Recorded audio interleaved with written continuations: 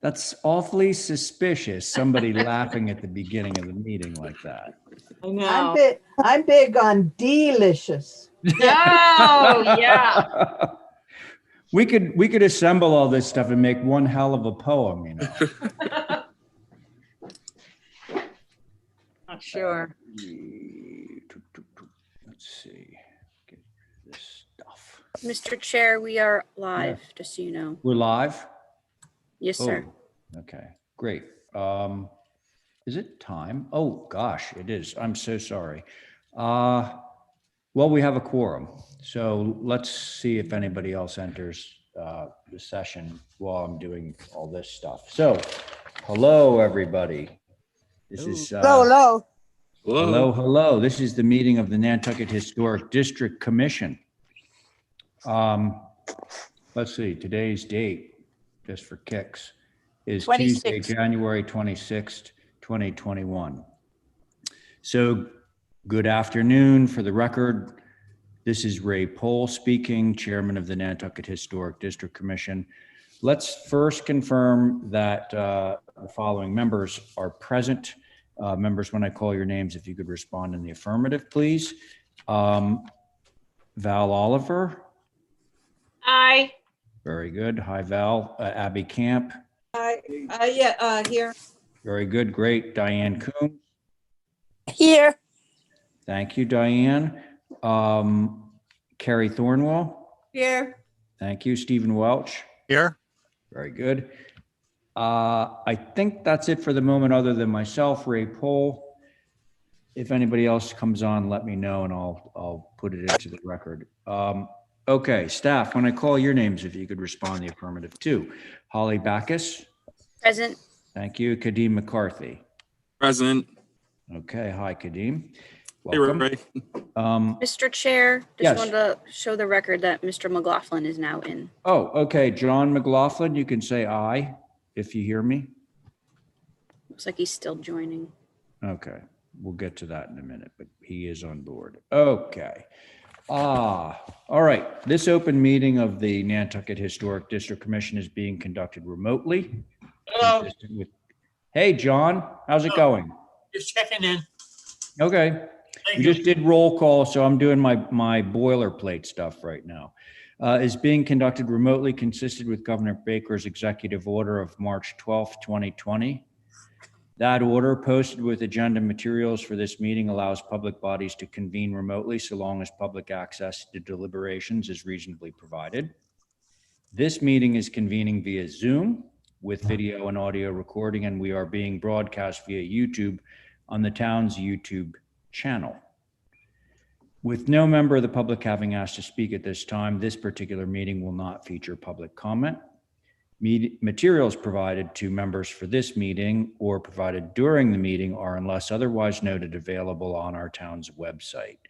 During the meeting, I'll introduce agenda topics and speakers, and please remember to mute your Zoom audio until your name is called.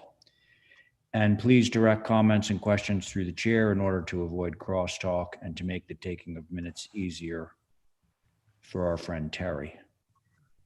Last, votes at this meeting will be conducted via roll call. Very good. Now, the first item after that is to see if we can vote to approve tonight's agenda. May I have a motion? So move. Thank you, Diane. So On moved. that, thank you, Diane. On that motion, Abby, Aye. Val, Aye. John. Aye. Very good. Diane. Aye. And I'm in favor. The motion carries. So now we have an official approved agenda. Would somebody like to motion for adjournment? Oh, no, I guess we have a few more things we want to cover. All right. Good one. Wishful thinking. Okay. So we have a nice extensive consent agenda tonight. Let's see who needs to recuse from this one. And by the way, for all you listening, we do have our full regular board. So Val, you need I to. do, yeah. recuse. Are you the only one? Carrie would need to recuse too, so I think I'll pull in I'm right here. Stephen. unless there's any kind of conflict there, but I think we're good if Val and Kerry recuse and Stephen sits. So can we move forward with that? So move to approve 1 through 6, or 1 through 31 1 through 31. on Sorry. the consent agenda. That is Diane's motion. On that motion, Stephen Welch. Aye. Thank you. John McLaughlin. Aye. Thanks. John. Abby Camp. Aye. Diane Coombs. Aye. And I am in favor of that motion, so that motion carries. Okay, very good. Consent with conditions. Let's see if we, okay, Carrie again. All right, well, it looks like the regular board can vote on this one then. All right, so how about a motion on consent with conditions from someone, please? Motion to approve consent with conditions. Very good. Okay, Val has made that motion. On the motion, John McLaughlin. Aye. Thank you. Abby Camp. Aye. Thank you. Diane Coombs. Aye. Very good. Val Oliver. Aye. And I am in favor. That motion carries. We've Yeah. knocked off one full page already, folks. Ray, I Don't jinx it. Yes, John. have a question. When Yes. Diane made the motion, Yeah. she said on so many applications. How many were there? Well, okay, so to be clear, John, Diane made the motion on the regular consent agenda, which has 31 items. How That many? was approved, and then Val just made the motion to approve the consent with conditions, which has 13 items. Okay. Okay, On the first one, on consent, right? what's that? How many were on consent? How many? Yes. 31. 31 items were on the consent agenda. My mind has 20. I got 27 on mine. It's 4. Okay, So, so John, sorry, Ray, go ahead. My bad. Yeah, go ahead. Well, I was just going to say, John, I think you have a slightly outdated agenda, and we might want to get you the more current version of this. Please. Kadeem, is it possible for you maybe to email that to John? Absolutely. Okay. John, yeah, we have the amended agenda, so I'll email that to you right now. All right, John? Okay, I was sent the second one this afternoon, and I've been waiting for it. Yeah, so Kadeem's going to send you the one that's the most updated, and you should, on that, you should see 31 consent items. But in the meantime, we're going to move along with signs. And either Holly or Kadeem, if you could tell us what verdict the sign committee reached on each of these 3 applications. Yep, for number 1, 4 Whalers Lane, they voted to approve. For number 2, they voted to approve with conditions. And for number 3, they voted to approve as submitted. Okay, so I think we should take them individually and approve each individually since they're slightly different. So the motion on the first one would be to approve as submitted. Correct. Can I have a motion? Motion to approve number 1 under signs As submitted, yeah. as submitted. All right, very good. Thanks, Val. On that motion, Abby, Aye. Diane, Aye. John, Aye. Val. Aye. Very good. Oh, and I'm in favor, so that passes. Second one is going to be approved with sign committee comments. So moved, Mr. Chair. Thank you, Val. On Val's motion, Diane. Aye. Very good. Abby. Aye. Great. John, Aye. Val, Aye. and I'm in favor. And the third one is approved straight up. The motion to approve the third sign as per the sign advisory committee, We'll as an approval as submitted. approve as submitted. There you go. Thanks, Val. On that motion, Diane, Aye. Abby, Aye. John, Aye. and Val, Aye. and I'm in favor. Great. The next one, I have not submitted anything yet, so it's not going to be heard. Oh, so are we holding it? Yeah, so I went to the HSAB and they gave comments and I need to change the plan before you guys see it. It doesn't make sense to not Okay, do that, so I just haven't done it yet. all right. Meeting or, Abby, what did you say? did you want me to hold it till the next meeting, Val? Yeah, Yeah, yeah. Okay, that's my motion. Okay, thanks, Abby. On that motion, Diane, Aye. John, Aye. Carrie, I'm going to have you sit on this since Val's off of it, obviously. Okay. Are you and I? Oh, yes, sorry. Yes, aye. Okay, great. Abby, Aye. and I'm in favor. So we'll hold that one.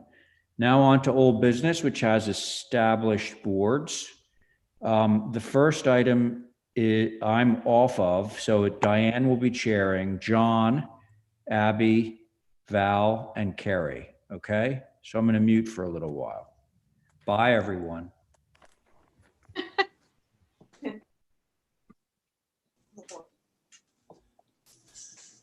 Okay. Isn't it Lindsay? Chairman, I'm trying to get squared away.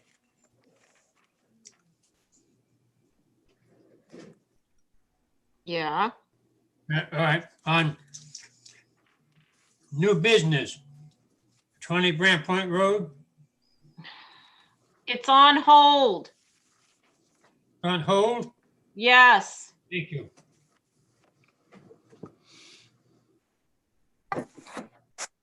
I have Ray as being on this at 28 Main Street. We're on 134 Main Street. Aye. Okay. Thank you. Yeah, all the brick side, all the brick work and brick driveway. Okay. So would somebody like to tell us what it is, please? Sure. Good evening. It's Ethan Griffin speaking. This is a revision to a previously submitted hardscaping plan for a new brick driveway and curb cut. This is one aspect of what's probably going to be a pretty long process to get select board approval, probably planning approval, et cetera, but we're trying to start with the HDC. We provided some photos showing the streetscape going up and down Main Street, either side, just to kind of give you a reference as to what's currently there. Our site is 134 Main, so on this page, it's that yellow clapboard building on the left-hand side. So we're proposing to cut the existing brick wall and create a parking spot similar to what's shown at 144 and 142 Main Street, which are those photos that are on the right-hand side. So this is existing conditions, just kind of give you a sense of what's there currently.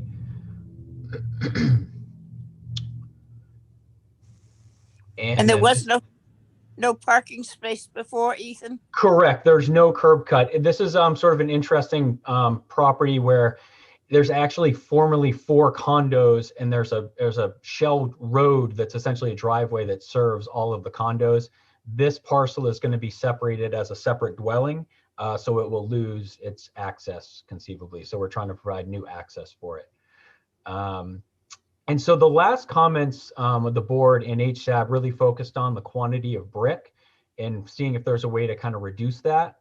So what we're proposing is to essentially wrap the brick wall and return it into the grade on the east side. And then on the west side, I'm sorry, that's on the west side. And on the east side, return it back into the house. There's the house also has a brick foundation that's clad in brick. So the kind of rule of thumb is if it's touching the house or related to the house, it'll be brick. But where it extends to the rear yard, there's an existing dry stack fieldstone wall, which we will then extend down, and that will create the border. I guess on that would be the west side. Correct. Yep, where the cursor is showing. Also, we've tried to reduce the kind of step the grade from the existing bluestone patio in the back down to the driveway. So we really eliminated a lot of what previously was retaining wall where those bluestone steps are shown. Now we've kind of gradually kind of worked our way up from the driveway instead of just having another wall there and some steps cut in. How wide? I don't see, just so people know, how wide is that driveway? So it's 10 feet. I think it's 10 feet at the throat, and then it widens to, I think, about 14 and a half. Yeah. So it's 10 feet at the throat, and it's about 14. And that's largely just driven by the existing fieldstone wall and what is the edge of the house. Okay, and you've got this herringbone rather than running bond? Correct. So we've got running bond kind of in the border of the driveway, and then just sort of acknowledging that it's just a lot of brick. You know, we thought maybe we'll mix it up with just change the pattern in certain areas. Might just kind of visually break it up a little bit. I think some other driveways have done that in the area, so we just picked up on that. And you have one other thing, and then I'll turn it over to the commissioners. You have a cherry tree being relocated.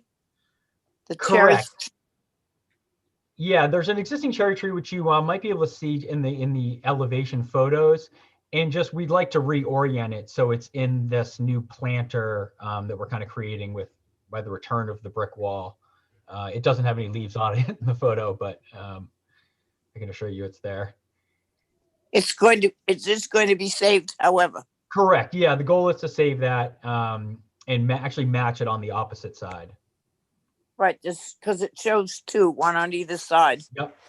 Yeah, right now it's just kind of privet hedge there, but we would eliminate the privet and make that more of a planter adjacent to the house. All right. I'll turn Madam it over. Chair, Yes, we do have HSAB comments. I reviewed the revisions yesterday. If I okay, could provide them. yes, please. So HSAB would still prefer to see stone retaining walls instead of brick. The elevated planters on either side are too symmetrical and formal for this typical Nantucket. This has a contemporary feel that should look simpler and more historic. The left-hand planter projecting, this one right here, towards the street should be pushed back flush with or just behind the face of the foundation and be made of stone, not brick. So again, that conversation of a lot of brick. But other than that, those are the comments. Thank you, Madam Chair. Oh, okay, thank you. So we'll start. Val, do you want to start? Sure. I haven't had a problem at all with this all along. If there's a suggestion to change the planters to stone and move them back, I'd be in favor of that too.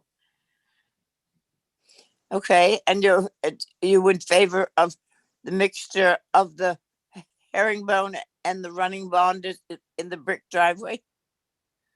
Yeah, I'm indifferent about that. All right, thank you. Val? That was me. Oh, I didn't mean to say that. I meant to say Abby. Yeah, I know. I get confused too. So I think this is a brilliant sort of concept. I think it's, I don't mind the brick in that there are a lot of brick retaining walls, sidewalks, driveways. So I'm okay with the planters on either side. I think it's quite nice concept. I would break up the brick by wherever you have herringbone, simply put cobblestones, and I like the rest of the design, the dropping down into the backyard. I think it's all brilliant. Thank you. Thank you. Johnny? Yes, I have a comment. I agree. I just rather satisfy it, just put no herringbone, that's it. Whatever they want to pick, cobblestones. Holly Okay. said something about it. What was it? We just had Abby say that she would like to see the herringbone turned to cobblestones. And then the rest of it being the running bond. So Well, You we already told that person down the Pine Street they couldn't have herringbone. And we Yes, should not have it here. okay, thank you, thank you. Stephen,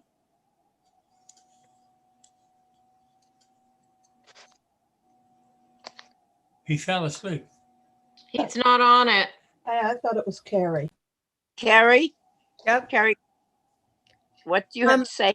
Well, I kind of tend to agree with HSAB with the formality of the entry being exactly the same, these sort of grand curving gestures to the sidewalk. But I see that a lot of the members don't sort of mind that. But I also don't know how you would mitigate that, except maybe do it with stone so the curves aren't so perfectly curved, but in stone they'd be a little bit more organic. But I appreciate the fact that they are bringing the neck of the driveway in. But I also agree that the herringbone is a little bit fussy and formal as well. I think stone, I know brick is there now as the walls, but I do think the stone would be less formal and more organic. And I think, What do you think about the herringbone in the driveway? yeah, I think the herringbone, I mean, in the plan, it's another formal element, but I think in reality, it won't be so bad. It's a little extra, but Okay, expensive brick. well, we have, and they, Thad said to move the planters back a little bit. I agree with that, making the opening to the driveway a little wider and perhaps less apt to be hit. And the trees quite so close. I would like the trees, but just move them back a little bit where they said. Same And I agree with the If you put your- hello, Mark. if you put one. I agree with the stone rather than the brick on the planters. So all that being said by everybody, is there a motion that we could think pass on? If I might, would it be okay if I proposed a possible revision? Yeah. Sure. Sure. So I do think, and this I think picks up on HSAB's comments as well, we could take that fieldstone planter that we've got adjacent to the house and essentially, and bring that all the way to the road and then kind of wrap it back towards the house. That would certainly, eliminate a big swath of brick that doesn't necessarily need to exist, and to make it a little bit more asymmetrical and less formal. I still think we'd like to return the brick somehow on the other side. So in that case, maybe keep what's there and keep that as a singular planter for that cherry tree. Would that kind of make sense? And then the herringbone, we can change the cobblestone. That's not a big issue for the owner one way or the other. All right, well, let's see what we can get as a motion.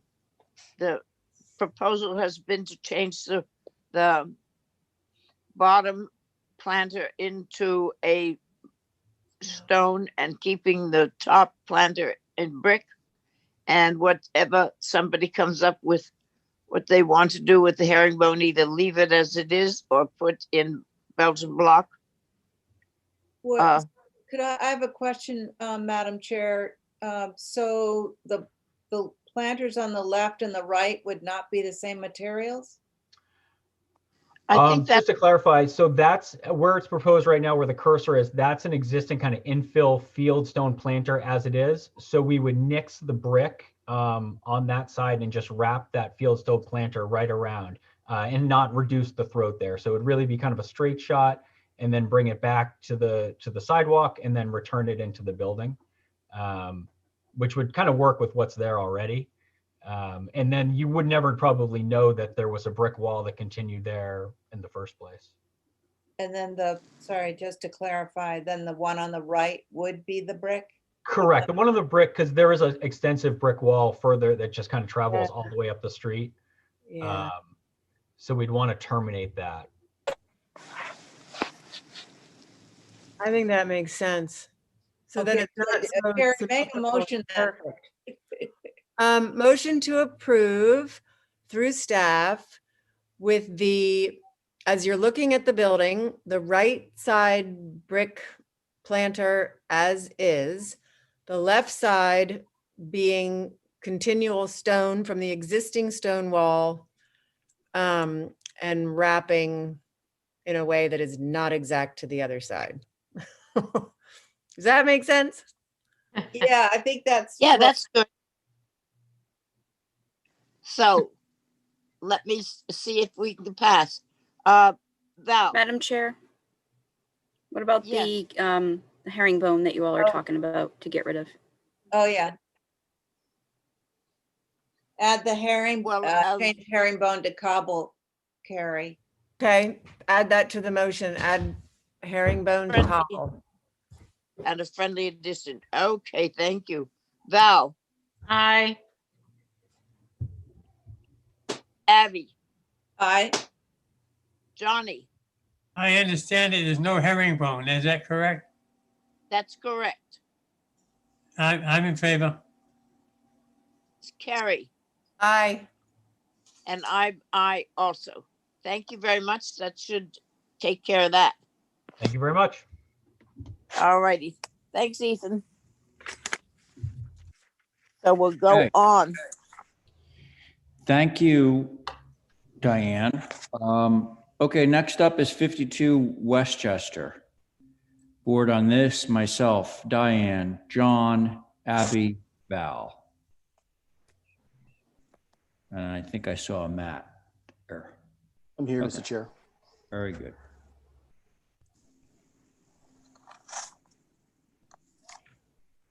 I could start whenever you're ready, Mr. Chair, or We have everything up, Matt, so go ahead.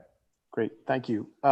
So I guess starting with the north elevation, we are trying to basically create a little bit of a vestibule on the entry of this structure. I know this is a bit of a sticking point with historic structures, and I think some of the board members have mentioned it as well.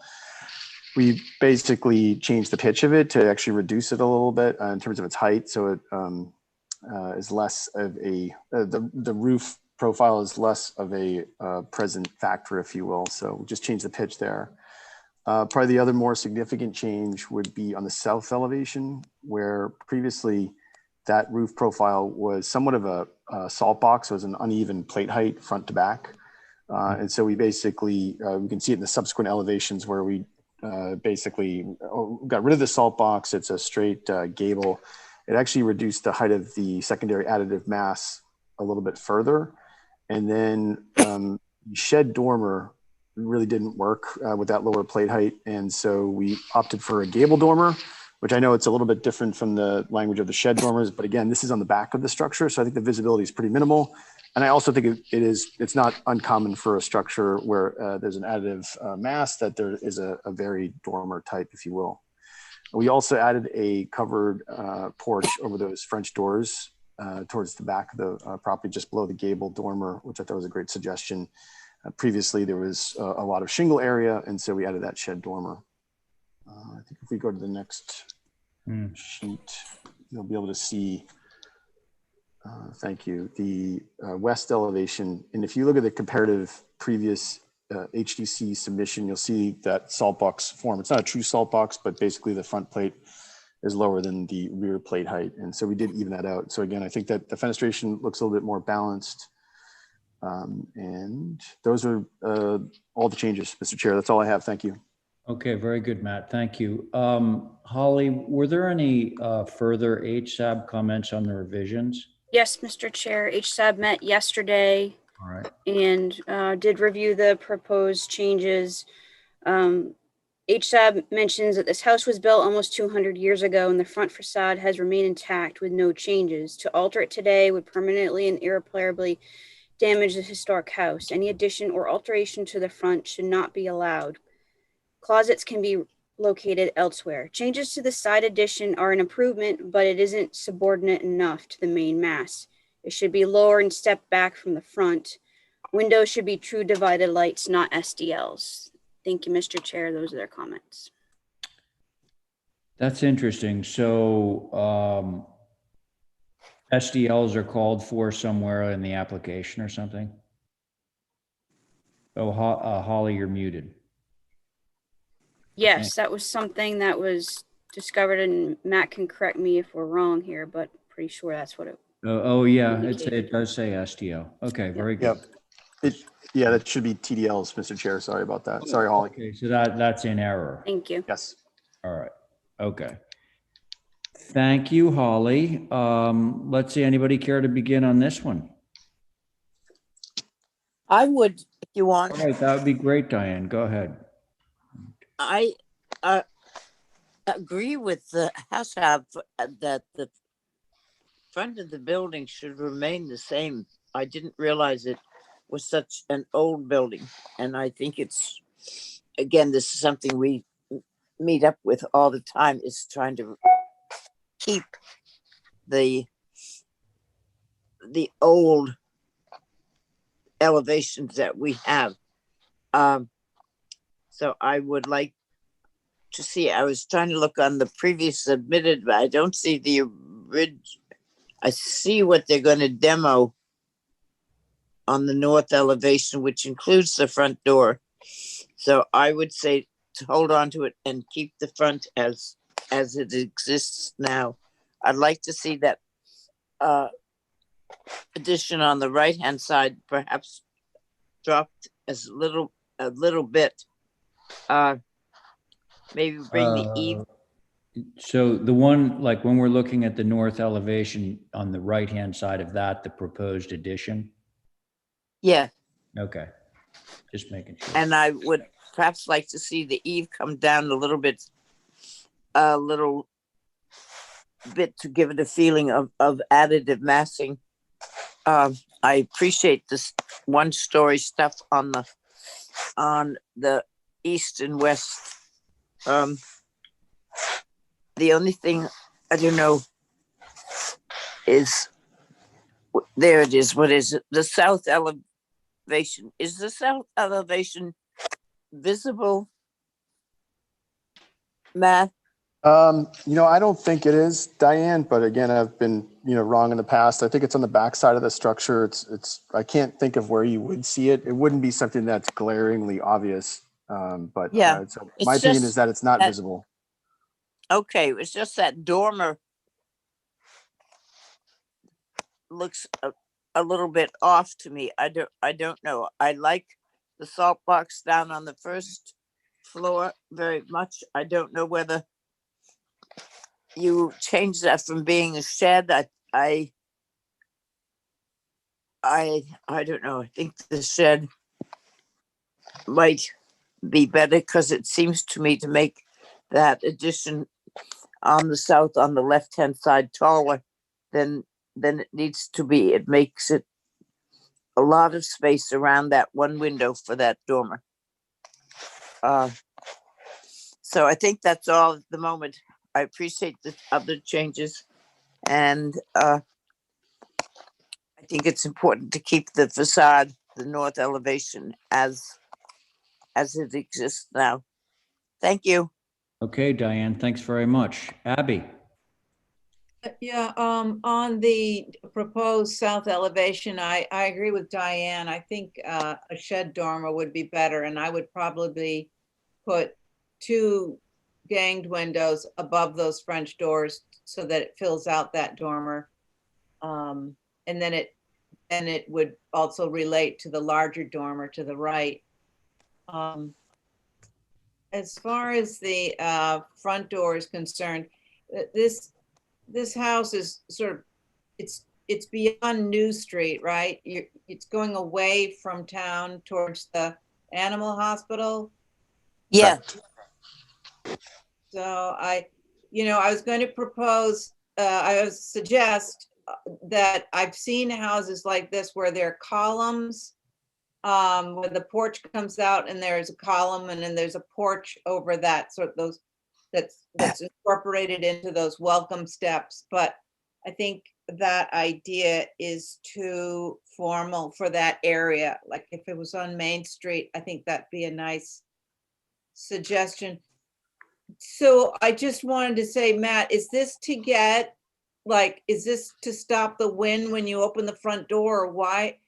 You Yeah. projecting it for a Yeah, so, Yeah, if that's okay, Mr. Chair, through you, that is the intent. You know, right now you open the front door and you're right into the small living area. And so they're just trying to create kind of a smaller foyer, storage closets, et cetera, et cetera. So that is the intent behind it, but I definitely hearing the board's perspective on the matter. So, but that is the intent.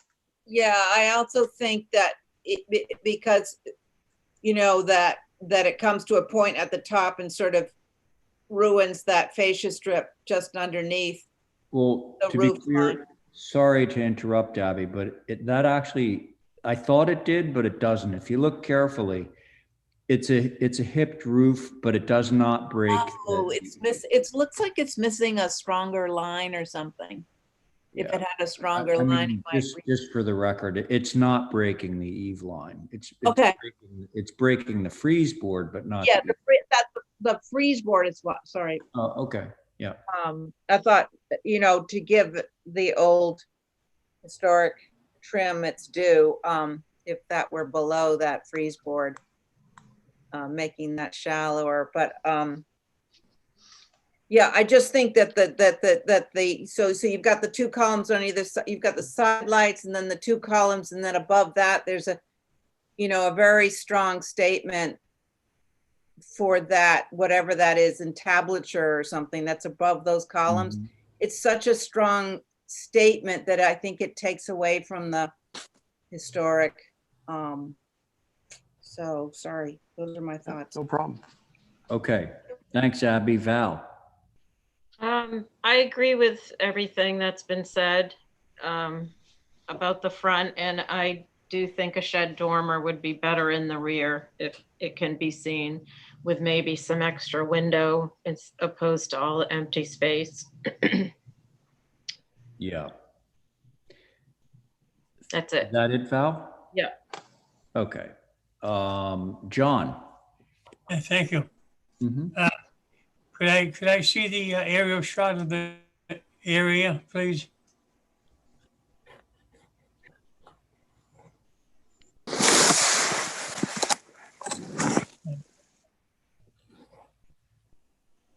Okay, thank you. All right, for the rest of the meeting tonight, Mr. Chairman, I would make my same request. Take it up 3 notches on all applications. I can't see them on this computer. John. I appreciate that. But Yeah. this here, the north side is to the right. Okay, all right. The two French doors are going to face the road. Am I correct for front door? The front Yes. door faces the road. Yeah. The north side towards Westchester Street. You shouldn't have those double doors there. It should have a regular door that it has. Replace what's there now. Leave it. Well, okay. So John, this is what you're looking at on your screen right now is the front. All right. I think maybe you're talking about the side. You're talking about the south, right? Right there. Yeah. That's the south elevation. Yeah, that's actually the back. That's on the back side of the house. That's the back, yeah. All right. Well, as I say, if it's visible from anywhere, I didn't get a chance to go look at that one. Thank you. Okay, John, thanks. Matt, I agree on the entryway. I think that's going to be kind of a hot button issue henceforth because of the building's age. You know, if you can do a shed there, I think that would be great, but it is on the back. So that's it. Mr. Chair, could I just could I just make one quick comment just about the secondary additive mass? So I hear everybody loud and clear on the front entry foyer. So we'll probably be omitting that. As far as the rear gable dormer, the reason is it's pretty low headroom up there as it is, and so we're barely making it work. And we're basically adding a bathroom in that gable dormer, and so that's why that there's a slightly disproportionate relationship of fenestration to wall area. The single window falls over the toilet. On either side of that is a vanity and a shower, and that's why it'll be challenging to add more fenestration. Also, the shed dormer, in order to make a shed dormer work, the plate height would have to be somewhere in the range of almost 6 feet or under. And so I just want to give the board the rationale behind the gable dormer. The shed would be the preference, but given the existing plate heights of the shed dormer, it's difficult. It's almost impossible to make it work. So just want to give you the rationale behind why we did it. Thank you. Yeah, I kind of figured that would be where it I was. can make a compromise suggestion, approval, that we keep the south elevation as proposed and leave the front facade as historically correct. I'm fine with that, Mr. Chair and Abby.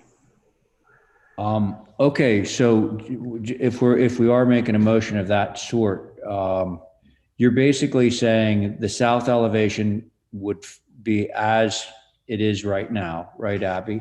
Yes, But you're going to take the north elevation and just no change there, like it would remain as is. That's your proposal, correct? that is correct. Okay, well, the motion was made, so let's see where that motion travels. On that motion, Val. Aye. Okay, Well, Diane. what was the motion? It was to take the thing off the front and leave the back the way it is? Yes. Correct. Yes. Okay, yes. Okay. I'm an aye too. Okay, great. Thanks, Diane. John? John? Could we amend it to the lack of visibility? Oh, Also? okay, that's fair enough. You mean for the back? Thank you. So Abby, you wouldn't mind appending that to your motion, right? That the back, I think Abby's walking around. Abby? Abby? Hey, Dan. Sorry, I muted the dog was barking. Yeah, Yes, okay. I'm happy to include that. Okay. So Val, and due I'm to sure lack you're of okay with visibility. that, right? Val's Yes. okay with that amended. Diane, you're okay with the amended, I'm sure. And John, you're okay with the amended? John? John? I'm in favor. Aye. Okay, great. Thanks. And Abby on your motion? Aye. Very good. And I'm in favor. So that motion carries. There you go. All right, good. Thank you. 111 Surfside Road. Board, myself, Diane, Abby, Val, Carrie. There's two applications for this. Same board on both. Okay, hit it. Okay, Actually, we have some visuals right now, Matt. What's that? Oh, We just need to visuals. get some visuals, that's all. Sure. I'm going to pull up my screen too. Okay, there we go. That's probably a good one to start on. So let's see here. So the west elevation, what we've done is we've taken that main center mass and reduced the plate height. I think the overall height we've dropped it since the beginning is 1'9". And so hopefully that was helpful. We've also, on the right side of the west elevation, there was the first floor master suite. We had a number of additive masses, if you will. We had a transom dormer on the west elevation on the front of the building, and we had the secondary additive mass break, if you will. And so we just, one of the comments that I think that the board has made consistently is that to just try to simplify the structure as much as possible. And so that's what we've really tried to do here. So again, this whole secondary additive mass on the right, it is a one-story structure, and we just basically kept it a very simple continuous ridge line and tried to avoid any breaks or transom dormers. Okay. Well, I guess we should look at the other elevations, get the whole picture before we send it around. Sure. All right. You want to look at the rest of them, and then I was going to start with the west and then work my way towards the back, if that made sense.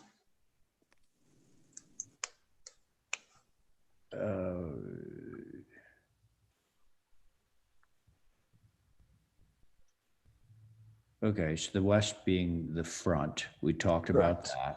Yeah. Yep. So that, again, that's the facade of the building. And so again, the overall feedback we received was to simplify the building as much as possible. So again, just to go back, we removed the roof walk, We dropped the pitch significantly, dropped the plate height, changed the pitch, and tried to simplify it. At one point, we did actually take the left side of the west elevation, and we omitted that break, if you will. Right now, you'll see that I'm going to call it the tertiary mass, steps back a bit.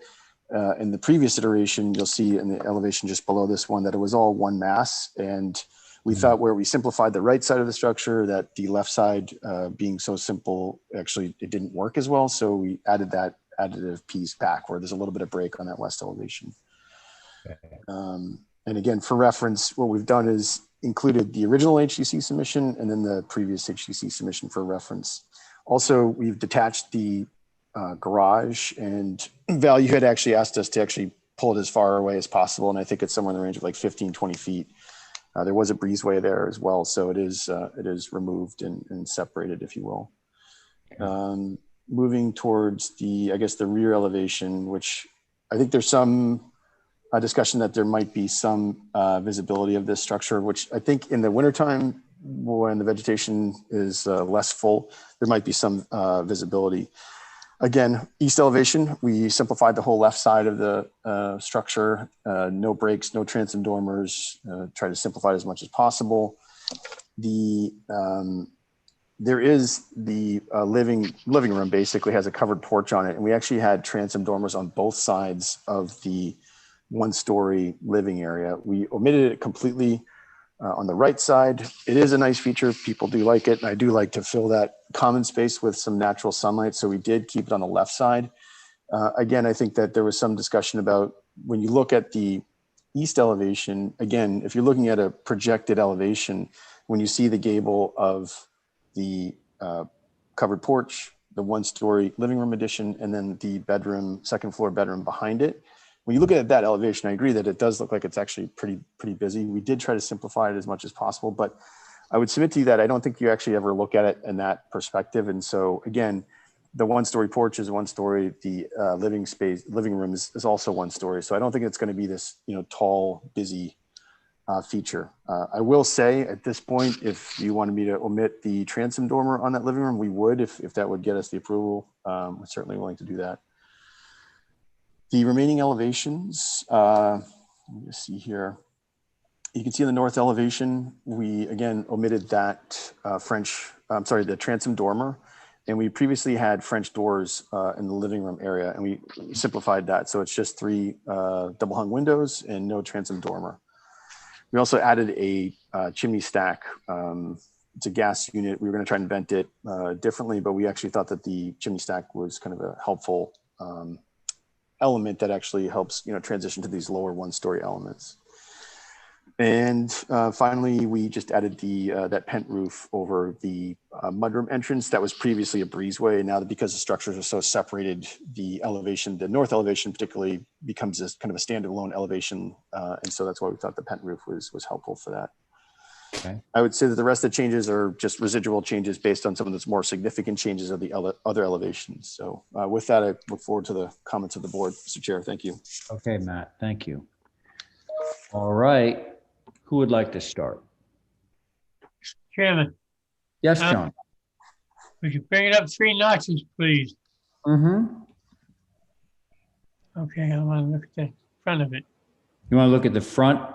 We're facing the road. Yeah, so there you go. Okay. How's that, John? Okay, that's fine. I can. Mm. All right. There's no change in the front door. Am I correct? I don't believe so, John. No. Not from the previous, Mr. Chair. Yeah. Just the only change is those 2 pillows, right? Well, yeah, that was part of it. And then, so the eave has come down. That's why the roof is bubbled. He removed the transom on the right-hand side there. You can see that's bubbled. And then he basically took and made 1 roof line out of what before were 2 roof lines. Yeah. Okay, the front door is what you see there now. Proposed elevation. Yeah. West. That's existing? No, this is a new house. Okay, I suggest they change that door. Okay, Too much glass in it. okay. Change it to, that's my Could do comment. that. All right, John, thank you. Who would like to go next? I'll go. Oops. I say Diane. Go ahead, Diane. My question is, I don't remember what Matt said.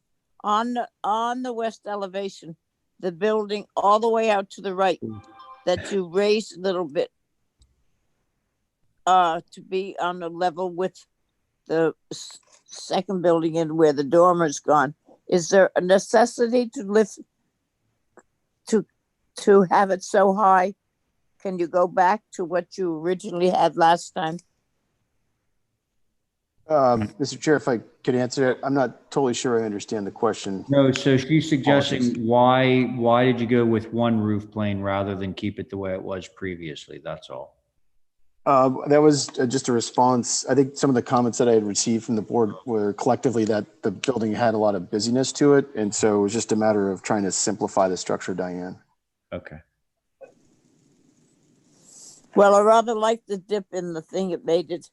Well, the dormer's fine gone, but I would like to see that if it doesn't architecturally or contractually ruin the construction.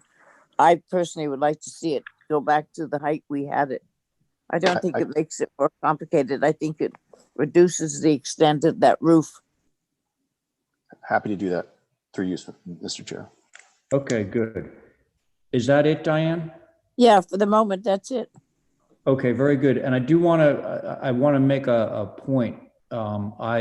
We heard John's comment, but he is actually not on this application, just for the record. So Diane, thank you. Who was it? I think Abby, you were It was suggesting. me, it was Carrie. Oh, Carrie, go ahead. I agree with Diane on the west elevation that mass can go back to the size it was. I think removing that transom dormer helped because it was really crowded over to the left. But dropping back to that massing is good. I really appreciate the fact that you dropped the whole thing down a bit. It's got, even though it's large, it makes it feel more cottagey. The east elevation is still crazy for me. It's that hip roof now. I mean, I think the hip last time just seems, it just seems out of it. And if you could just extend that living room roof, but then that's going to be a really long piece too. So I don't know. Answer. Maybe the chimney is now sort of accentuating those different roofs for me. I think the original east, while I understand you wanting to keep one of the dormers and I understand the three-dimensional quality will be different than seeing all the flying rakes all over the place, but I think the chimney now is accentuating that roof situation. I like the original east. Sorry. Okay. But all the other changes, We'll see where that goes. Is that it, Carrie? yeah. Okay, good. Thank you. Val. My real concern is just the east because that's what's going to be seen from Surfside Road.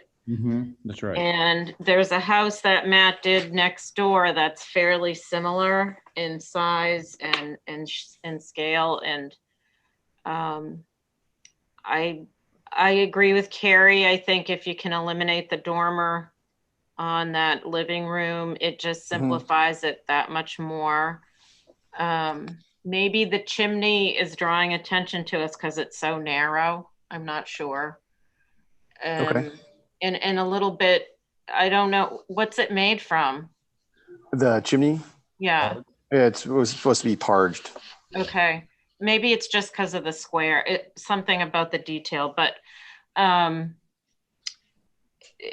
only other thing on this elevation is the large window on the left of the east elevation. It's just proportionally the grill. Well, yeah. Seems off to me, so it could probably switch to 2 windows like you have next to the center Sure. French door, just to keep the window panes consistent. And then I would just ask, because the pool is on this side, that we have, you know, the screening in perpetuity clause for the whole side. I mean, just to, Okay, so not just for the pool. well, no, I mean, you know, I think I've said it before that Surfside Road still has this quality of not a lot of buildings are seen. They're off the road, or they're small, sort of cottagey little ranch or capes. And it will significantly change, I think, the whole area if we start seeing large houses crop up. So anything that can stay or supplement not seeing this from the bike path and the road would be appreciated. Okay, thank you, Val. Abby, So I kind of missed the transom dormers on the far right. I guess it was the, but, so let's just stay on the east elevation while it's there. I just, so this, yeah, I'm perplexed at all of the roofs sort of telescoping. It's just looks so complicated. I wonder if that last roof, the closest one, could be, is it called a Dutch hip, where it's flat on the top and not so coolie hat? It looks like a coolie hat. which one are you talking about, Abby? That one right there. That's Well, just, that's just a hip roof. yeah, That's a garden variety hip roof, yeah.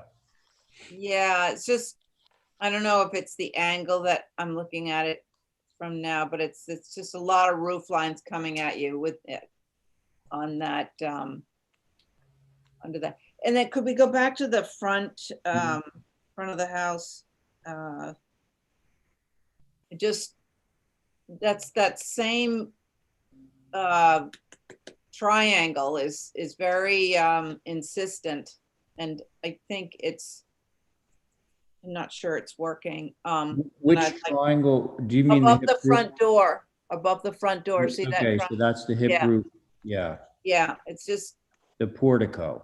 yeah, it's just seems so strong, and I'd like to see the front door have a little more character. It looks almost like a storm door. Did I say I missed the transoms on the far right? Yes, I you think I'm the only one that Yeah. likes them. Well, that's all I got. Thank you. Okay, all right. Well, Matt, you have a variety of different concerns here, so I'm not going to add to that. You know, I think that you Make a should, motion for, hold for revisions? You know what, if I could, Mr. Chair, I'm just trying to get some clarity here. I really would love to just find out kind of exactly what I need to do here, because if I could just get some clarity, I'd really, truly appreciate that from each board member. Would just make my life a lot easier. I think that it sounds like the east elevation is probably the most concerning. And it sounded that way, Matt. Yes, I would agree with that. and if it's possible, I'd love to get specific. I don't know. I feel so like can we go, Holly, can we go to the east elevation just for a second? I'm going to try and do a little mini review here. All right. Wrong way. We had it a second ago. There we are. Okay. Okay. So, I believe it was Diane said that she, starting left to right here, that there was a concern about that big window. That was one thing. There was the idea of returning to this thing stepping down was another thing. Everybody likes the fact that the roof went down. I can't imagine that they didn't. And then there was this issue of the telescoping thing with the hipped porch roof on it, and whether the chimney is actually doing what people want it to do. Val mentioned that keep the screening along Surfside Road for the reasons that she mentioned. I don't think that anybody said anything about the little Juliet balcony, so we'll leave that alone. I Mr. think, Chair, could I ask just one question? Would omitting the rear covered porch be helpful? Yes. oh yeah. I don't even need to poll the board on that one because I think that it still has to do with the complexity. Abby was talking about, the complexity of this projecting thing. And I listen, Matt, I agree that it's not going to be perceived quite the way the elevation shows. It's perspective is going to do something completely different to this. However, removing that porch roof will simplify everything. And I think that that's going to be a positive. So just to recap, so I can remove that porch. I can add the step back on the east wing, on the east elevation, on the left side, on the left wing. Val, I can easily make that a double hung window. Yep. And that seems like, again, I'm not looking for an approval here. I'm just trying to get clarity. Just I to make sure know, you I guys. totally understand where you are. So let's go I now. think most of us felt removing the other transom on the living room would simplify that too. I could do that too. So I'll remove the transom, That already, yeah. get rid of the porch. Yeah. And then the front door, I'm probably just going to make that a 2-panel and probably, maybe lose the side lights. Yeah. So I think that you did a good job of sorting through it, Matt. That sounds pretty good to me. So there, I believe somebody made a motion to hold for revisions, and I believe that person was Diane, was it not? Yes. Okay, Diane has made a motion to hold for some minor revisions on this. On that motion, Abby, Aye. Val, Aye. Carrie, I, Diane, Aye. Ray, aye. Motion Thank you. carries. Okay. Mr. Chair, in the interest of expediting your long agenda, could I request to hold the garage to track with the revised? We would be drawing? delighted. We'd be delighted. Is that your motion, Diane? Yep. Thank you. On that motion, Abby. Aye. Val, Aye. Carrie, I, Diane, Aye. and I'm in favor. So that motion carries. Okay, Matt, Thank thanks. you all. I'm sure we'll see you later, right? Actually, you know what? Next one. Doesn't I look think like you're up anytime. I'm pretty far down the agenda, and actually, I will probably send the email to. I was actually going to see if I could put my. I don't think I'm going to be heard, but I could I don't also. think you will either. I mean, we're Yeah. sort of slowing down right now. Okay. Okay, well, Thank you. thanks. Bye. Okay, next up, 15 Bassett Road, Katie KM. Do we have Katie on board? I'm here. All Hello. right, great. Okay, so the board, once again, myself, Diane, Abby, Stephen, Carrie. And I think the main question was this question of public way. And do you have anything for us on that one? Yes, I lowered the wall from 36 to 30 and I Oh, changed it okay. to the ashlar pattern that Diane had suggested. No, is that, Katie, to say that you're sort of conceding that that would be a public way? So I think we have to operate on the assumption that it's a public way. I can't get any information from the lawyer. All right. Well, fair enough then. So you made concessions as if it were visible from a public way. All right. Yes. So you reduced the height of the wall and you changed the pattern of the stone. And Yes. anything else? Nope, that was it. That was it. Okay. Thank you, Katie. Yep. Anybody want to start? I will. Go ahead, Carrie. Seeing that there's plantings basically up to the actual driveway that attaches to the road, I don't think you'll see a ton of expanse of this wall. And I think it's gonna be a good looking wall. And 30 inches isn't bad. So I'm okay with this. Okay. Thanks, Carrie. Stephen? Thanks, Mr. Chair. Can we go back to the site plan we just had up? Mm-hmm. And can we zoom in on the lower portion where it shows the actual running bond of the, Mm-hmm. So I agree with Carrie's comments. I think generally, except for I'm a little bit concerned where the area to be filled in with native vegetation is crossed off. And to the left, on both sides of the driveway, and to the left, the existing natural vegetation has been scratched as Why the, is that all? I can answer that question. Yeah, please do. That was just, I think Kathy actually scratched all that off because the only revision I kind of messed up when I put in a whole new application when I was just making a small revision. So that's just crossed off to show that that's not what I'm addressing in this meeting.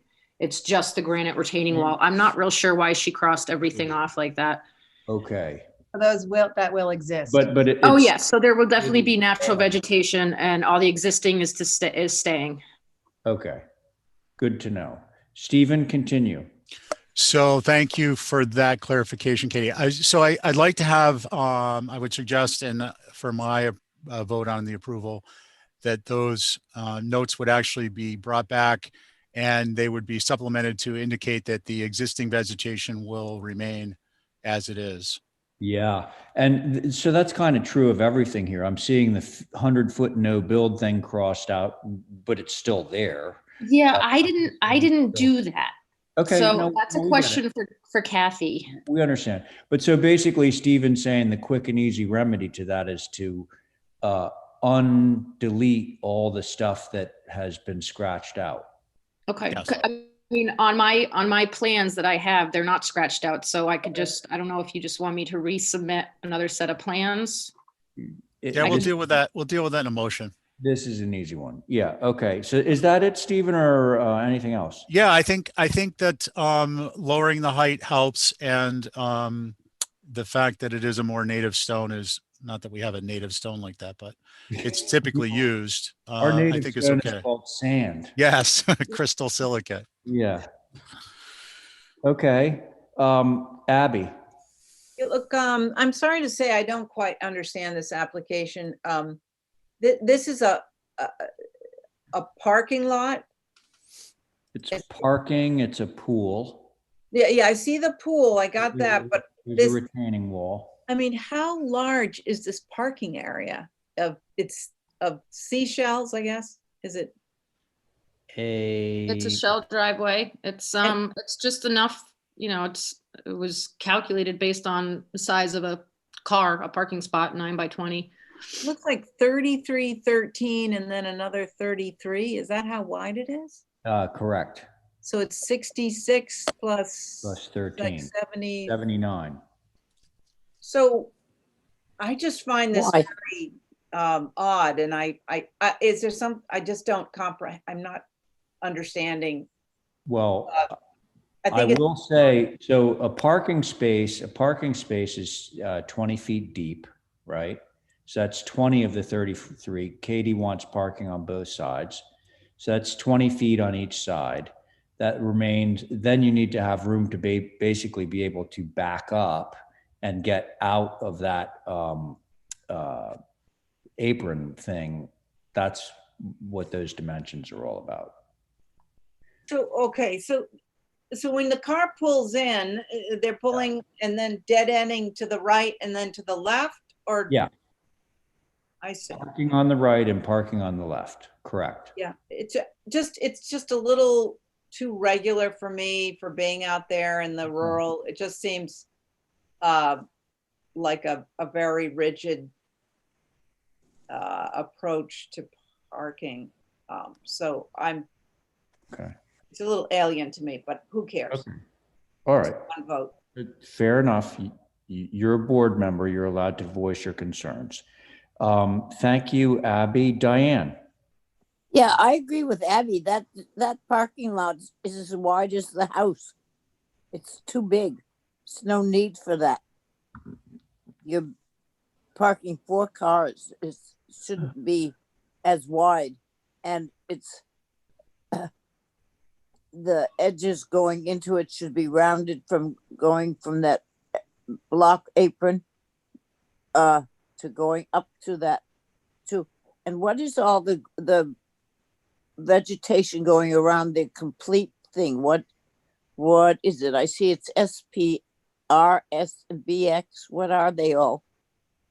There's a plant list on the plans. I don't see it. I haven't seen it. There it is. It's Dude, all All crossed crossed out. off because I mean, I wa- technically, wasn't going to say anything. technically we're just here for the wall. That was the only thing I was asked to address in the last meeting. Well, okay, correct. But to be clear on that point, you're actually, our approval would include all the stuff like the pool and everything, right? And the driveway, et cetera, et cetera. Okay. So Diane, continue. No, I see it now. I just wondered. I never would say it's too much vegetation to go around.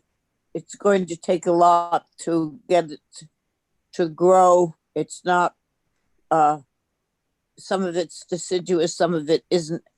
I'd like to see a finished plan of what it is, or a side elevation to see what the height and the rest of the stuff is. But I do think that parking area needs to be thought again. As you go down the driveway, which is the back entrance to Bassett Road,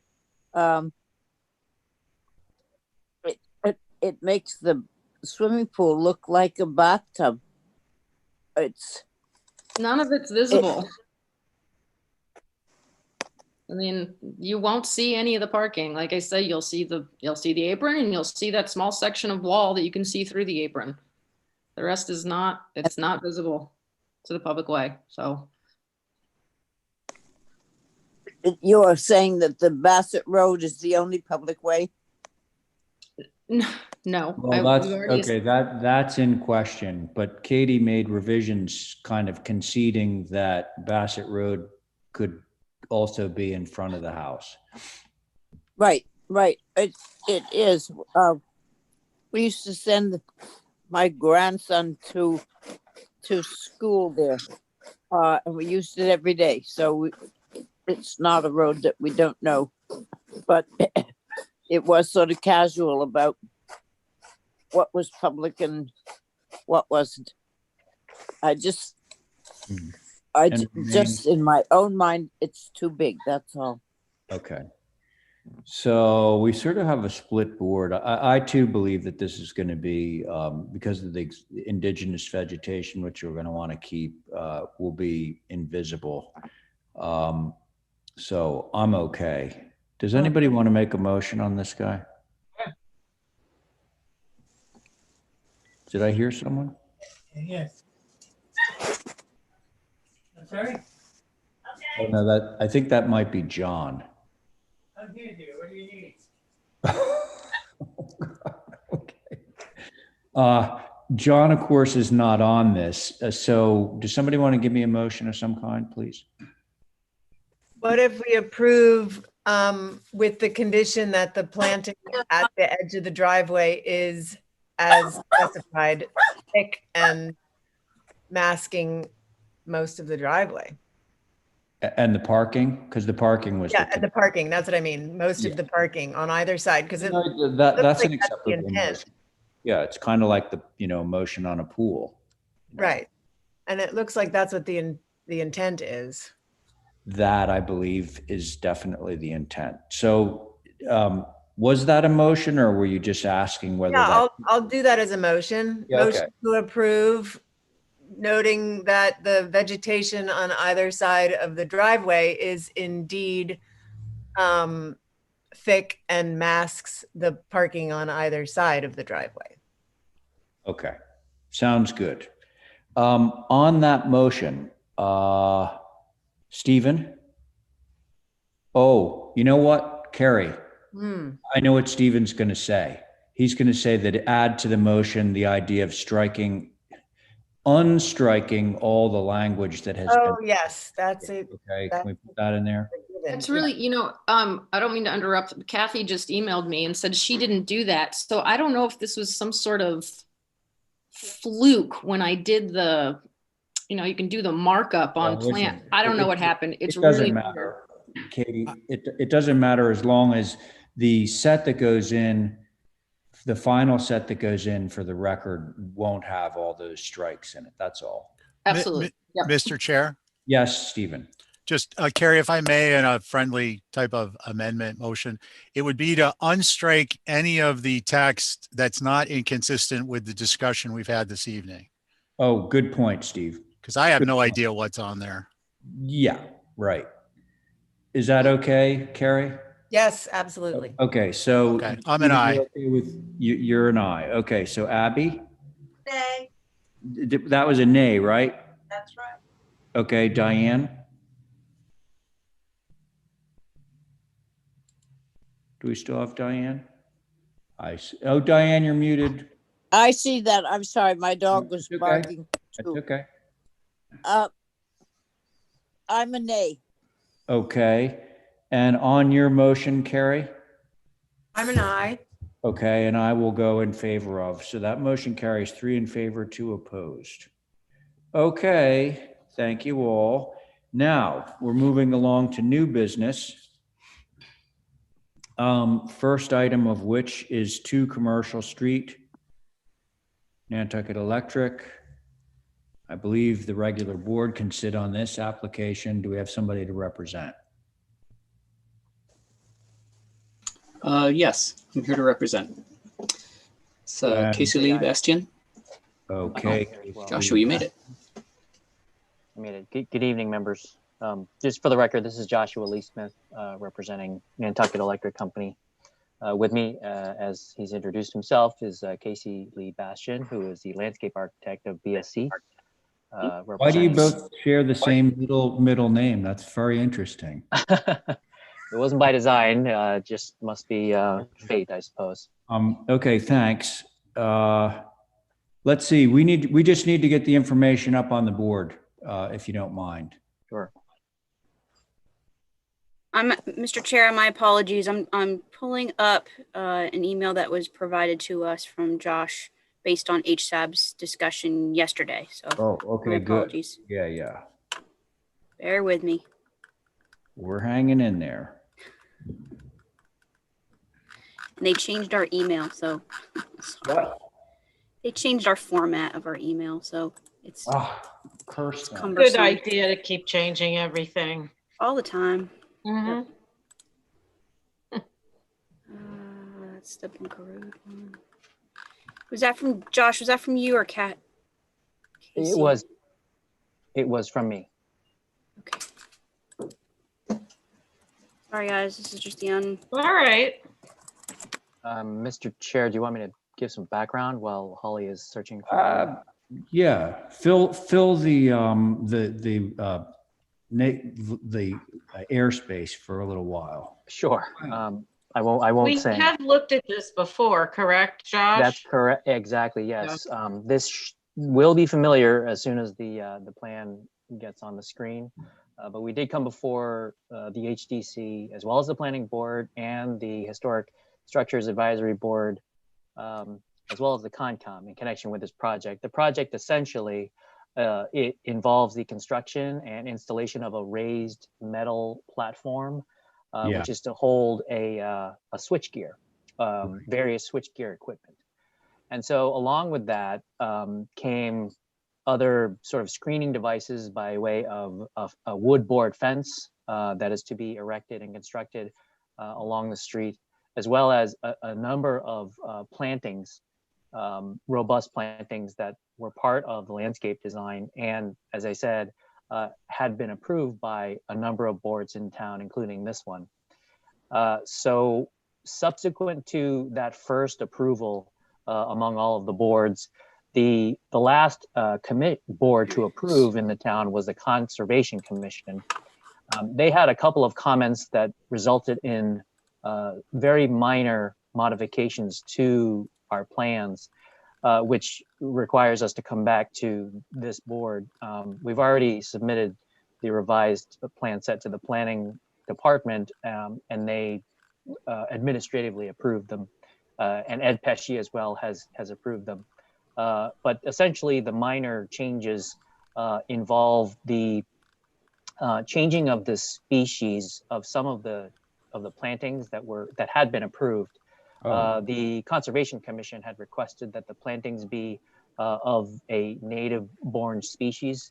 So Casey took was tasked to replace those plantings, and as you'll be able to see, they're in fact reflected here.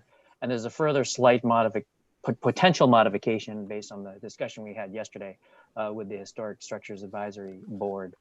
So the species of the plantings were modified, and in addition, with respect to the wood board fence that will run along Commercial Street, the Conservation Commission requested that there be a 6-inch gap at the bottom of that fence, so it's slightly raised for purposes of floodplain or flood mitigation and stormwater drainage. Those were the two main changes. And lastly, with respect to the apron and the hardscaping, which is the other application that was submitted for approval by the HDC tonight, involves the curbing, or I should say, one of the curb cuts that's proposed. This body had approved the sidewalk, which is essentially a brick-laden sidewalk along Commercial Street. There's also a mix of brick and cobblestone within the street. So the HDC had requested as a condition of approval the last time that number one, that the cobblestone that's within the street, that be aligned with the proposed curb cut that's being proposed, the newly proposed curb cut. Number one. Number two, that within the sidewalk area, that the cobblestone be installed, and that material be laid up the ramp as the apron slopes upward to the site. There was, and Casey Lee, correct me if I'm wrong on that, but as a result of yesterday's discussion, there was a question with respect to what other properties look like with respect to this similar condition. And so that's what we had sent to Holly. Holly, is that, did you find that email? I think this is one of the images here. So the Advisory Structures Committee had requested that we do a quick look at some other properties that have this sort of combination of brick and cobble within the apron or access curb cut areas to see what the sort of how the layout is with respect to other properties. And so we're sort of leaving it up to the HDC now to decide, where the company is to some extent indifferent. We just need some direction from the HDC as to how the HDC wishes to have the brick sidewalk interplay with the cobblestone, whether the cobblestone run up to the brick layout as it rises up or slopes upward, or whether it should be fully brick. And Casey Lee can provide a little more detail with respect to there are other curb cuts that are existing now, which I think is part of the reasoning for the HCC's conclusion at the last meeting. And so I guess I'll just leave it at that. Mr. Chair. Yeah, go ahead. So yes, the application was pretty much to combine a lot of those different conditions and changes that were done by other regulatory boards, as well as the conditions that you all placed upon the curb cut approval. Yesterday's review with HSAB was really looking at both the curb cut changes as well as the planting changes. And of course, those planting changes were a direct review of Concom. So just want to put that in perspective.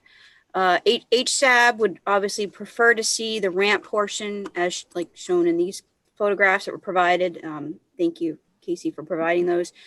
To match the sidewalk, this maintains the cobblestone street edge in a straight line and keeps the width of the brick sidewalk consistent with the curb cut area. Would like to see examples of curb cut ramps on cobblestone streets, which they provided, thank you. A long line of tall grasses acting like a hedge would be highly unusual for town, would prefer something like an inkberry, possibly other species mixed in to break up along the edge. I just want to notate the fact that those type of changes may require Concom to take a look at this again, and I'd hate to see this Oh, boy. application get ping pong back and forth. Yeah, no, that would be But right, but I think everybody understands the intention of where you all are coming from for the visibility of the platform, which was the whole reason for the vegetation to begin with, and then of course its relationship to our downtown FEMA flood area and the Chapter 91 requirements and all that, of why it would have to meet the Concom requirements. So I just leave you at that. Thank you, Mr. Chair. Remind me, Casey, are you the one that's a landscape person? I am, yes, the landscape architect. So this is just a sort of a clarification thing to hopefully avoid what Holly said might happen, which is, you know, the board says, oh, well, we like inkberry instead of the grasses, and then Concom says, well, actually we don't, you know. So when you were presenting to the Concom, because I happen to agree with HSAB, I don't know how the other board members feel about it, but grasses seem a little bit incongruous, you know, down there. They're not really in the urban downtown Nantucket landscape. So is there any other plant species that would substitute that, you know, that the Concom would be able to get behind other than grasses? I don't believe the Concom would take issue with the proposal for inkberry. That's a native salt tolerant plant with a high pollinator contribution value. They're a high nectar source, as well as a winter bird feeding piece that will work well with the changes to the tree selection, being as we've got something strong for your cedar waxwings and Bohemian waxwings. By the way, what did you switch to? Red cedar. Red cedar. Okay, very good. Okay, good. That's nice knowing moving forward because of HSAB's comments about the grasses. If no one else on the applicant side or the town side needs to speak any longer, I can turn it over to the board. Is it time for that? I speak. Go ahead, Diane. I think we've got to look at this more. They're proposing this stuff, this vegetation, whatever. I don't know where I was the night this must have met, but I do know that we had a day, or not even a day, we had an hour to okay the solar panels out at the water company. We are studying what to do downtown about the rising water, which involves a whole thing. Has this been studied as far as being part of the rising water downtown and how to handle it, rather than planting stuff that may or may not be able to exist with the rising water?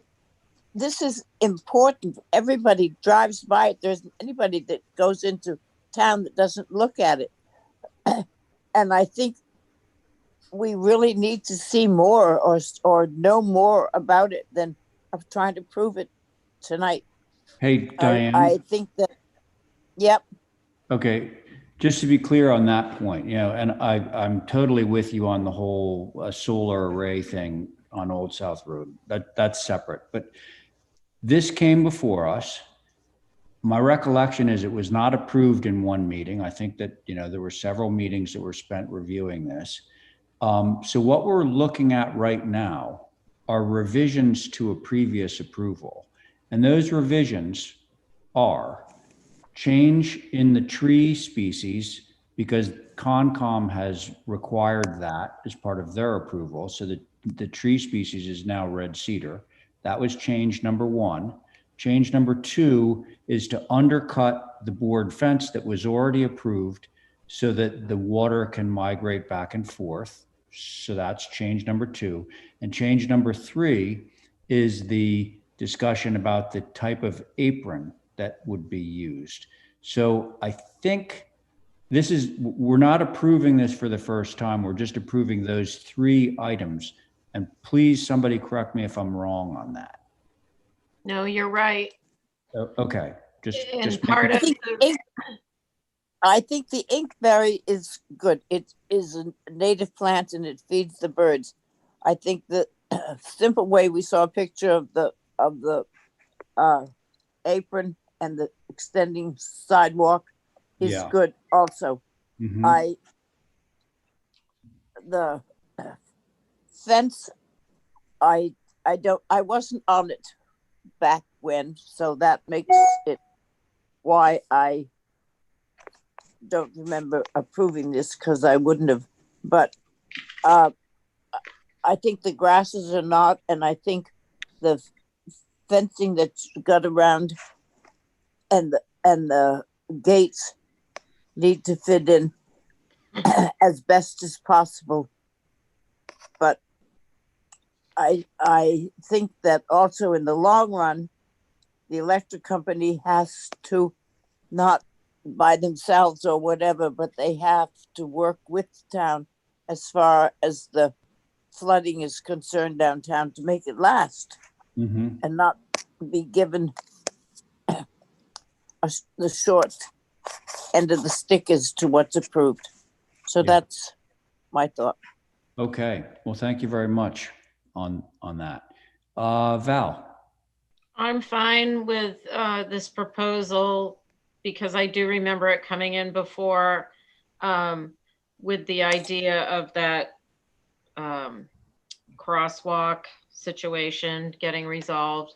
I don't love the trees, but I'm not a person to pick the trees, so I'm good with screening no matter what. And I think it's fine. Okay, thanks, Val. Abby? Yeah, I agree with most what others have said. I prefer old-fashioned privet. It it blossoms. It has that intoxicating, wonderful smell in the summer. I would use privet for dividing up for any kind of screening. I appreciate the red cedars, although I like groves of trees instead of lines of trees. But of course, lines of privet is obvious. I think the grasses are sort of forced. And I am fine with the combination of the, cobblestone where the street is, brick sidewalk, and the granite curb cuts as you have submitted. Thank you. Thanks. John? Thank you, Mr. Chairman. I have one comment on the, right there, hold it right there, please. Okay. You have 2 listings here where it says where it says Commercial Street. No, it's the next one over. There's 2 gates here, and it says there's 6-foot solid board fences. Now I know they got a solid board fence around the side here, around the corner. The whole length is all the way up to the Stop and Shop. They got a 4-foot fence. Why did the fence have to be so obnoxious? I'll say being 6 foot tall amongst all the stuff that's there. Why can't they use a 4-foot fence? Oh, John? Yes. If you weren't on the prior approval, the fencing is screening this machinery that you see in the site plan that the electric company needs to elevate for flood reasons. So they have this big scaffolding thing. And of course, nobody's going to want to look at that. So the idea was to screen it with that board fence. That's why that's there. Which was already approved. Which was already approved, correct. All right. That's why I questioned it. Thank you. You're welcome. Hey, and Abby, just so you know, and I think that I'm forgetting your name, landscape sir. Basically, Yes. I agree with you on the aesthetics of privet, but the Concom considers privet to be a non-native invasive species. They don't like privet. So this is what Holly was alluding to with the bouncing the ball back and forth. You know, we could say privet and then the Concom's going to say, no privet. So, Well, I think privet is not going to get high enough to screen this elevated apparatus either. So, Well, inkberry certainly isn't going to. And inkberry has a tendency to get very leggy, actually. it does. And the privet I've got some privet on the side of the house here that's almost, it's 20, 25 feet high. If let to grow wild, it can be like a tree. So What is that? privet, if let to Yeah, go but wild. I'm pretty certain the Concom's gonna, the Concom would deny privet as an How about- acceptable how about, plant. Marty McGowan just texted me to say, how about bayberry? Bayberry would be a fine plant, but that's a much larger plant altogether. Mhm. We've got a relatively narrow space I because see. of the equipment on the inside and proximity to the sidewalk. I think a combination of the grasses and inkberry will help to break up the line of the fence and will fit in the available space. There are Did you other say plants I can did you say consider. grasses?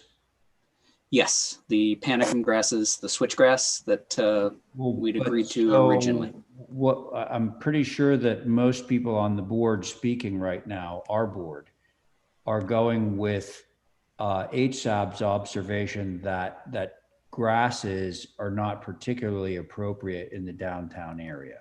Well, here's another inappropriate plant. What about holly? Is that too formal? Because that sort of it's a pretty healthy plant on Nantucket. Can I, okay, so I'm pretty sure that a majority of the board members don't like the grasses. They're just very casual. It would be great if it was out at Dionis Beach or something like that. But the idea here is for screening. And I think that we're getting a little bit too granular in terms of like what species and all that, particularly when we have the Concom involved. Shouldn't we just say that the screening will cover the fencing the way it's supposed to? I mean, isn't that the objective here? I don't think it's, Go ahead, Val. the trees are to cover that raised metal platform, which is Correct. horrible. Right. I don't care what's in front of the fence, anything to mitigate a long stretch of fence. And let's remember what it looks like now. So anything is better than what's there. So I would go along with what the Concom thinks is appropriate for vegetation and move this along. Yeah, I think my only point was that there is a lot of this. I mean, take a look at that. So what we pick is going to be very much in view. So maybe they can mix it up a little. Yes. We can do any number of other native combinations. Could do an Itea, that's Virginia Sweetspire. Could do a St. John's wort. Some other things that stay smaller and are more flexible. Part of the reason for grasses would be we've got some areas that are tight and right next to gates where you'll have vehicles coming and going, and the evergreen shrubs can get damaged in those locations. How about a vine? That might be a bit of a maintenance issue for the utility company, as it's not a staffed switching station. There won't always be someone there to look after it. For vines, we could do something like a sweet autumn clematis or a trumpet vine. Those are all very heavy vines that are going to spread around. So Dear God, don't do sweet autumn clematis. so I'll make a motion for revisions because you've heard what we have said and come up with a combination.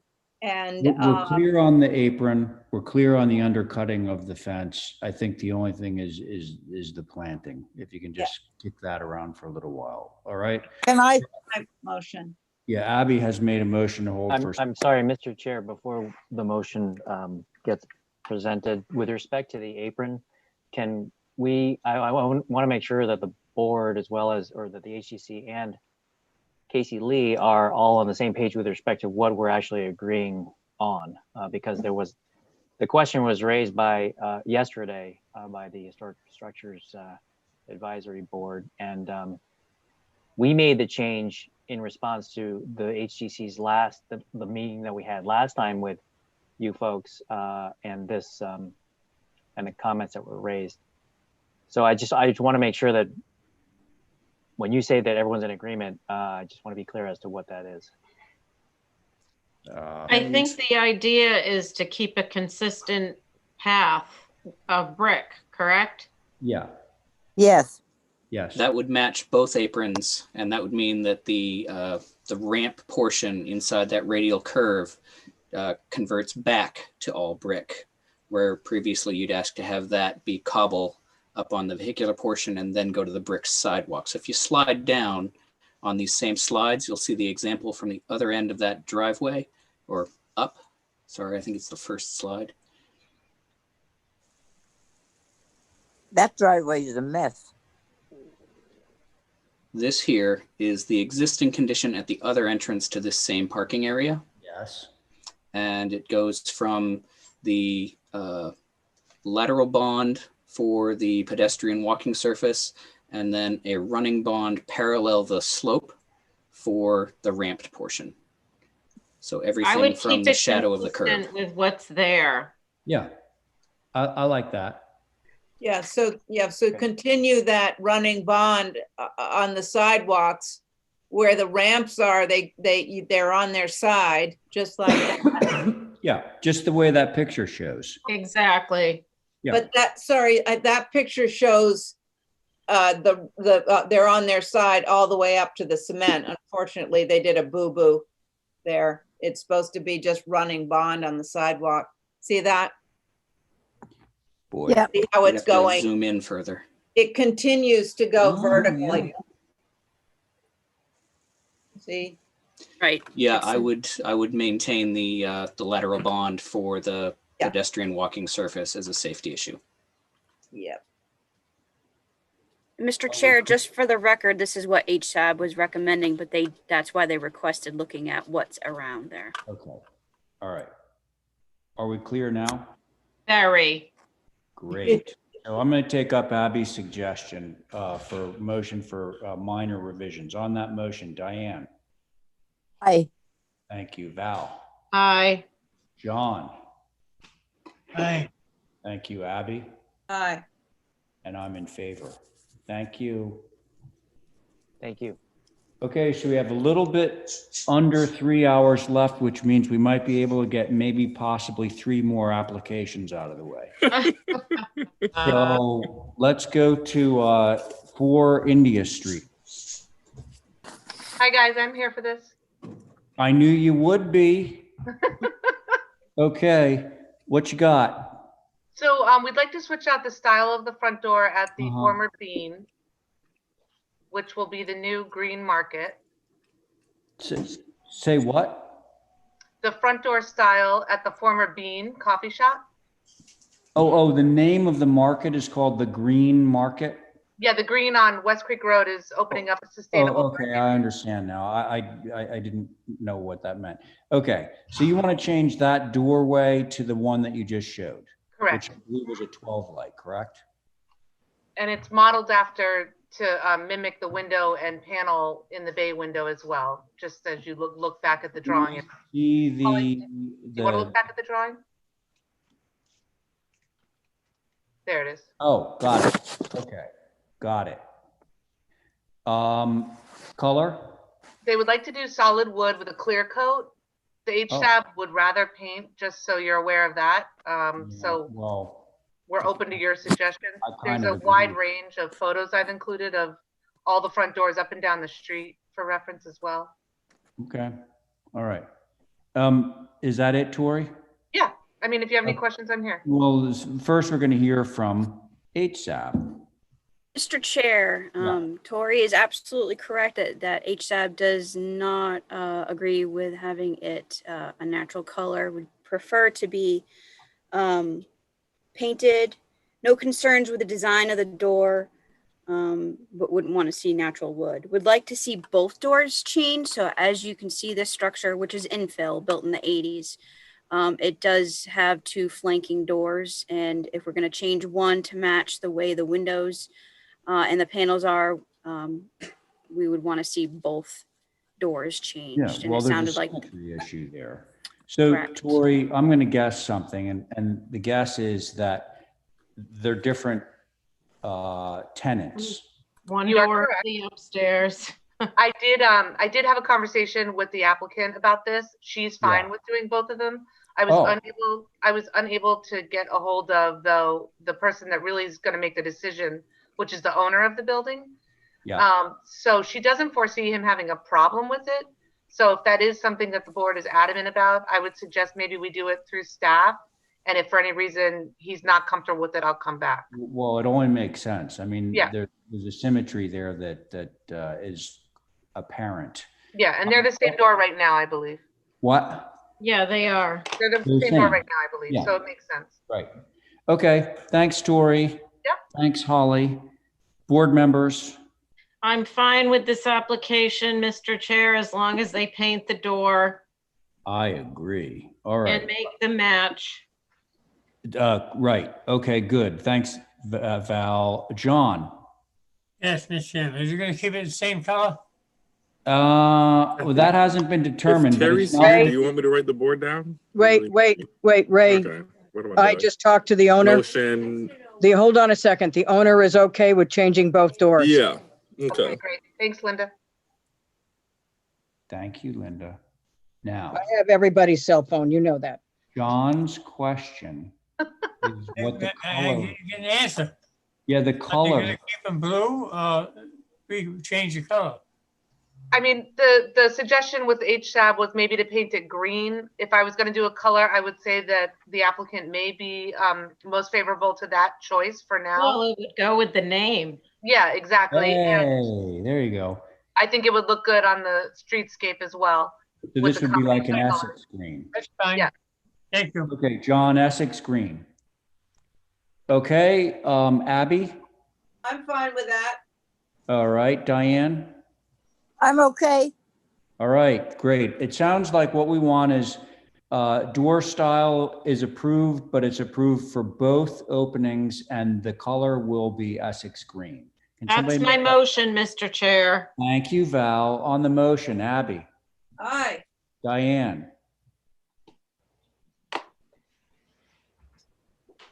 Aye, John? aye. Oh, there's Diane. John? Aye. All right, Val? Aye. I'm in favor. Motion carries. Okay, that was good. Great. Thanks, guys. Thanks. 66 Hulbert Avenue. I know Marty's there because he was Hi. just texting me. Hi, Marty. Hello, everyone. How you doing? Good, thank you. Good to see you all. I'm here How are as you, well, Ray? Caroline Baltzer. Oh, hi. Hi. Read. Hi, Arthur. Oh, okay. Ooh. Hi, Arthur. So just so I'm clear, Arthur, whose side are you on? We're all on the same side. You're all on the same We're all side, on the same boy. side. That makes me feel all warm. Thanks. Okay. Let's take a look at the application. I know we probably have HSAB on this, right? Yes, Mr. Chair, we do have HSAB. So first, let's hear from Marty. All right. We'll hear what the proposal is, then we'll hear from you, Holly, and then we can take it from there. Okay. Thank you very much, everybody, for taking the time to look at this opportunity. In the back of this plan, you'll see a small red circle showing a outdoor shower. Down below a little bit. We see that. Okay, that's an outdoor shower that I'd like to relocate. Taking it out of that area away from the wetlands. Okay. Also, yes, and relocating it on the back of the garage. This garage relocation creates an opportunity for a greater green space down on Halbert Ave. The current location is to the right of, you can see it in the small picture there, yeah. Mhm. So that sort of splits the yard in half. What I'm trying to do is consolidate and join the structures in a common area. I've looked at plenty of Halbert Ave and provided photos, finding this application what I would call regular on that street. And so by doing this, I've created a good arrival. It's organized, clean, and condensed. And yet I've created a long sweeping yard on the right-hand side, which really creates also with a little country gate there in the corner I'm trying to have. So a view in to a long, beautiful garden along the side, really making for an open space on Halbert Ave. And rather than a lot of boxing, I kind of feel like this creates good distance views, and it's the right place for the garage. So I look forward to hearing the thoughts of everybody involved. Okay, Marty, thank you. I wonder if there's, in the application, do we have photos of the garage? Yes. Great, okay. Holly HSAB. Yes, Mr. Chair, I just want to also reference that there are two applications before you for 66 Holbert. One is for this move garage, and the other one for the actual hardscaping and the Oh, I decking, see as that. well as the A little bit gate. further down, yeah, okay, Yes. got it. So I just wanted to mention that. But the comments for the move of the garage from HSAB, that they actually preferred the original approved location. That because there was concern about this location is actually being placed right in front of the existing structure. Understanding that the driveway is actually right now centrally located and it would be moved all the way to the left. And then there was a comment about the garage. It looks like the garage doors themselves would be changing. And they actually would prefer seeing batten garage doors versus the proposed that's before you. But other than, and they would also like to prefer it for it to be painted gray. Other than that, there are no other concerns. Just for the record also that this is the existing structure from the records that I've seen is a circa 1922 cottage. Thank you, Mr. Chair. Wow, interesting. Okay, so I have a few questions on what you just said, Holly. They want it to go gray because that's the color of the existing house. Is that correct? Yes, to match what's existing. Okay, that was question number one. Question number two, which I may be able to see, what do the existing garage doors look like? I can't really tell. They seem to be removed. They're still white. there. They're rolled up. They're white. Well, but are they panel just like are showing in the elevations? Yes. They are. But no, they have the old fashioned window in them.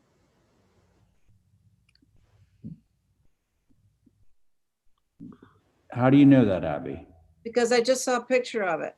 Like, Well, no, that's, you mean this one down there on the lower second from the left? yeah, that's not it. That's not it. No. No, The the garage garage doors section- do not have any windows. Oh, The sorry. garage doors, I'm gonna make sure that I heard what you just said, I'm pretty sure. The three garage bays, the building that was built in the 20s has panel garage doors the same way that the elevations that we just saw have, correct? Yes, and they have no windows. Mom, actually, they do have windows. Oh, I'm sorry to contradict, but they've had windows and they still have them.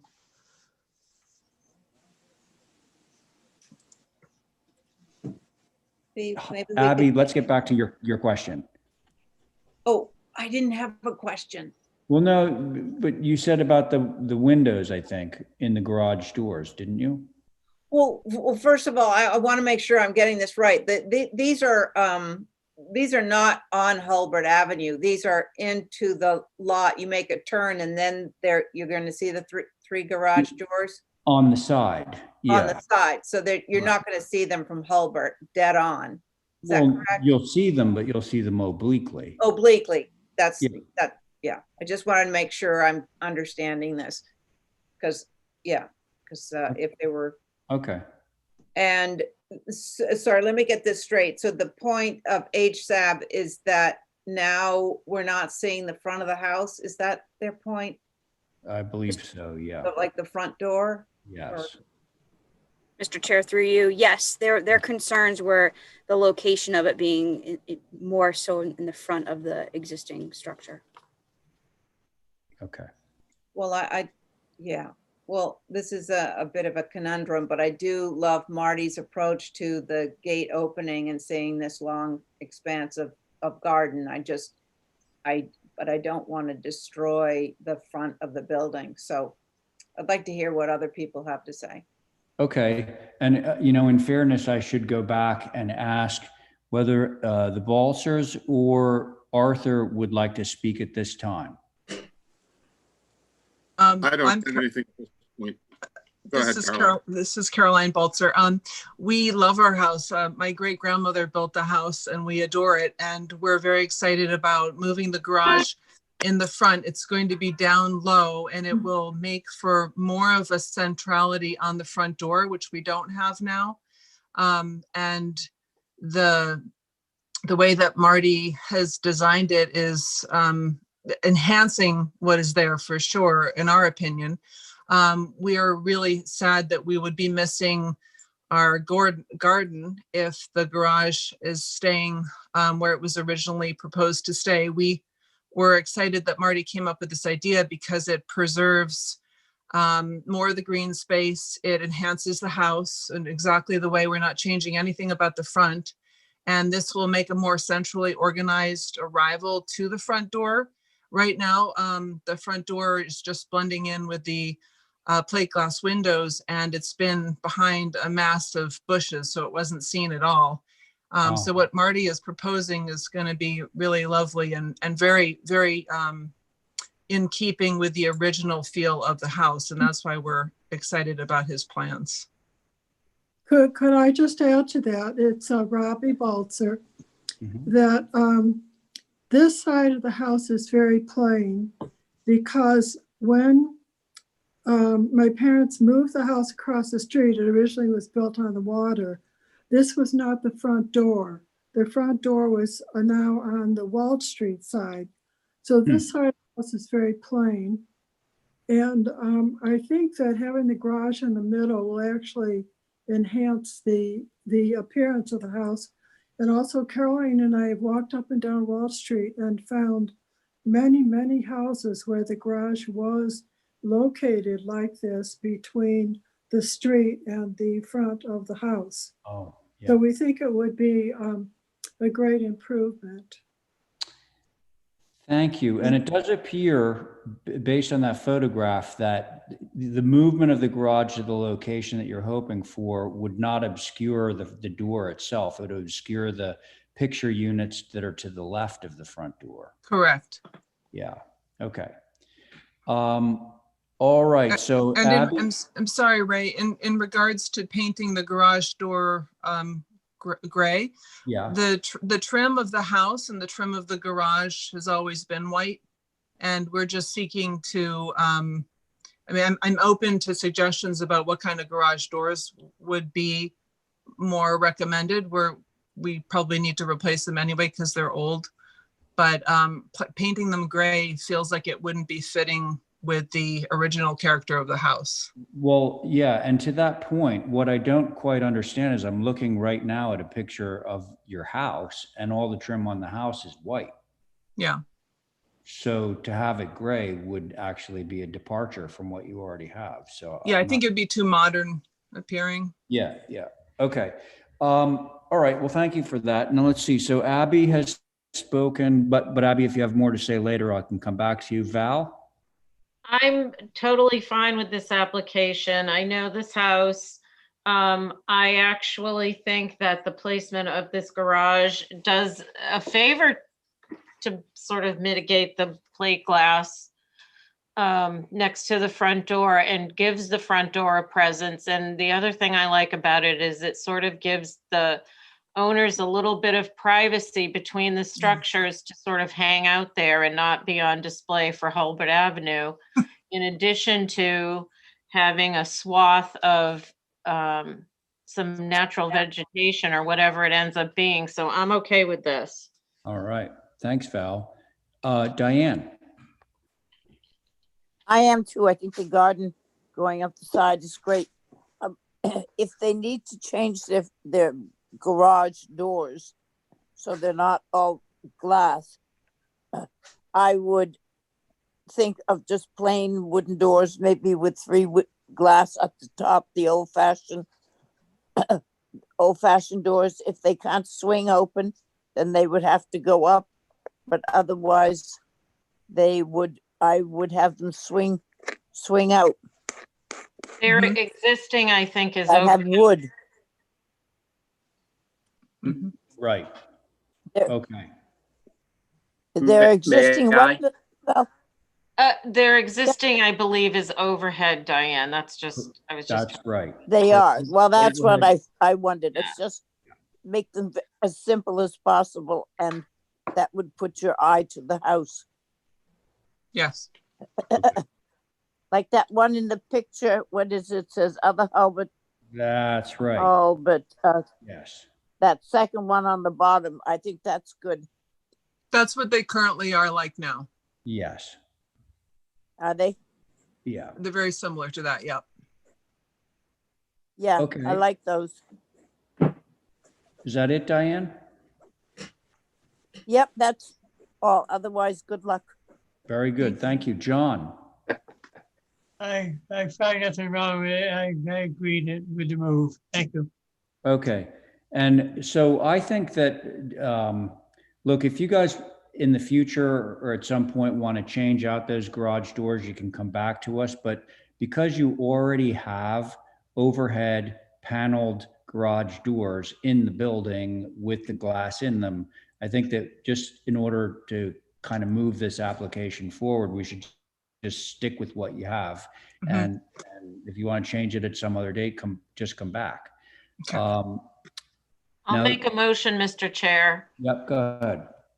Motion to approve is submitted.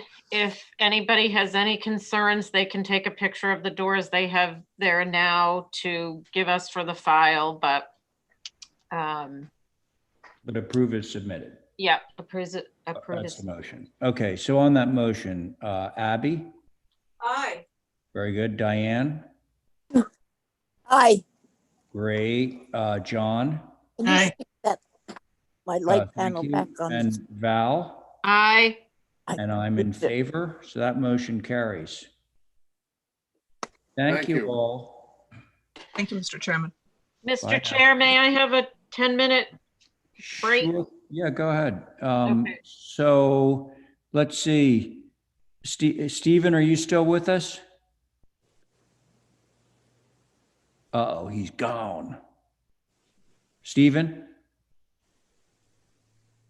I'm here, Mr. Chair. Yeah, you go ahead, Carrie. Okay. I mean, go ahead as in, can you sit on this is what I meant to say. I knew what you meant. Yeah. Yes. Okay, who's here? William, Stephen, anybody? I'm here. Oh, Stephen, hi. Okay. How are you? Great. Okay, so this is new dwelling at 43 Bartlett Farm Road. And give us just a sec, Stephen. So you know that Val's off and Carrie's on, right? Yes, correct. Thank you. Okay, good. So here we are. That's the site plan.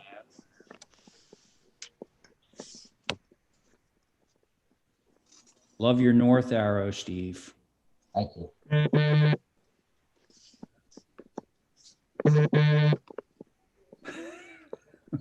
Whose phone is that? Okay, let's keep it rolling. There we go. All right, thanks.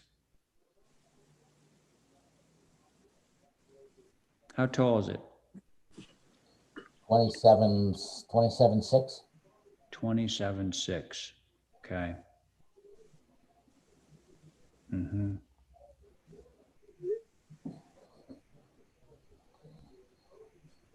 Do you have a site plan? Yeah, they do. If we roll, there it is, right there. If we could go to the GIS map for a minute, please. Yeah, that would be good.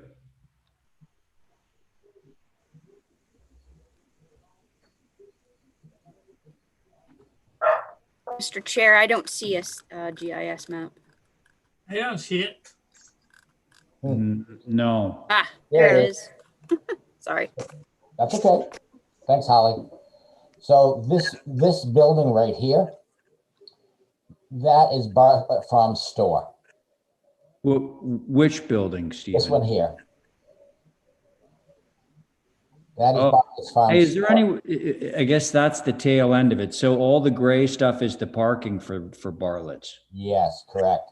Okay, so then that building that we see just to, we'll call it the south of it, below it. That is the Bartlett's first home. Yeah. And this is the lot here that the second home is going on to. So this is accessed off of that dirt portion that, goes to dirt right after. Yes, that's correct. So you don't make a turn onto the Bartlett Road. You come just past the entrance to Bartlett's store. You come down here and you come in this direction here. But I'm confused. So the road access is Where's not. the tent? The Bartlett Farm store is here. Yeah. This is the entrance into Bartlett Farm here. No, it's not. No, that's not here. No. It's up here. Oh, so Holly, Yeah. see here, Okay. Bartlett Road is on the right-hand side over there. Yeah. Yes. And the golf Right. course is way right. Way over here. Yeah. Yeah. So instead of making a right And the hand tent, turn where did into they- Bartlett's, you come past Bartlett's and it's a lot right there. Yeah. So Okay. Diane, I hear you asking where the tent goes. The tent goes Yes, way left of all this. Yes. I know where it goes. I Yeah. just thought, Oh. I know the building that So we're talking about. I just thought if give we could you go, an idea because it's a could go to- combination of lots, isn't it, Steve? yes, we could go to the photos, Holly, please.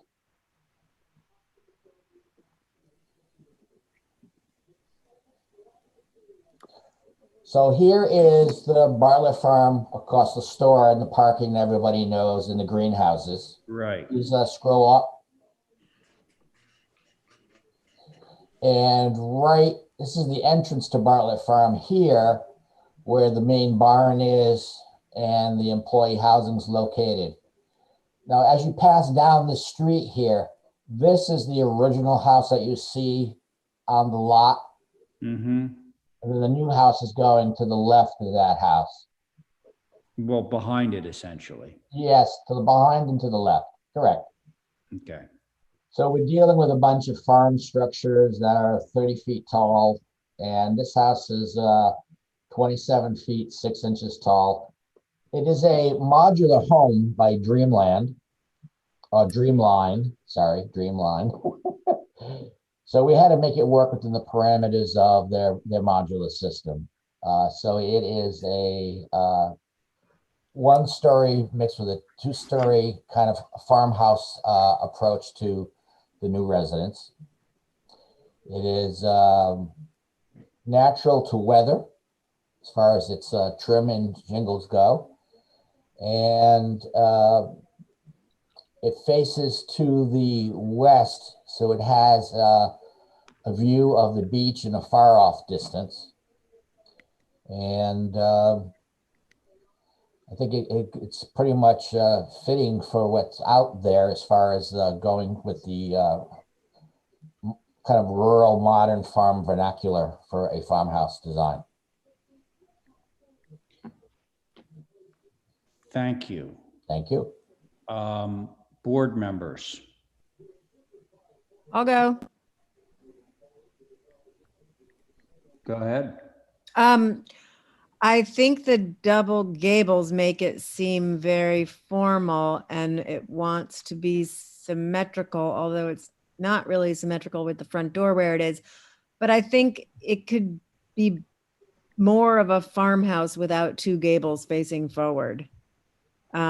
If the two gables were facing forward, they would be at different heights. I mean, I see that there's three gables facing forward, but I mean the two main gables. And I think as a farmhouse, an extended farmhouse, you're getting there, but those two gables are somehow not working it. Yeah. Right. Is that it, Carrie? Yeah, yeah, for now, thanks. And I just heard Diane, you said something? Yeah, I said in those gables, those windows should be separated.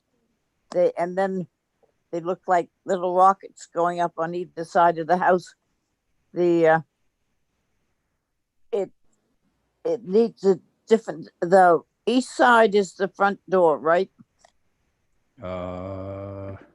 Yes. Yes. Okay. All right. Well, the fenestration needs to be thought out more. It's a little chaotic there. I don't think we need to tip the top of the dormers with the, I don't know, special shingles or whatever. I think it needs to be simple. I think, as Carrie said, the two, one on either side is much too formal. The windows should be separated. And that's for now. Okay. Thank you, Diane. Abby. Yeah, I agree with what's been said, but I think you're onto something, Steve. I think if you just had the gable in the middle and two sides instead of the what you have now, just reverse the idea. I think you've got it. I like the 2/2s. It's reminiscent of a farmhouse. I think you're almost there. Okay, thank you. Thank you. John. Yes, could I see the rear elevation, please?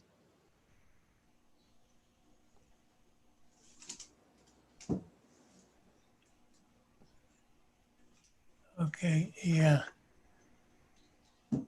That's what I wanted to see. It's got the same gables on the front as the rear with the shingles up in the Oh, yeah. gable end. Right. We're back to the front, please.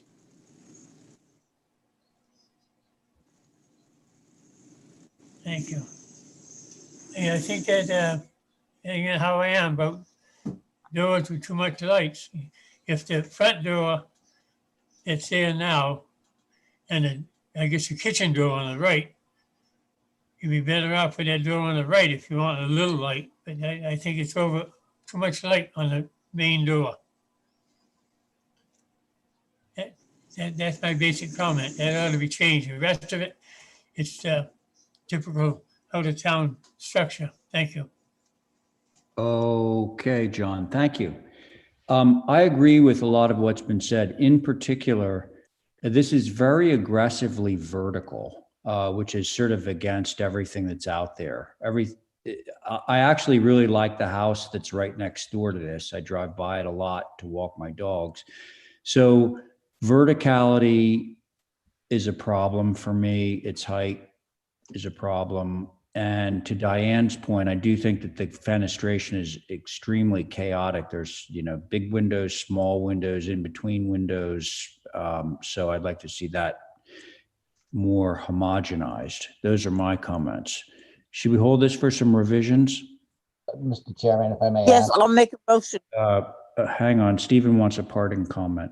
I do like Abby's comments regarding the center gable. Is that something that the rest of the board thinks I should pursue?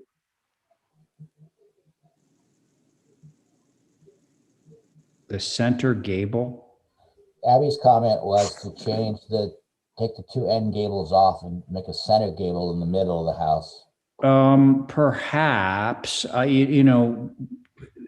How do you divide it? How do you divide it? You know, the roof pitch is steep. I like conceptually, yeah, probably it reduces the formality, but so I think it's a good idea. Okay, I just wanted a little more direction, that's all. Thank you. Okay. All right, so should we hold this for some revisions? Absolutely. Motion Yeah, to I hold make, revisions. Oh, Abby beat you to it, Diane, but how about that motion? Are you okay? yep, All right, Val. Oh, not Val, Carrie. Aye. John. Aye. All right, Abby. Aye. And I'm in favor. That motion carries. Thanks, guys. Thank you. Next up, we have an addition. And somebody just let me know when Val comes back. But so is Stephen with us or is he gone? No, I'm here, Mr. Chair. Oh, you want to sit on this one, Stephen? Sure.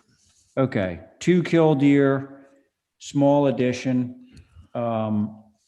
Let's go.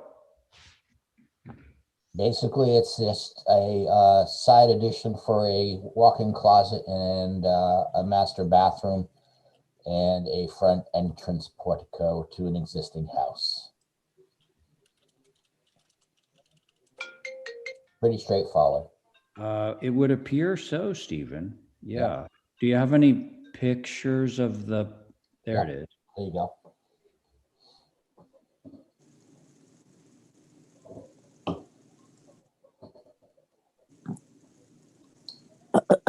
Okay, yeah, all right.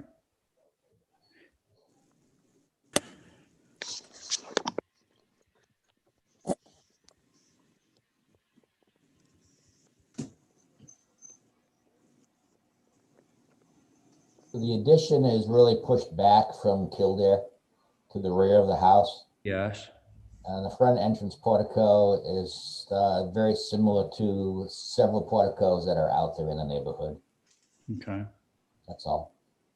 All right. Seems pretty straightforward to me. Would anyone care to begin on this one? I'll go, Mr. Chair. Thanks, Stephen. Okay. So actually this came up for consent and it didn't go through that way just because there was some concern that it's kind of like a Greek revival portico on a more traditional salt box. And some concern that if it were a porch, perhaps a covered porch, but as an enclosed portico, it might read differently. And there weren't images that I was able to find that showed examples of others in the neighborhood. So that's where that came from. Well, And I think actually understand that, Stephen. I mean, there's like these sort of pilaster column things going on. It is a little bit formal rendering of it. Yeah. yeah, so those would be my concerns. And I think they could probably be relatively easily addressed, but I think images of other things in the neighborhood would have helped too, just to put that out there. Thank you, Mr. Chair. Kevin, 3 notches, please. Sorry, John? I'd like to have it 3 notches, please. I can't see it. Thank you. You can have it 3 notches or even 4. Tonight, we're going to go to 4 for you. How about that, John? I see. Then, yeah, it doesn't show the height. Is he making any changes on this, on the height? The height? On the height of the building? The building is existing, John. No, okay. I didn't know if they changed something. All right. No, they're just adding a well, it's actually not really a portico. It's actually kind of a ante room onto the front and then a little thing on the side. Can I see the south elevation, please?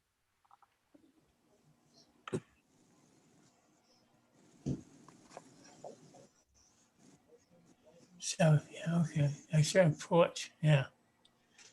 And the only thing I'll say, the west elevation, those stairs, whatever they are awful wide. I think it's That's existing, John. I'm sorry? That's existing. Sorry. Okay. All right, thank you. Okay. So Stephen spoken, John spoken, Val. She's not with us. Oh, that's right. Abby, sorry. That's right. I muted myself. Hmm. I think I'm okay with this, because I understand where Steve is, that it's a salt box and we're adding sort of a formal front, but I'm okay with it because it's not an old building and I understand why they need it. I was thinking that, could we just go to the east elevation for a second? Yeah. So I would like to see a window in that far right addition that's, 12 over 12. So it relates back to the main massing. And I think you don't need, I think the side lights are making it like a little too fussy. I think I'd be okay with adding that front porch if it wasn't too fussy and too detailed, just simpler. Thank you. May I make a suggestion? Yeah. Is the hip roof bugging everybody? Would it be easier if the roof was just a shed roof on this building? Yes. Okay. I'm Well, I willing, think, I'm willing to do that. I have no Stephen, problem doing that, changing the hip to a shed. I'm not sure. Can I say Yeah. something? yeah, certainly, Diane, go ahead. I would like to see on the proposed east elevation, the front door made simpler. It's a little house with 12 over 12 windows and it needs to let them be there. It doesn't need all the thing. It needs to be more imposing than the existing front door, but I don't think it needs to be so imposing as the proposed front door. I think it needs to be simpler. And I would put Stephen, stop. railings on it. I beg your pardon? No, I was telling Stephen to stop interrupting. Go ahead. Other Stephen. And Other Stephen, yeah. I would put a railing coming down from the front door down the steps and have that as your entryway, but that's too big an entryway for that little house, I think. That's it. Thank you, Diane. And so, yeah, I agree with that. I just think that the entry piece needs simplification. I didn't mean to interrupt, Mr. Chair, but I can eliminate the side lights and change the roof to a shed. And that might make everybody happy. Well, and how about getting rid of the pilasters? Sure. To me, I don't mind the side windows, but without the pillars, it would be good and make the roof simpler, I guess. Stephen's Give it a shot. suggesting a shed roof, yeah. Yeah. Give it a shot, Steve, and see what looks good, but simpler. Thank you, Diane. I can send some revisions in, guys. Thank you. Yeah, I think this one's going to be simple, Stephen. I know what you want. All right. Can we have a motion? Motion to hold for revisions. All right. That sounds good to me. On the motion, Abby, Aye. John, What was the motion, please? to hold for revisions. Thank you. Yes.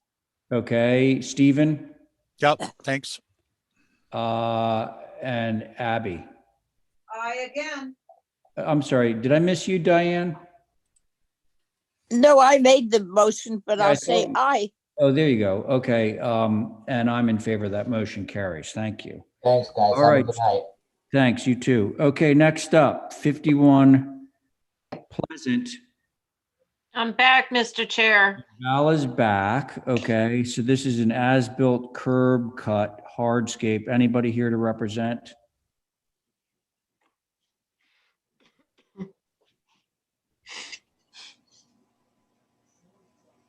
Don't all shout at once.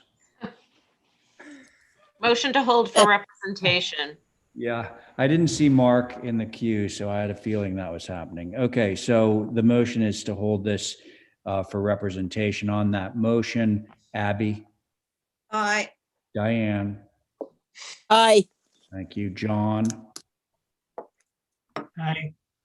Val, Aye. and I'm in favor. Motion carries. Okay, next up, oh, here we are back to 66 Hulbert. Okay, this is the hardscape.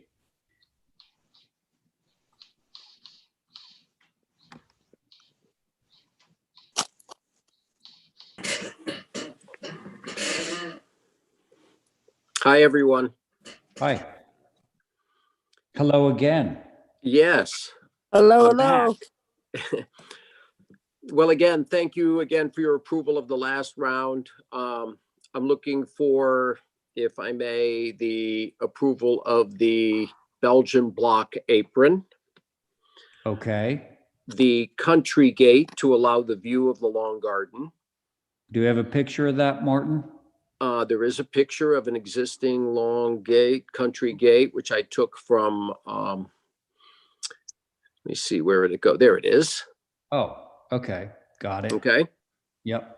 On the right of that, you can see the existing split picket fences that are on the site.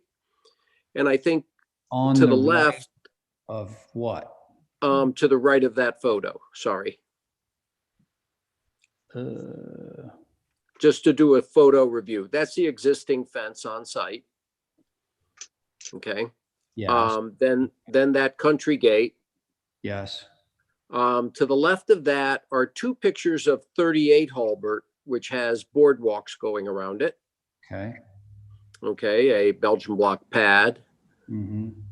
And then existing pictures of the site. I think the most important thing to discuss here is picture number 3. Okay. This is something different from what I found on my research on Hulbert Ave. And these are existing panels that surround the house and have been there for some time. I could not find the date that they were applied, but I matched the existing condition with my additions of the landscape and the additions that I asked for here tonight. So I just want to bring that to everybody's attention. Okay, so returning to the landscape plan, you'll see that. There we go. Thank you. So I've asked for boardwalks to surround the house. I'm trying to keep, go to the beach look right there. So boardwalks in that area, which go down and then surround the flagpole and take us to a Hulbert Ave approach to the house. Now, the top of the garage and the wall of the garage are completely covered in roses, light pinks and dark pinks. It should be very lovely and really add a nice sort of, I guess I'm going to call it a pleasantry to the street. The area that I asked for just behind the garage, remember we talked a little while ago about those large windows? Yeah. Okay, those windows look out now on a garden that's on the side of the garage house. Mm-hmm. Just right there. There's a little outdoor shower and then there's a garden. So those Mhm. windows will look at that area, and that'll be a gathering area with a garden. So because the house is below the deck, you'll see the roses and you'll see that area. I think it'll feel very green. At least that's my goal. Then I have a nice organized set that brings you to the steps, which take you right to the front door. And then the panels were unusual for Brant Point, but existing. So what I'd like to do there is put in a small garden in front of it with, yeah, right there. Yep. And that's full of existing adagio grasses. Adagio is a 4 to 5 foot miscanthus grass. So it really does provide actually perfect screening for the front deck, as well as creates a beachy look. I'm going to put reuse existing Rosa rugosa and beach grass underneath it. The clients are very pro beach grass and cedar trees and bayberry. So that's really the theme in this area, and equally the theme being used for me with the Concom in any related areas. You may notice the existing deck to expansion statement and new boardwalk. You see where it says that right there? Yes. Okay. I'm asking for a ramp. Now, yeah, right there. Yep. This allows for family access as needed in the future. So this access here is very, very important to the long-term use of the family, and really provides, it's an ADA ramp and provides a good access. I set it back, provided a way to get into the house. And one of the things that I'm looking for is, to make this sort of a, not necessarily an important way that you pull in, but you come in, you see the garden, you see the front door, and you see where the family lives. So this gives a relationship to Hulbert Ave, nice organization.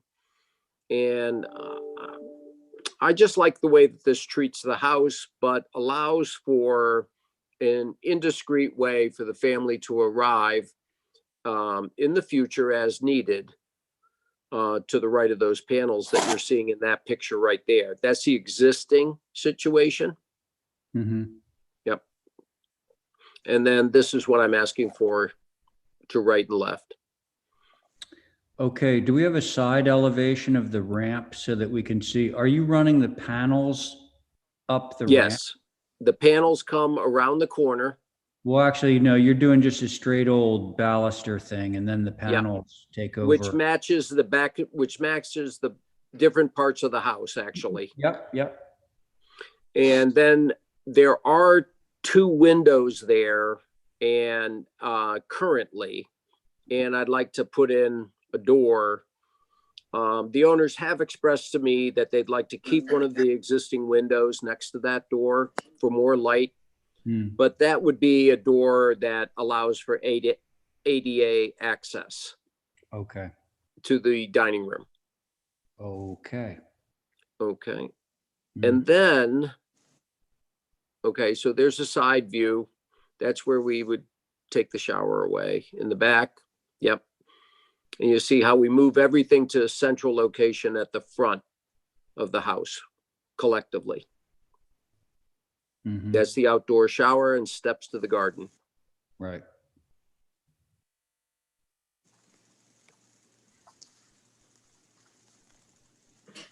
So I hope that I can come back to you with the addition of the window. Of course you can. Or rather keeping the existing window that's there and just putting the door beside it. Door. I just need to have that ADA door. Thank Right. you. Okay. So thanks, Marty. And Holly, I'm sure we have HSAB on this aspect of the project. Yes, sir, we do. So there's no concerns on the ADA ramp. There was a comment about being a lot of decking. I'll just mention that. There were more comments on or concerns on the proposed light posts. There's one annotated here, and I believe over here, and there's a comment about having just one, not 2. There was also a comment about the proposed country gate. staff understands the intention of it, but there was a feeling of it being inappropriate for this part of Brant Point. So maybe that's something that you all could consider. Something else. I believe that was it. Thank you, Mr. Chair. Okay, thanks, Holly. Hey, Marty, do we have any, like, what is the light post? What? Well, there was a light post on the property, but I'm definitely more interested in having one than two. Okay, but is it like a 10-foot tall light? Oh, no. It's a 6-footer with a lamp on top. And, you know, we had discussed a, you know, sort of a, I was not going to do an onion lamp. I'm not an onion lamp person, but I was going to do, you know, a simple square, more of an English street lamp on that site. Of course, I wanted people to be able to see what I'm hoping the second light by the flagpole, that light post, that really kind of starts to say, here's my front door. You know, so let's face it, in Hulbert, people pull over on the side of the road and enter your home from the street. So that really becomes the garden walk to the front door, if you're not parked in the parking lot. To speak to the country gate look, it is my first attempt to keep an open view of the long garden. But I'd be very happy to have a picket fence gate there if the board feels that that's more appropriate in keeping with the existing condition that we have on site. Okay. Thanks, Marty. Thank you. All right. Who wants to start? I can give it a go. All right, Abby, thank you. Right out of the gate. Let's go right to gates. I agree with Marty or HSAB. I would prefer to see a more picket type fence gate. I think it's more appropriate than the sort of farm gate. The lamp post, I didn't see a picture, but I hope it's not like a Charles Dickens sort of. No, nothing extravagant, simple and calm. Yeah, there's a big deal going on across the street and they just put up some posts and they're so simple. They're, you know, they're about 7 feet high, something maybe plus, but it's just a post with a simple lamp on top, and doesn't have you know, the bells and whistles that you might see. Right. Abby, if an address was good for me, I'd be more than happy to submit. Oh, 28 Lily Street. Thank you. Very simple, almost too modern, but the only thing I questioned on this application were the, and I'm not even sure if this is what you wanted to do, Marty, but the paneling on the deck, I think it's just, I passed it the other day and I said to myself, I don't like that. And you know, the applied, you know, molding, it just doesn't look like Brant Point. And if you're suggesting doing more of it, if it's already existing, there's nothing I can do about it. But if you're thinking of adding more, I would say no. No, thank you, Abby. If I may, board? Yeah. Thank you. I am just moving the existing panels over and keeping them because of their uniqueness to the Brant Point area. And I too was surprised when finding them originally. But well, but Marty, like, to Abby's point, are you adding any, or are you just moving them? Let me double check on that. Okay, yeah. Okay, so the 3 across the front stay, but on the right side, if I may, down below,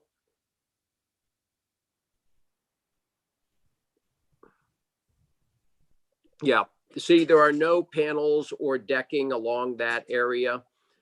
And we don't know what's going to happen on this one. We go to Concom next week. So if you go to the picture below that,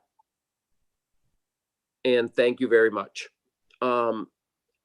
If we can get that little piece of deck along the side of the house, then we would be able to add an ADA access to the rear, shall I call it the senior living apartment that's in the back, which would allow direct access. I'm not sure I'm going to get that, to be honest, but if I do get it, that is 3 panels. Now that could be balustrade if the board feels it's more appropriate. Yes. I was just trying to stay with the existing character of the house, which is something I'm kind of trying not to. Marty? Yep. Marty, so with all due respect, so Abby's question was, she can accept the existing, she doesn't want to see more of it. So if, I don't want to speak for her, but I will anyway. She's going to be in favor, if you do get this at all from the Concom, of seeing balusters there as opposed to more panels. That certainly open to that. But so let's let Abby finish.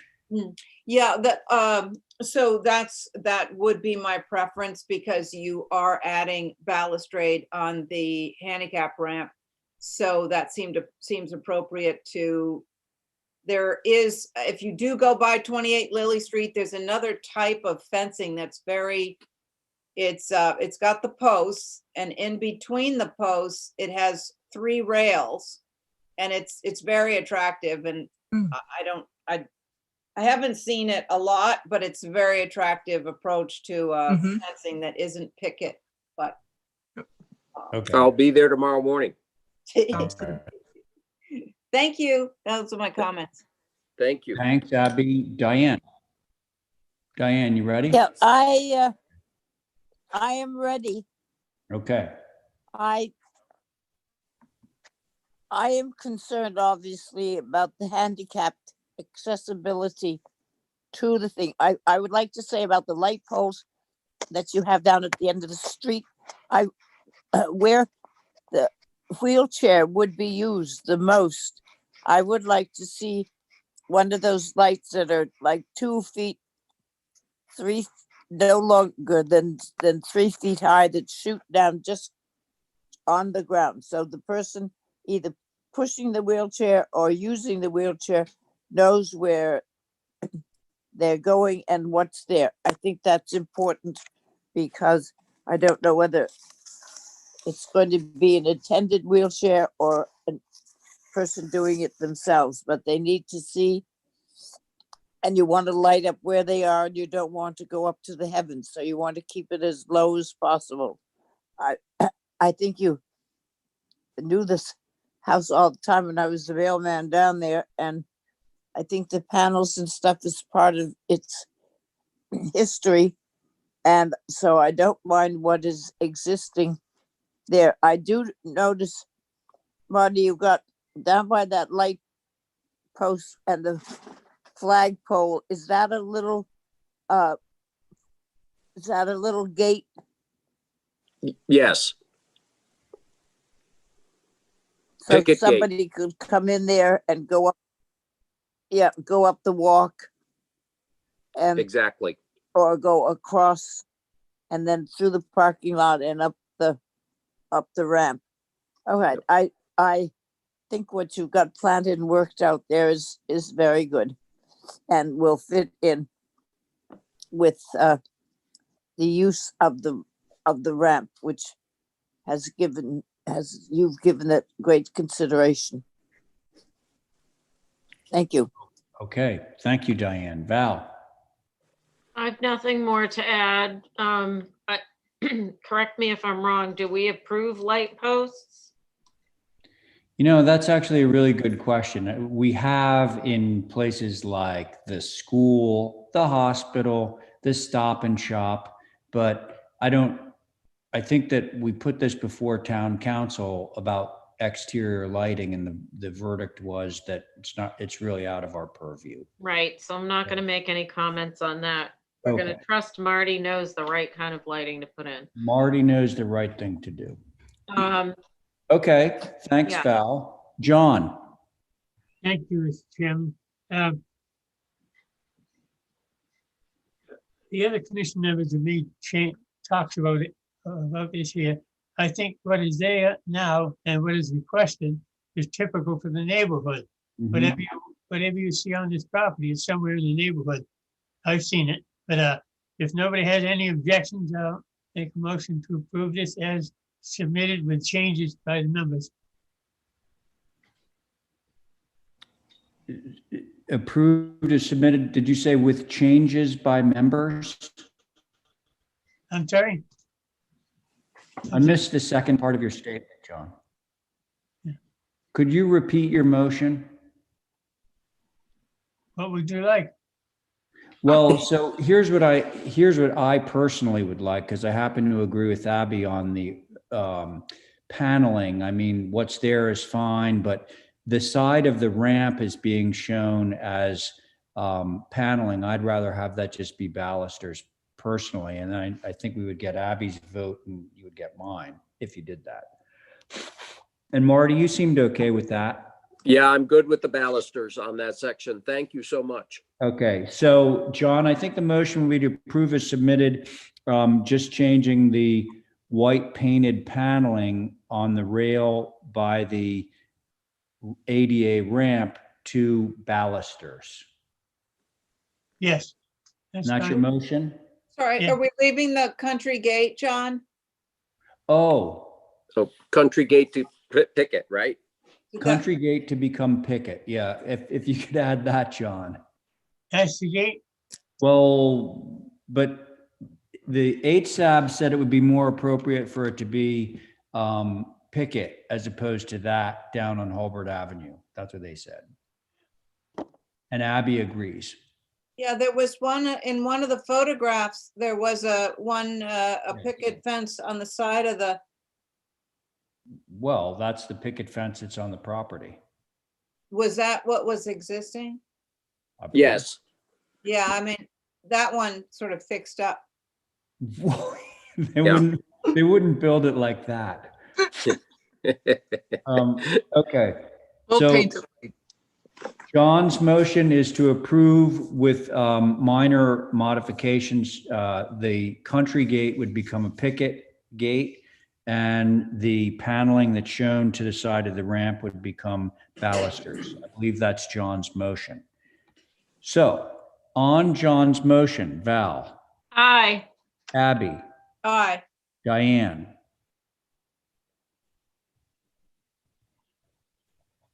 Diane.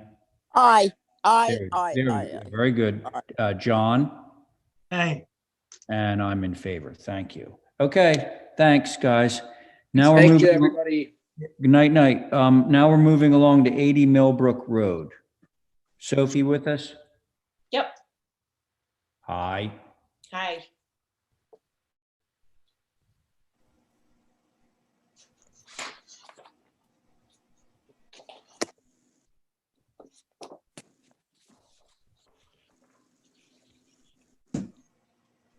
So what you guys are seeing here, 80 Millbrook was designed and built quite well about 30 years ago.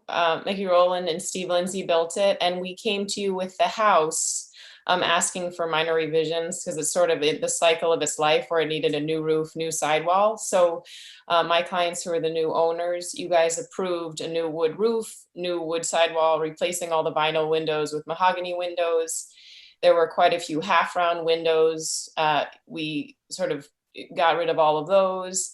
And then aesthetically, it was done with a combination of hipped gables, shed dormers, and regular gables. And so the main house, we just sort of took it all back to straight gables and got rid of all the hips. And so this is just the matching garage that's there that we're trying to renovate. And I'm asking for the same things, just to remove the hips, take out all the half round windows, new sidewall, sort of we don't need that secondary stairs with all the diagonal lattice. So asking to clean that up a little bit. But no additions or anything, just keeping it as is. Okay, so we have drawings this? So the next page just shows, or sorry, one more. Okay, so we have existing there and proposed just below it in both cases. Okay, yeah. I'm not sure the board's gonna love getting rid of that half round. John has a real fondness for those those vintage half rounds. Right. Yes, John? Yeah, you're right. I knew I would was. motion to approve, Mr. Chair. Okay, if nobody I has- know. Yeah, this is kind of a Words right no-brainer. out of my mouth, Val. Okay, I know John's going to be opposed to that motion, but okay, so Val's made the motion. On the motion, Abby, Aye. Diane, Aye. John. Aye. I knew you'd be in favor. Okay, Val, Aye. and I'm in favor. Motion carries. Okay, Thank you. that's that. Now, we have something else going on at the guest house. I see. New guest house.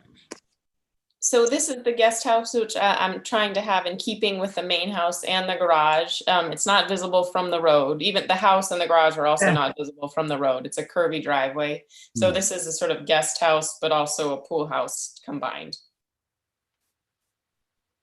It's the lower ridges are 24 feet 3. The upper ridge it is 25 feet 10. It's 55 feet long. Cottage corners, wood roof, wood sidewall. There are 2. Martin, there you go. Okay. Continue, Sophie, sorry. Oh, that's it. It's a 22-foot wide center mass flanked by 2 15 feet symmetrical masses. And it's not visible from the road at all.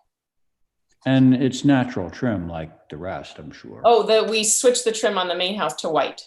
So this, I'm asking for it to be white as well. Okay, all right, good to know. But the pergola would be natural, and the second floor, little sort of Juliet balcony would be natural as well. Okay. All right, board members.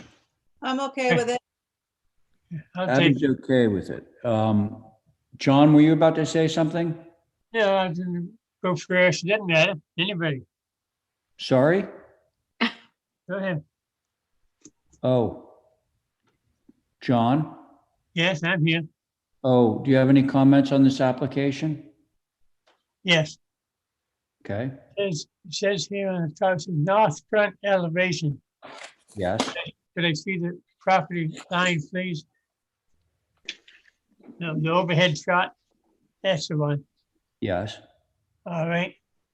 That's the proposed new golf. All right. Where it can be seen from the street. Now, this Mick said it couldn't be seen from the road. Now, how about the Hummock Pond? The Hummock Pond leads right into this, back of this property. Well, yeah, it would definitely be visible from Hummock Pond, John. I'm sorry? It would definitely be visible from the pond. Yes. All right, that's what I'm saying. So I'd like to see the south elevation, please. Okay.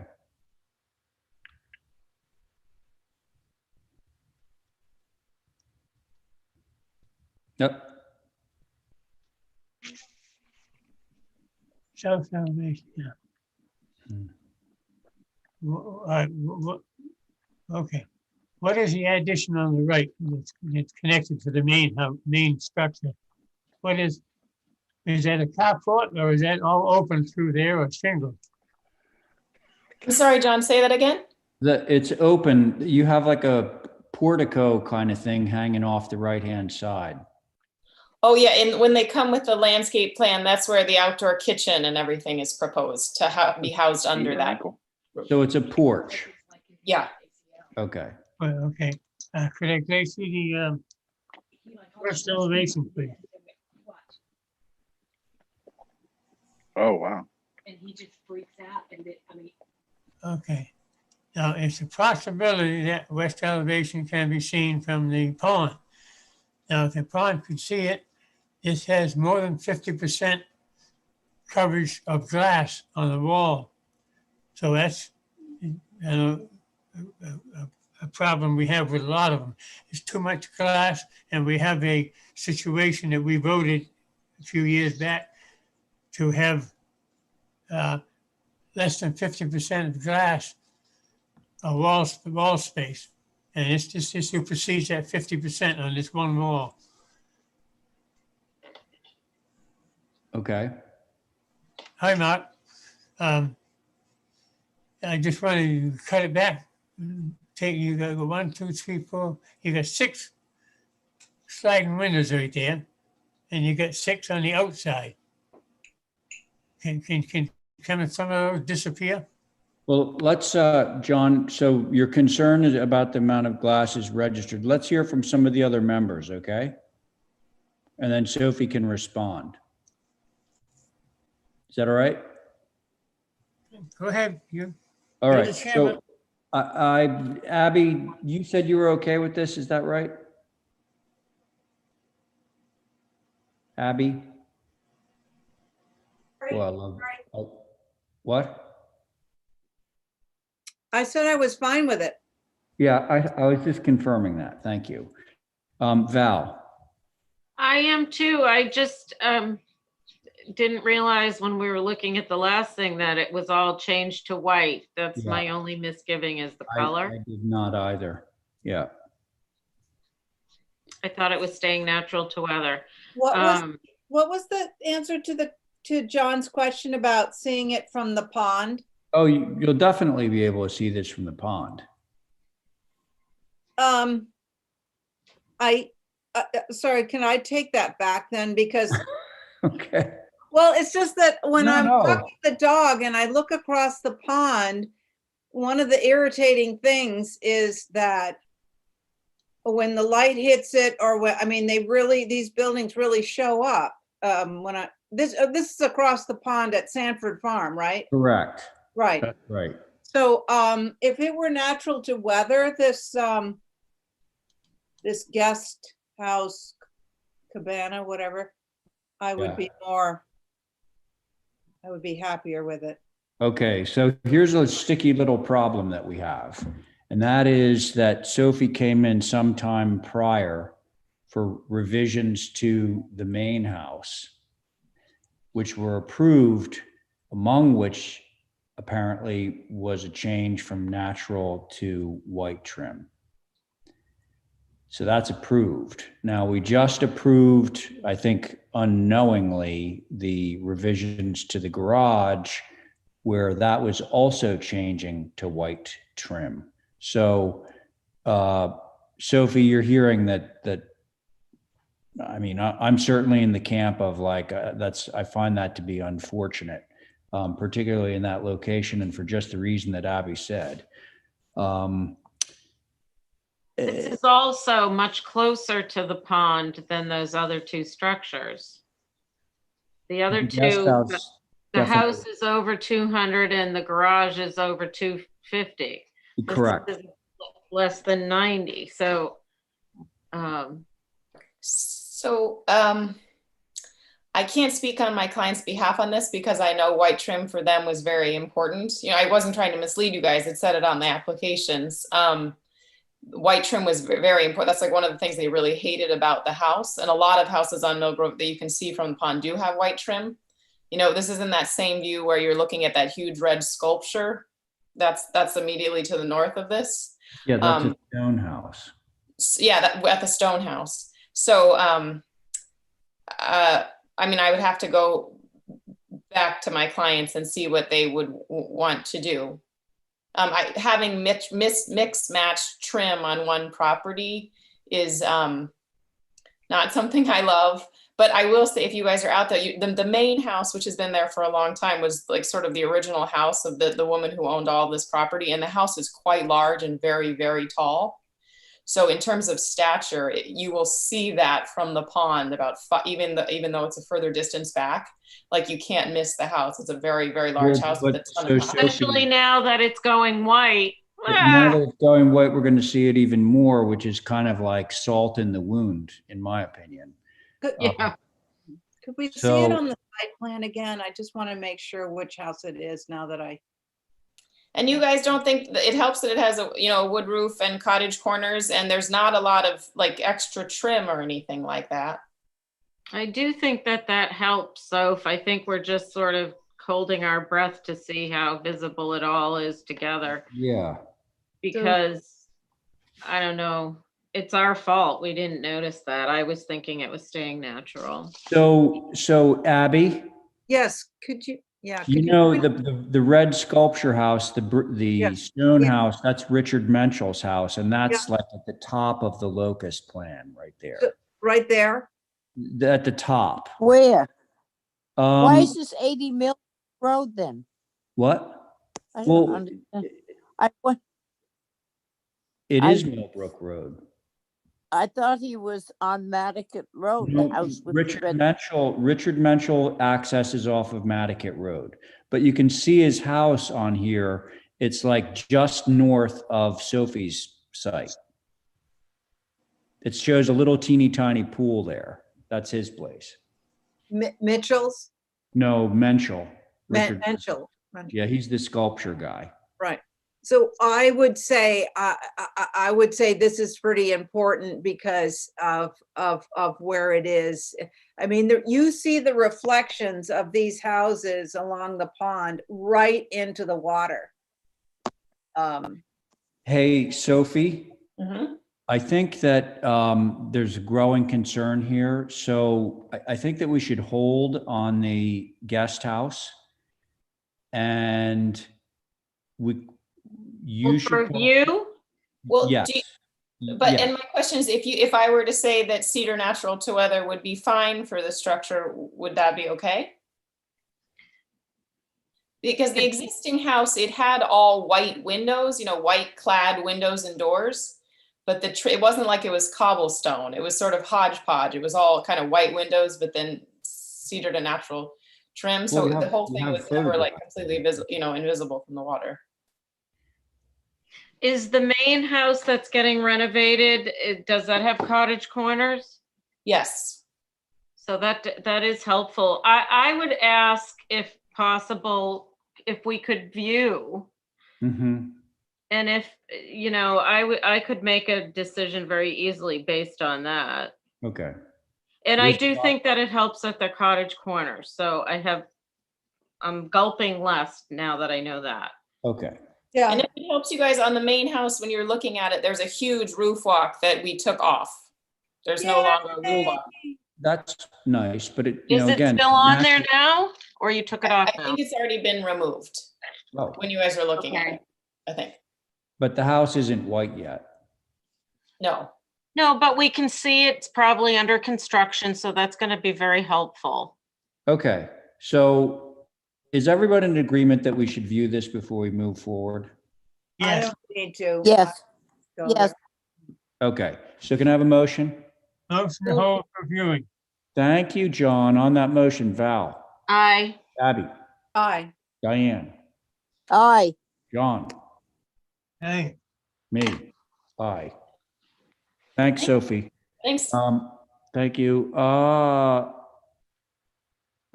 Actually, so represented by the caretaker, who may or may not be on, but it's actually a project of mine. I just noticed. So is he on?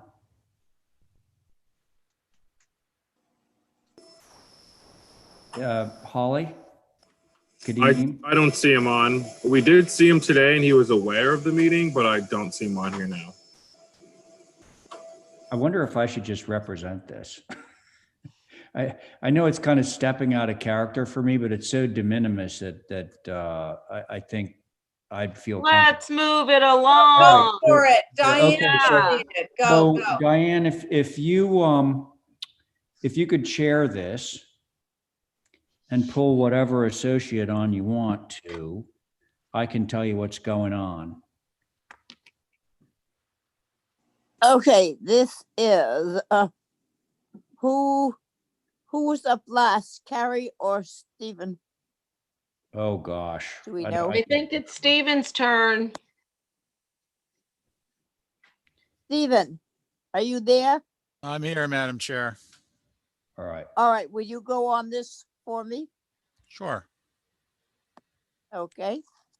So, Holly, if you can keep scrolling, are you guys, this house is on Low Beach Road. Yep. Charming little house that has these hip dormers. And that's the side that faces the road. That faces Low Beach Road. Okay.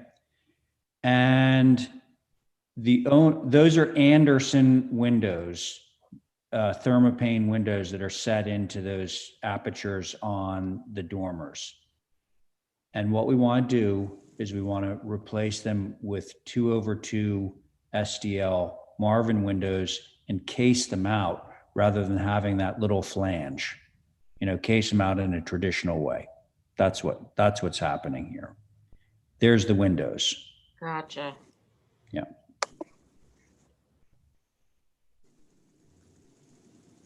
Okay. Holly, does Sconset have anything? Yes, Madam Chair. Thank you, Ray, for that, because nobody attended Sconset Advisory, so that gives a little bit more context to what's going on here. Oh. So with what was provided, that was they were also recommending for them to be TDLs, mentioning that these obviously look like they're from like the 1970s. There was also a request for more information. I do know that this is a bungalow from about 1863 is what the NHL indicated. So it's a cute little structure. Really wanting to see trim. So I'm glad to hear that it's going to be. Yeah. I just wish there was a little bit more detail. And I think the advisory board was on the same page, a little bit more detail. Yeah, I actually wish I knew this was coming up, or I would have, given you more information on it. Can I ask you, Mr. Applicant? Yes. Is the SDLs right with the building that was built before 1850s, and it shouldn't be a true divided light? Well, I guess the rationale was, energy efficiency, and those, believe it or not, those windows that are in there now are insulated glass Andersons. But, I could easily convince her. And the other thing is, if it went to single glaze, we'd need to put storm windows on. And as you can see, there's no storm windows on anything. So that was the rationale. But I don't think she's. Go ahead. No, I just wondered why they don't ever make interior storm windows so that the outside is not changed, but the inside is protected. Seems silly not to do that. I think the reason why they do that is because then you wouldn't be able to open the window. Right. You have to take the storm off in order to open the window. Well, it's all too complicated. Yeah. All right. See, Stephen, what do you think? I'm not quite certain on this one yet. Ideally, I'd like to see TDLs at least on the front of the structure. And then if we went with the SDLs that were approved for downtown, that style, I think they were a Marvin, not to suggest it has to be a particular manufacturer, but of that These level. are Marvin, by the way. Okay. Yeah. So through you, Madam Chair, to the applicant's agent, are these the same windows, Ray, as downtown, or they're a little different? Well, downtown, you mean the old Nobby shop? Yes. Same. Okay. Same. Yeah. Okay. Yeah. I'm actually okay with it then. Thank you, Mr. Chair, Madam Chair. It's confusing with you being up there, Ray. No, I think this is a first. Yeah, you never do this. In 7 years, I think this is a first. It's going to be in the newspaper. Yeah, I know. I'll go, Madam Chair. If you're still there. I see her. I appreciate having the trim. I appreciate then having a grill pattern as opposed to these very nondescript 1/1. So I think it's an improvement all the way around. Yeah, there's that. Okie dokie. I don't see Diane. John, are you or Abby's on this? I'm on it. Would you go, Abby? Yeah, I just, do we have a chairperson? I think Diane got disconnected, so I'm just gonna ask to facilitate if you'd go ahead. Yeah, I would like to see TDLs that went with the rest of the house and storms and trim and stuff like that. Thank you. Okay, Yeah. Val, did you go, Mike? I went, yep. Okay, so, and Johnny? Yes, I have a comment. It's basically not pertaining to this house, but I would like to make a comment that I'm well in my 80s, and all my life growing up, all I ever heard was Santa Claus, Santa Claus, Santa Claus. I never knew Santa's wife's name till today. It's just number 12 on this application. That's right. Her name was Mary. Thank you. He knows how to bake cookies very well. Do we have a motion? Motion to approve as submitted. Thank you. Thank you. Stephen, And I. Abby, Sorry, is that with the TDLs? And No, since they're replacing windows that are already SDL, I'm fine with that. oh God, you mean I have to say a nay to my chairperson? That's all right. It's okay. Little backbone never killed anyone. It's hitting me right in the heart. But I'm a all nay. right. You're a nay. Val, you're an aye. Yeah. And Stevens and I, Abby is a nay. Johnny, No comment. I'm in favor. so he's an aye, and I'm a nay. So it's 3-2. Thank you very much. Sorry I went out, but my iPad ditched us all. So it's I don't know why, but I had to start over again. So sorry for that. Well, here we are, but thanks, everyone. Okay, so moving right along, I know that Mark Voigt has been waiting patiently ever since the beginning of the meeting. And so we have a demo at 20 South Water Street. Is this the health department? Yeah, so can you hear me okay? Yes. Yeah. So the block is 20 South Water, which encompasses the Sheriff's Building, Health Department, and Visitor Services. But the actual address is 3 East Chestnut, which is the Health Department. Okay. Where are they moving to? What are you doing there? So good questions. The building has been various town offices over the years, as most people know. The building is a very, well, we've been looking at it. The assessor says 1960, but I saw some other information today that might be as early as 1953. It was the original, well, not the original police department. The police department moved from Washington Street there in 1953, 54. And that's what it's been since. And so the health department will be moving out at some point in time to 131 Pleasant Street, to the old the old fire station. And then they will vacate that building. And we don't have plans to remodel or renovate or anything, because it's just, the building is just at that point where it's beyond really what the long-term plans are, which there isn't a definitive plan. but we just feel as though this is, yeah, there's an image from 1953. And you see that the visitor services building to your left, well, what was the building there has been changed completely. It's not the same building anymore. So I don't know the history on that one, but that block has changed quite a bit. The town building, took over the buildings that were behind that building. And so now you have this building that we're looking to take down and make a little bit more room for people as they come out of the visitor services public restrooms. There's some improvements in the back from the underground tank that we had removed. And then you guys approved the shed addition. We've done some other improvements as we were able to this summer by getting a new transformer, moving that around to another spot. Just trying to open up and get rid of some old equipment that is in the back there, cleaning up that whole alley, which is, I have the original plans for the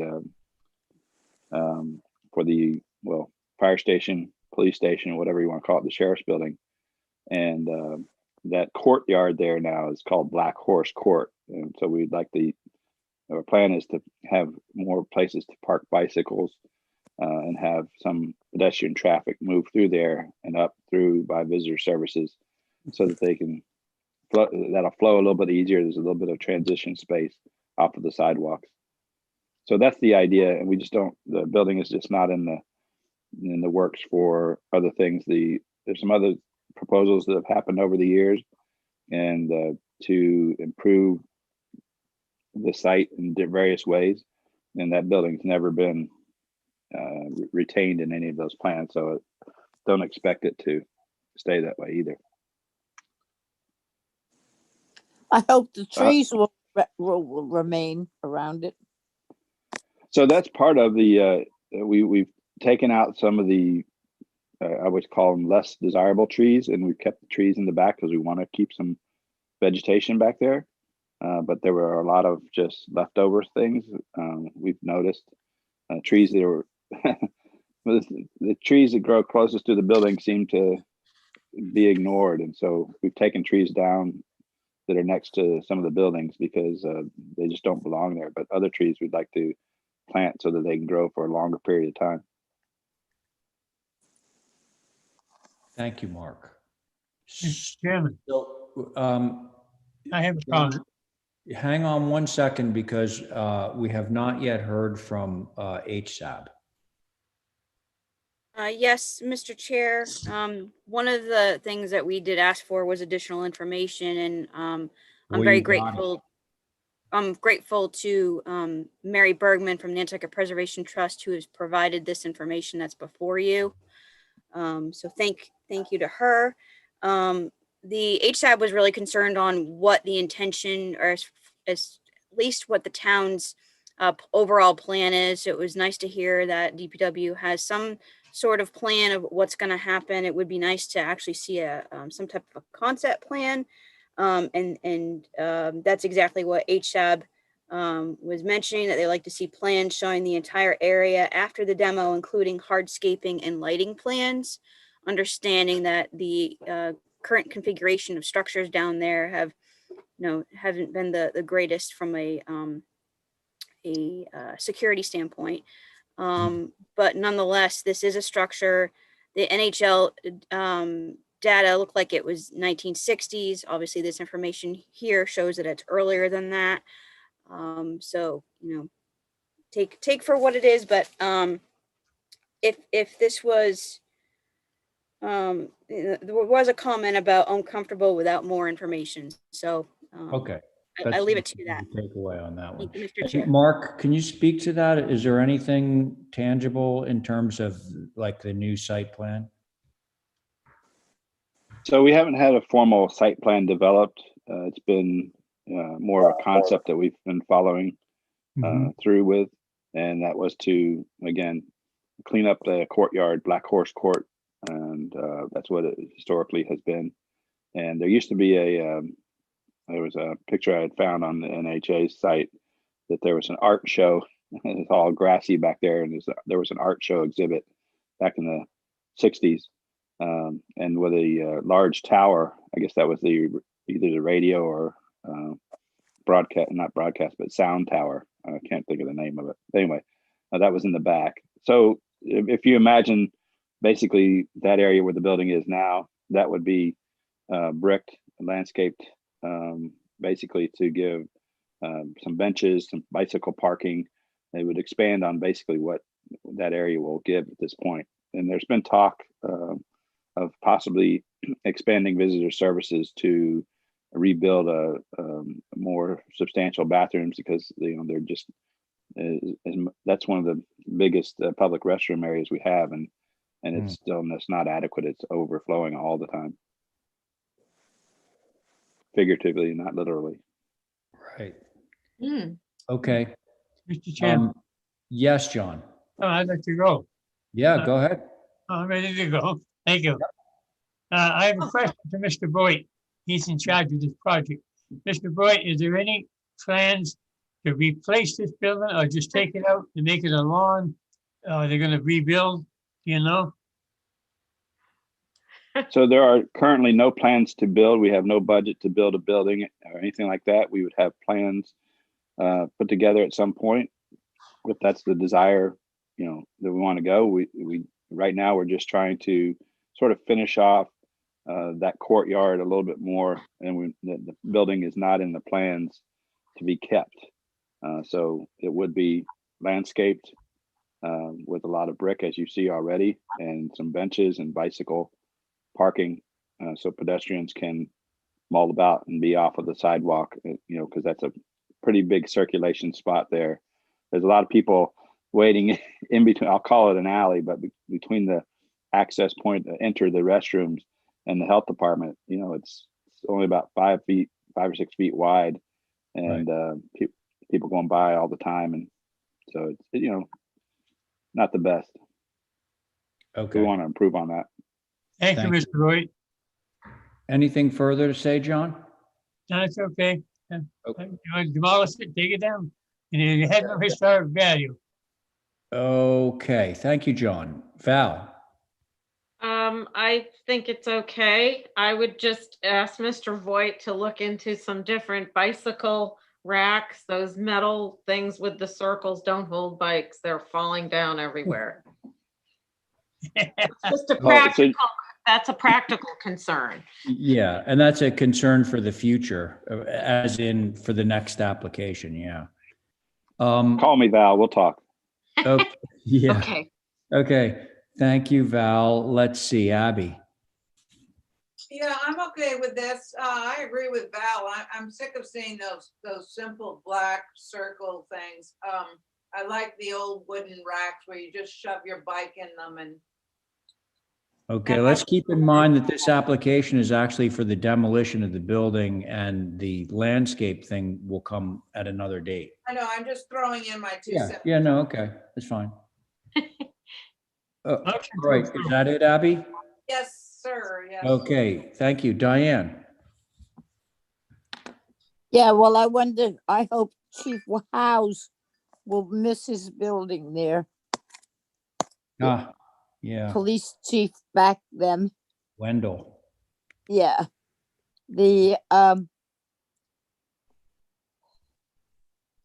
I don't know what the age is. If the age is in the 1800s, I think we certainly should have a question about taking it down. I don't care whether the town has a budget or not for it. They said the 60s. No, Diane, not the 1800s. It's Okay, like I thought I 19 heard 18 something or other for the no. original position.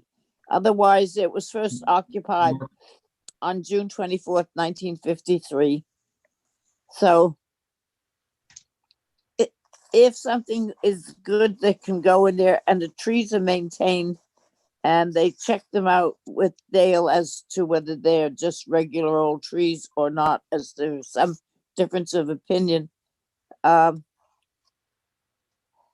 And we use wooden bike racks, not metal ones, then I would go with it. Okay. Thank you. So I'm okay with this application. can we make a motion of some kind? Motion to approve as submitted. Okay, thanks. And Mark, you obviously heard everyone on the bike rack thing. I appreciate the comments. I will definitely You're gonna pass that take on. back. Okay, I yes, I definitely will. And All right, flush thank you. toilets, What? and flush toilets. oh, there, yeah, that would be good. I'm sorry, Val, you made the motion, right? Yeah. Okay, so on that motion, Abby, Aye. Diane, Aye. John, Hey, Val, Aye. Ray, aye. Okay, thanks, Mark. Thank you. See Happy New next Year, time. everyone. I Thanks, wish you we too. could say nice to see you. Yeah, hey. Sometime Okay, soon. next I'll up, be we have back. 31 Youngs Way. Robbie Reed, change door style. Do we have Robbie on board? I'm here, everybody. Thank you for being here. Yeah. Turn a light on. You look really, it's really dark. Oh, it is really dark. Well, I've been sitting here since it was light out. Dark. Us too. Here we go. How's that? That's good. Better. Now, Robbie, hang on one sec because we got to get your information up on the board so we can see Okay. what you're talking about. Okay. Now it's bright. See? No, so, right, we just have your thing says change door style. But I can give you a really quick overview. All right. We put this together. You approved this very easily at the HTC. And as it turns out on final inspection, the doors are not exactly what was in the elevations. Oh. I'd like it to be approved as built.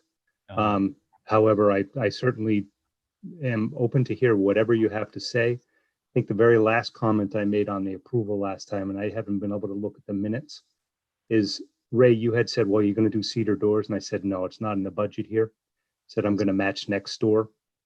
And I did that to the best of my ability. It does not match my elevations. So I'm here to, What is on the elevations, Robbie? it shows 4 lights across. 4 lights across. Oh, I see. Like, yeah, I okay, everybody, there it is. That's the garage door that was approved. And then if we go back to the photograph,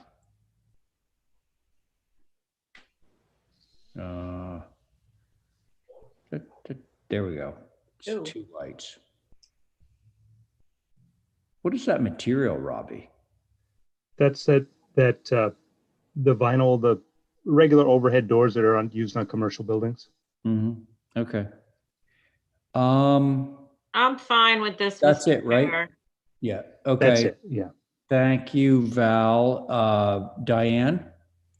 Yeah, I don't mind them at all, actually. So Okay. that's good. Sounds good. Thank you. Abby? Yeah, I'm okay with it. All right, John? Motion to approve is submitted. Well, wait, I want to hear from John first. John? yeah. What are those white squares coming down the walls? Are those bumpers? White The trucks? squares. Shingles. Shingles. Yeah. The shingle between the walls. Yeah, but the white things, they usually use have them for bumpers when you back up a truck against a van. Oh, Yeah. yeah, no, he doesn't have those on there, John. I'm just curious what it was. Yeah. Thank you. Okay, so let's see. Val, you made a motion to approve, right? Yes. Okay, on Val's motion, Abby, Aye. Diane, Aye. John, Aye. Aye. Val, Aye. Val, yeah, there we go. And Aye. Ray. Yes. Okay, so Robbie, you're all set. Thanks. Thank you all. You're doing a great job. Bye-bye. Thanks a lot. Okay, next up is 58 Kendrick Street, Angus. Add a hipped roof. What's happening to Starbuck Road? Starbuck Road. Number 15. You know what, John? I think you're still looking at an old agenda. Where we are right now is 58 Kendrick Street. The number is 13. Dorinda Yates, add a hipped roof. That's where we are. bring that back one more time if you can. Right, I'm not getting it. Chip Stevens is the next number 15.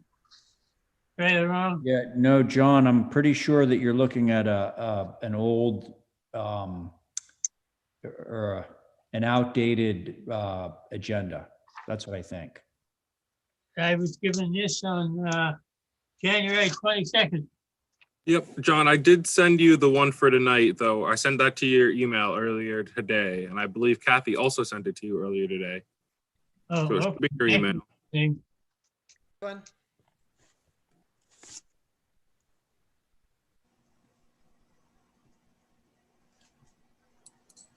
Okay.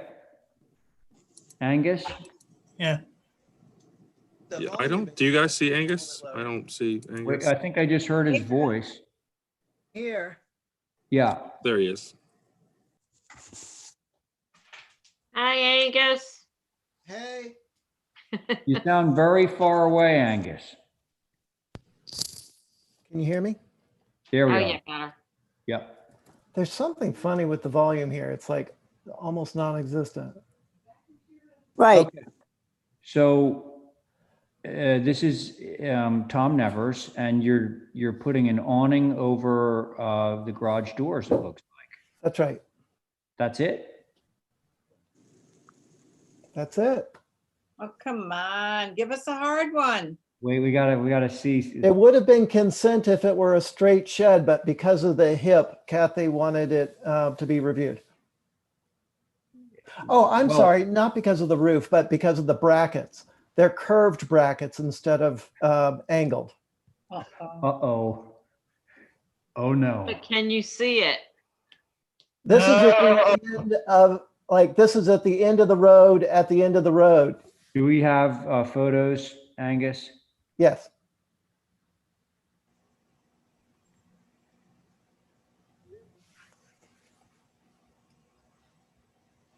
So that's obviously taken from the site. Yeah. So in fairness to you and your cause, do you have anything taken from the public way? The street. Yes. Hang on a second. Go back to the site, the GIS.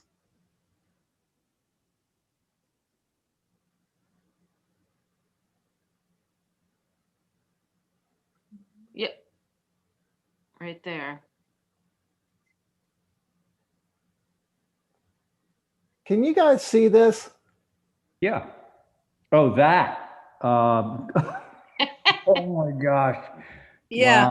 Wow. Yeah, it's your phone. Is it behind the car? No. Okay, let's move this forward. Yeah. Yeah. I'll go. Okay. I know those are not typical, and some people don't like them, but I think given where it is out in the middle of the boondocks, it's rather innocuous. It's a small garage. I'm okay with it.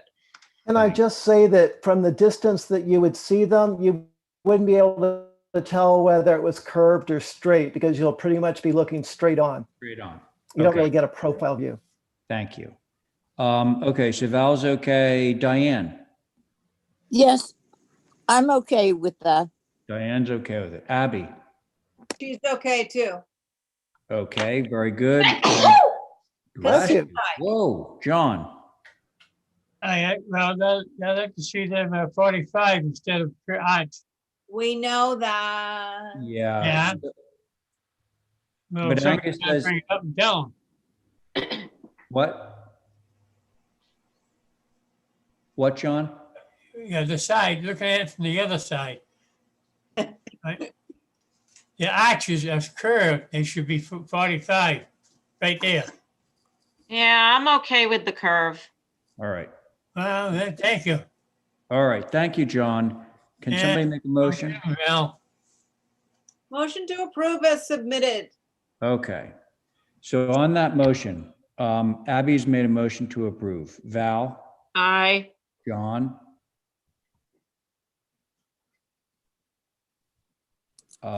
John, yes, you're probably against the motion, right? yes, Okay. Diane, Aye. All right, and I'm in favor. So that motion carries 4 in favor, 1 opposed. Thank you all. I Have a think- good night.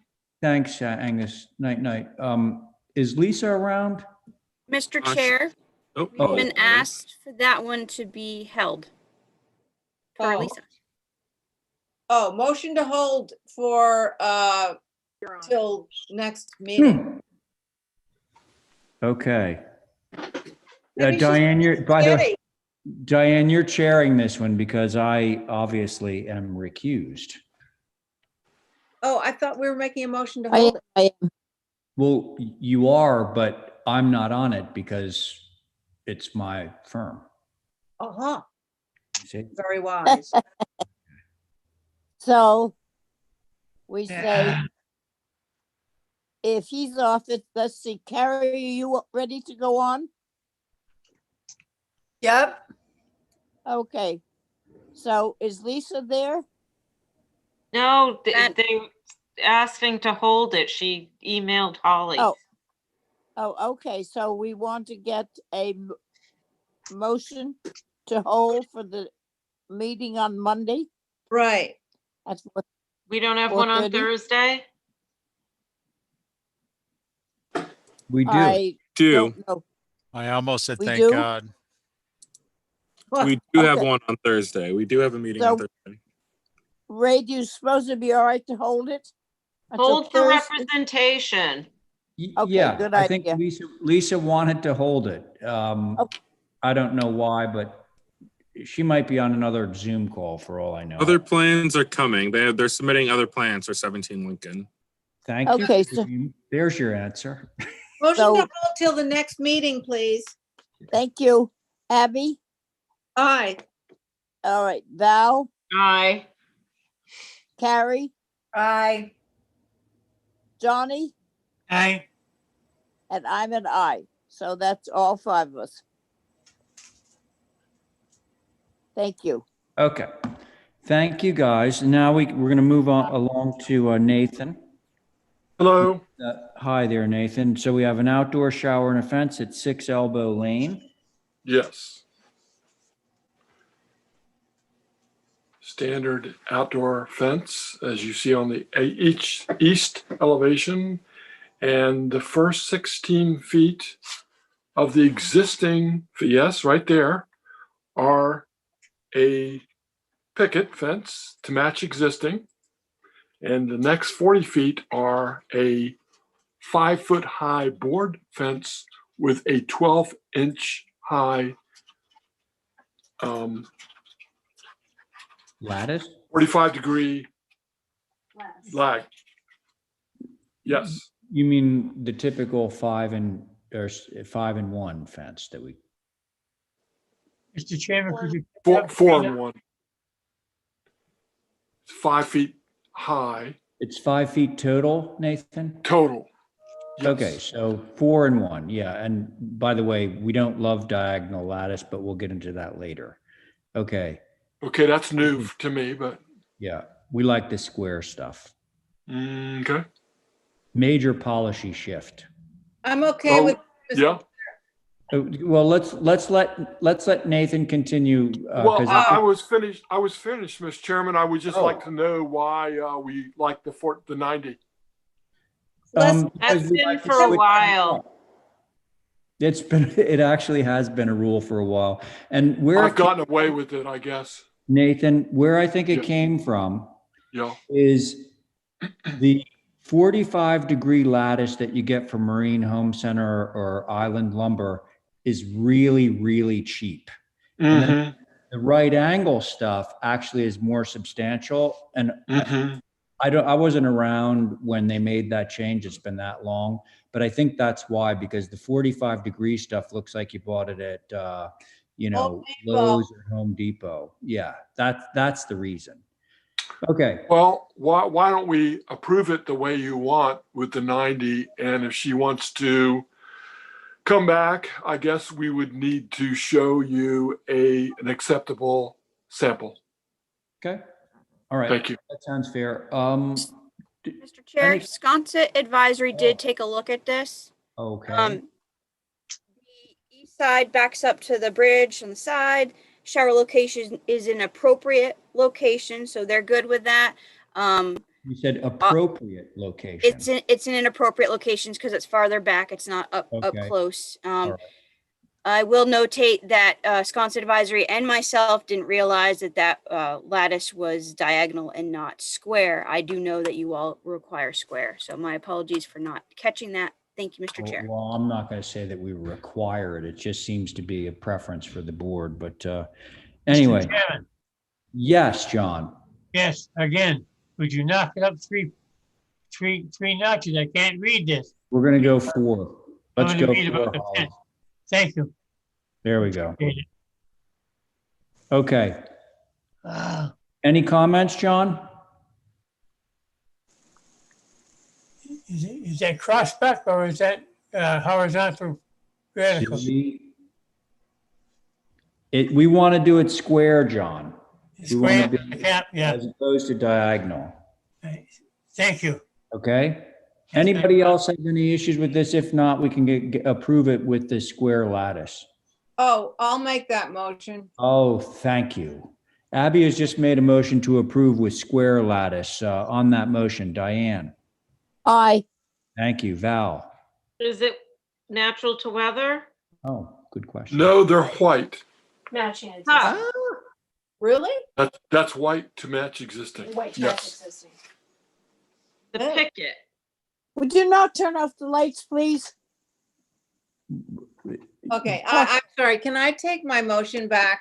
Yeah, so I totally, what's it called? When you think you know what,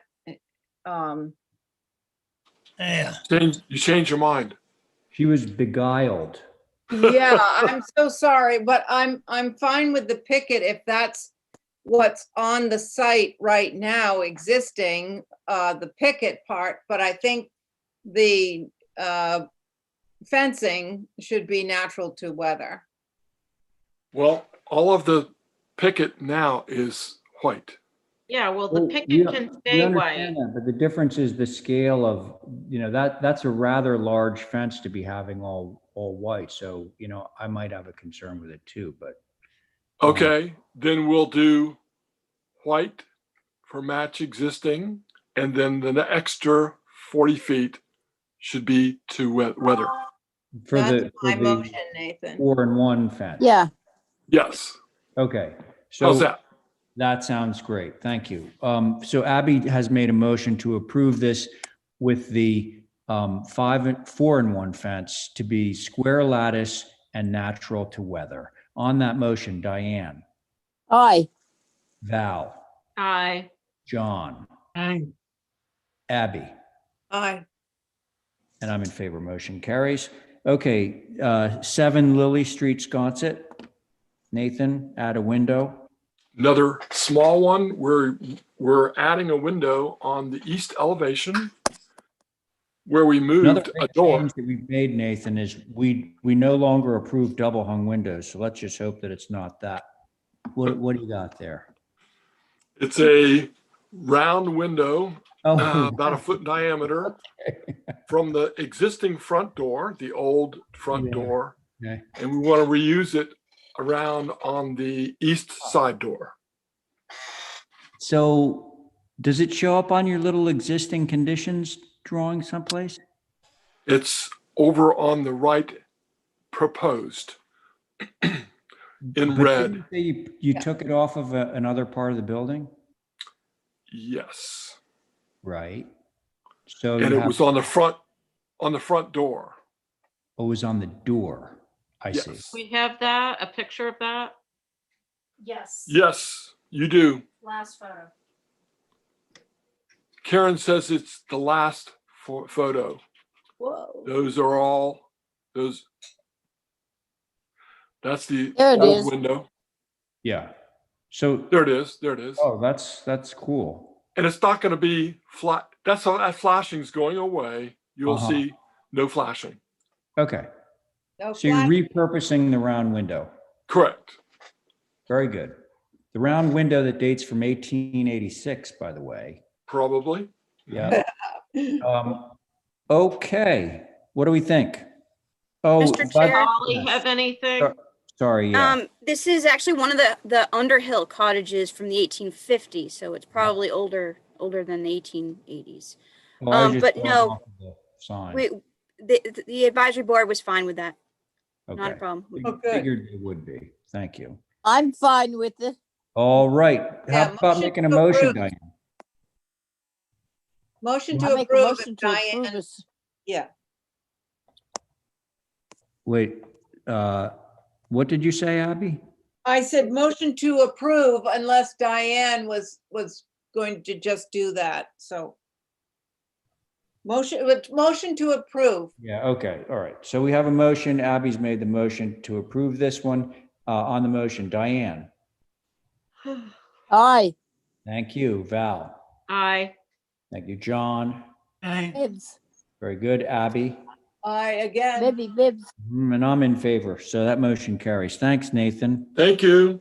Okay, 8 Old Westmore Farm Pool and Hardscape. Is Mirka on? I'm gonna step out for 5 minutes, Mr. Chair. Okay. Who's up in the rotation? I think Carrie didn't get a chance to talk last time. All right, Carrie, you wanted to go Steve- for it? Still with us? Not to put her on the spot. I am. Sorry, I was on mute. Okay, all right. So Mirka, Carrie sitting in for Val. Good evening. Hi. The application is for the pool. I guess I believe you are still very well familiar with this project. With the house, I tried to follow up it while it was still all fresh. So this is the application for the pool with the wooden surround at grade, using the antique curbing, granite curbing for walkways around the landscape. The pool itself, it's really will not be visible with the vegetation as of existing.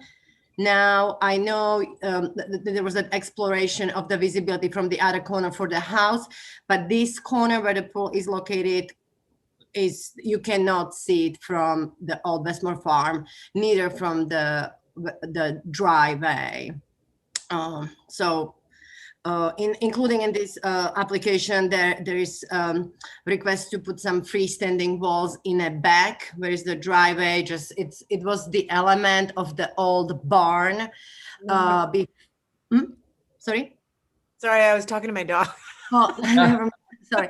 So the few walls around the parking, it's kind of just the remedy I would like to bring from the old previous hardscape. If you were familiar, there were lots of these small, short, 18 inches granite walls. So I would like to just bring that little bit back. But again, that will not be visible from any public way. Go, little. Okay. Look, sweetie. This is for you. Hey, Diane. Oh, actually, Diane just got muted. I was going to ask her opinion of this. Here I am, right here. Oh. I'm sorry. You ready? Yes, I'm ready. I had a cat crawling up my bare leg. So what do you think of this? I have discussed this before. I don't know.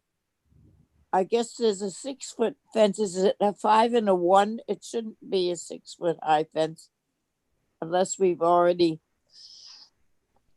approved that.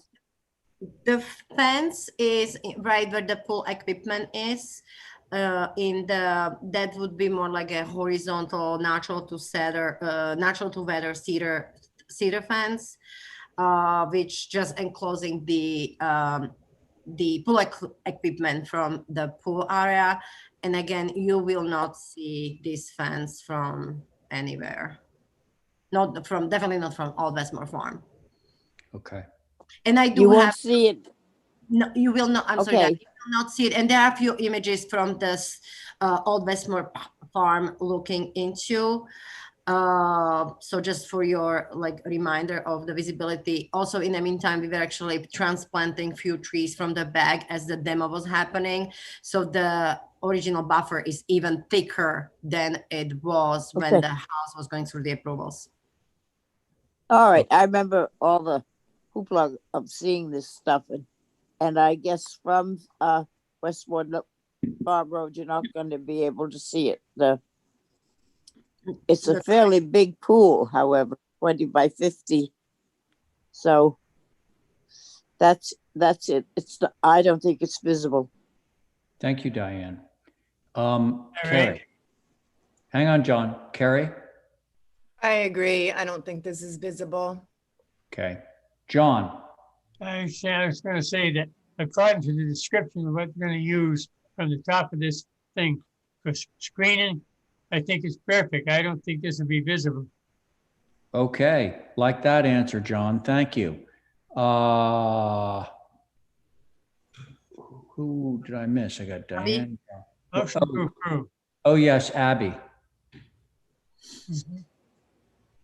Did you just make a motion to approve? Yes. Oh, okay. I think I'm going to put this to a vote then, just to expedite things. On that motion, Diane, Aye. Carrie, Aye. Abby. Is Abby with us?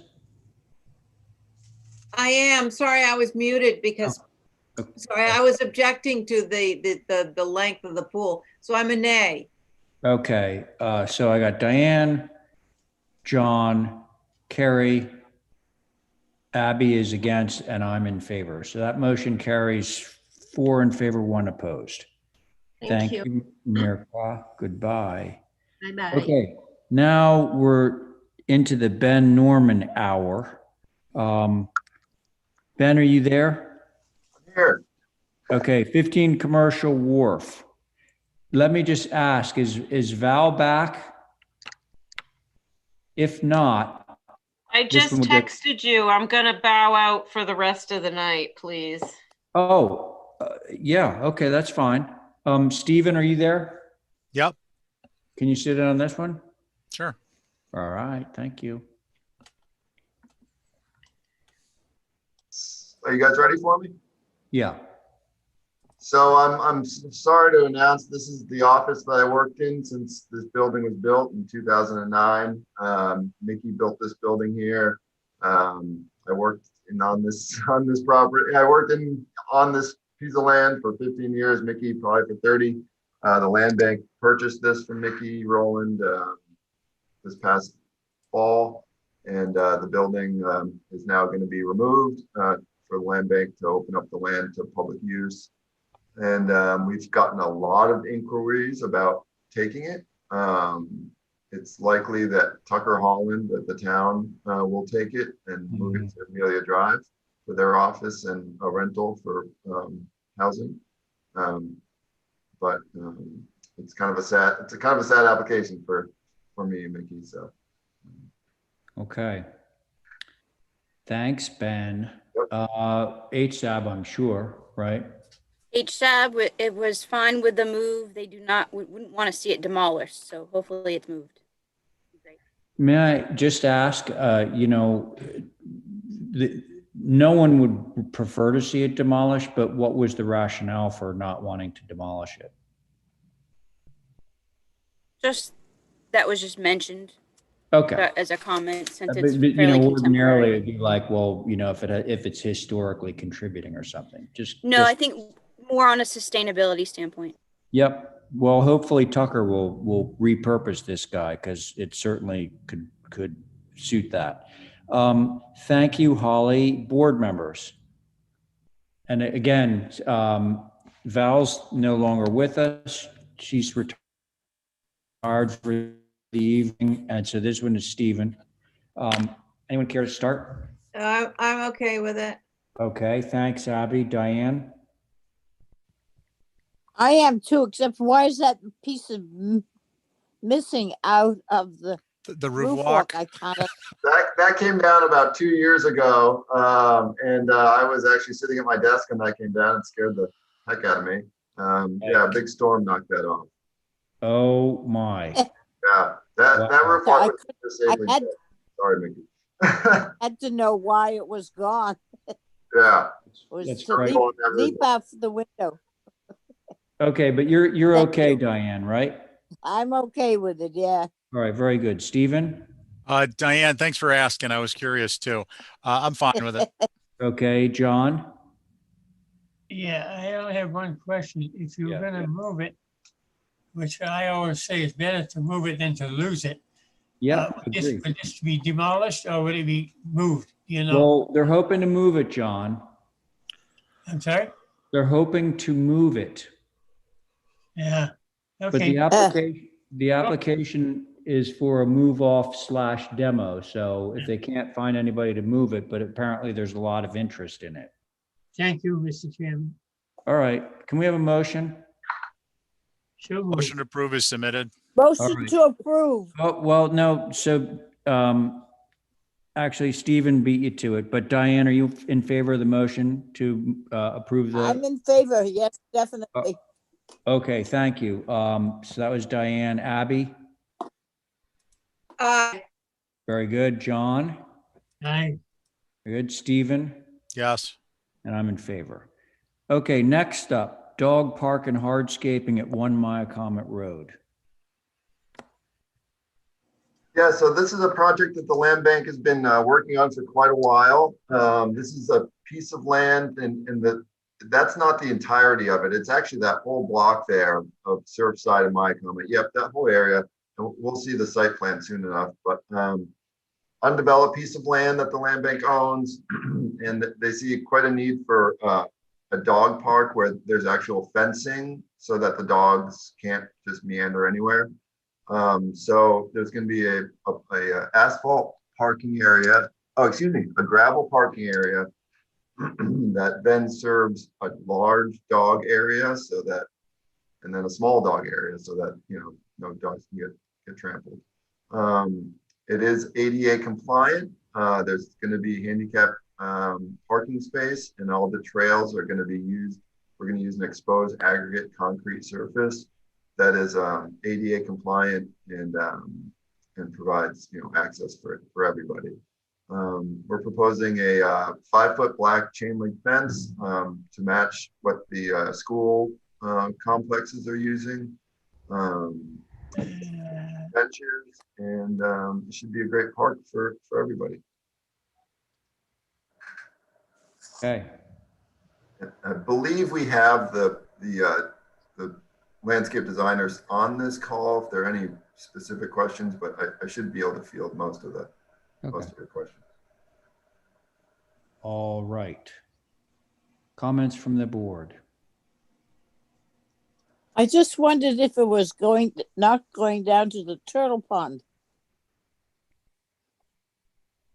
Turtle pond? Yeah. No, it's going to be, it does slope off quite a bit down into that ravine there where Myacomet Pond probably washed in at one point in history, but no, it's up on a bit of a bluff there on a plateau. Yeah, So. I know where it was. I know where it is, but right at the foot as it goes down is the turtle pond, which has been there for years and years and years. That's all. Yeah, no, it's not going anywhere near any wetlands or turtle ponds. But other than that, no concerns, Diane? No, it will be good. It's a nice piece of land, and we've never done anything with it. Okay, very good. Abby?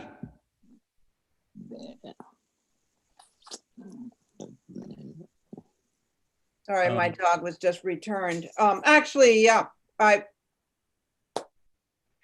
course I'm in favor of this. Who couldn't be, right?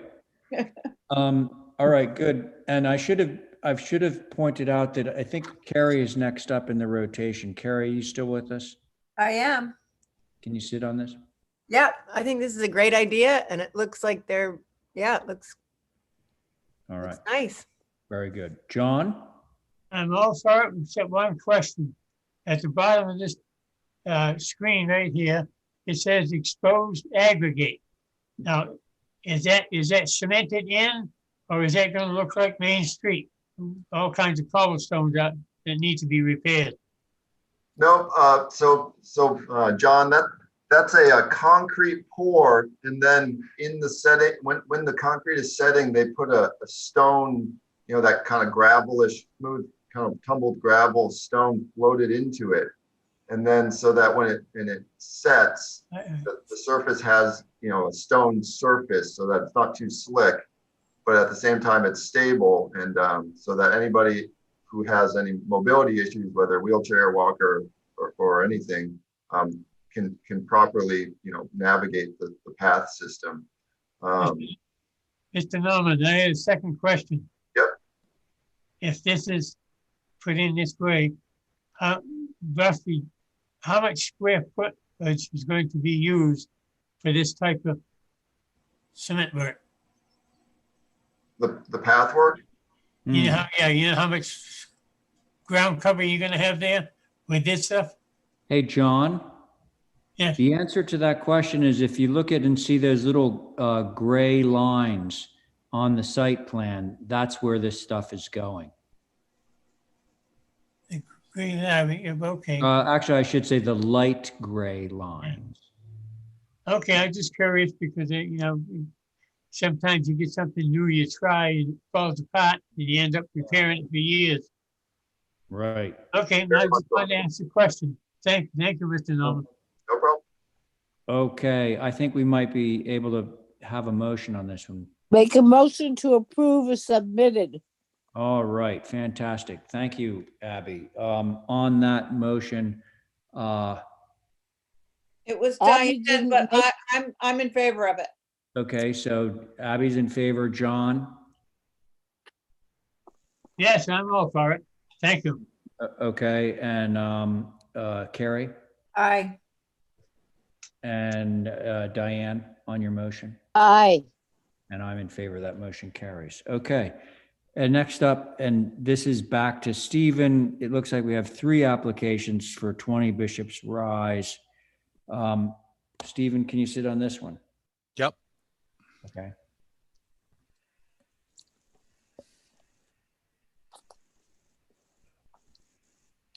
Yes, so we're in the Dionis area. Bishop's Rise was a subdivision that was created. Someone who's been here longer might be able to know, was it in the 80s, maybe early 90s? I'm not exactly sure. But this is one of the final lots that hasn't been developed. It's kind of up and over the hill of Bishop's Rise and on the back end, kind of getting closer to Nantucket Road, although it's still quite a distance away. Yeah, it's an empty lot, so it's a new development. This is the main house is in front of you now.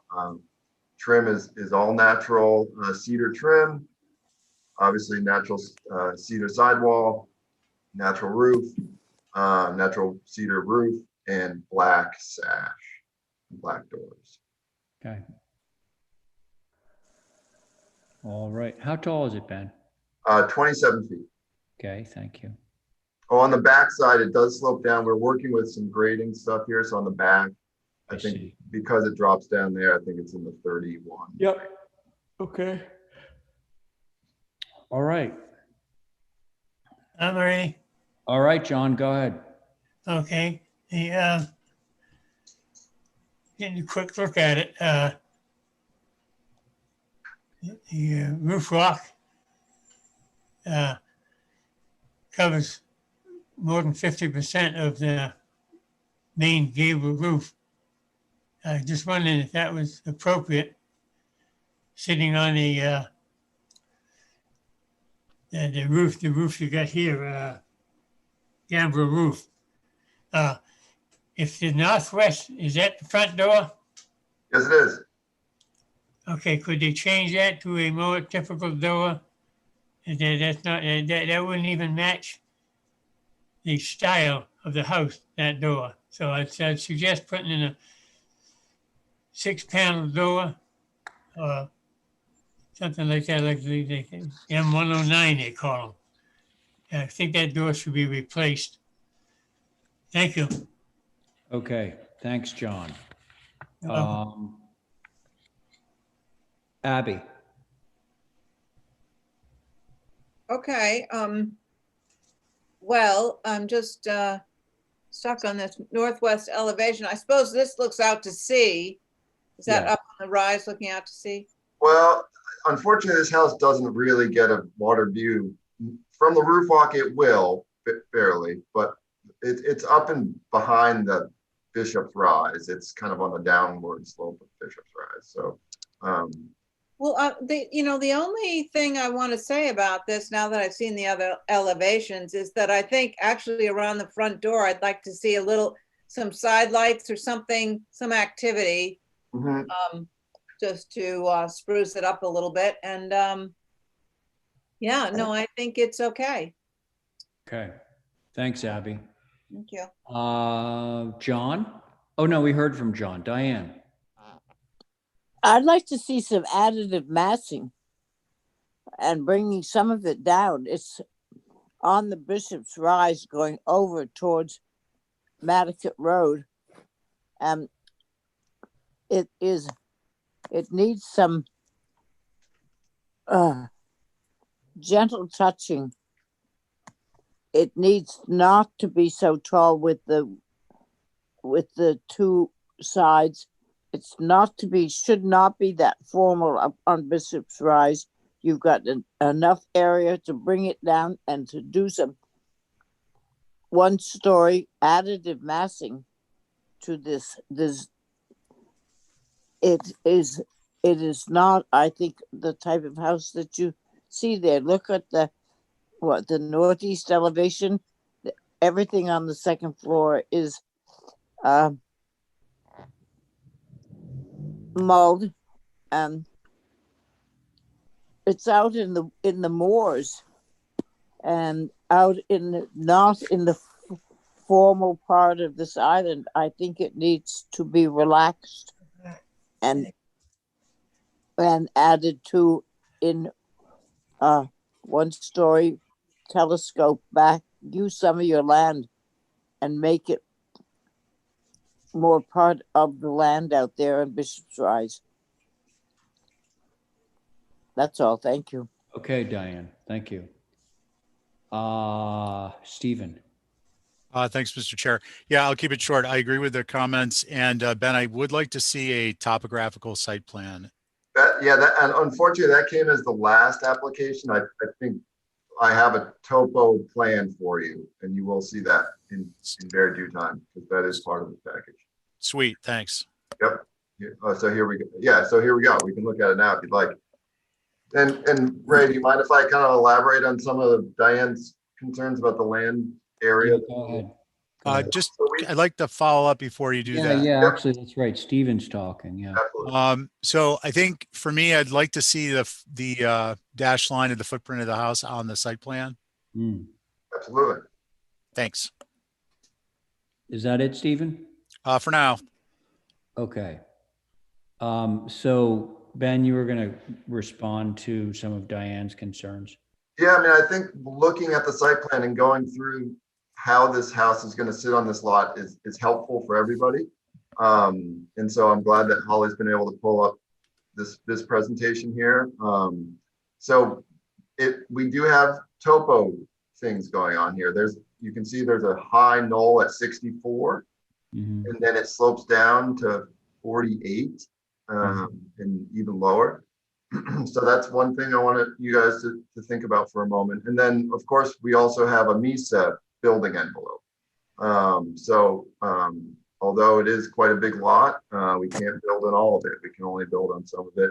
And we also have to consider that building envelope needs to house a septic system. So, just because we have all that land doesn't mean that we can also then build the entire thing. So now if we go to the next page, you can see the proposed situation. So what we are proposing to do is leave the knoll where it is, but pull into the side of it and cut into it so that the house gets kind of nestled into the side of the knoll.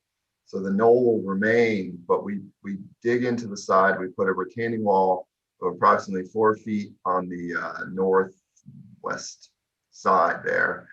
And then we drag out elevation 58 to create an open lawn where the well, of course, where the house is, but then open lawn where the septic system will go, and then the driveway and the garage.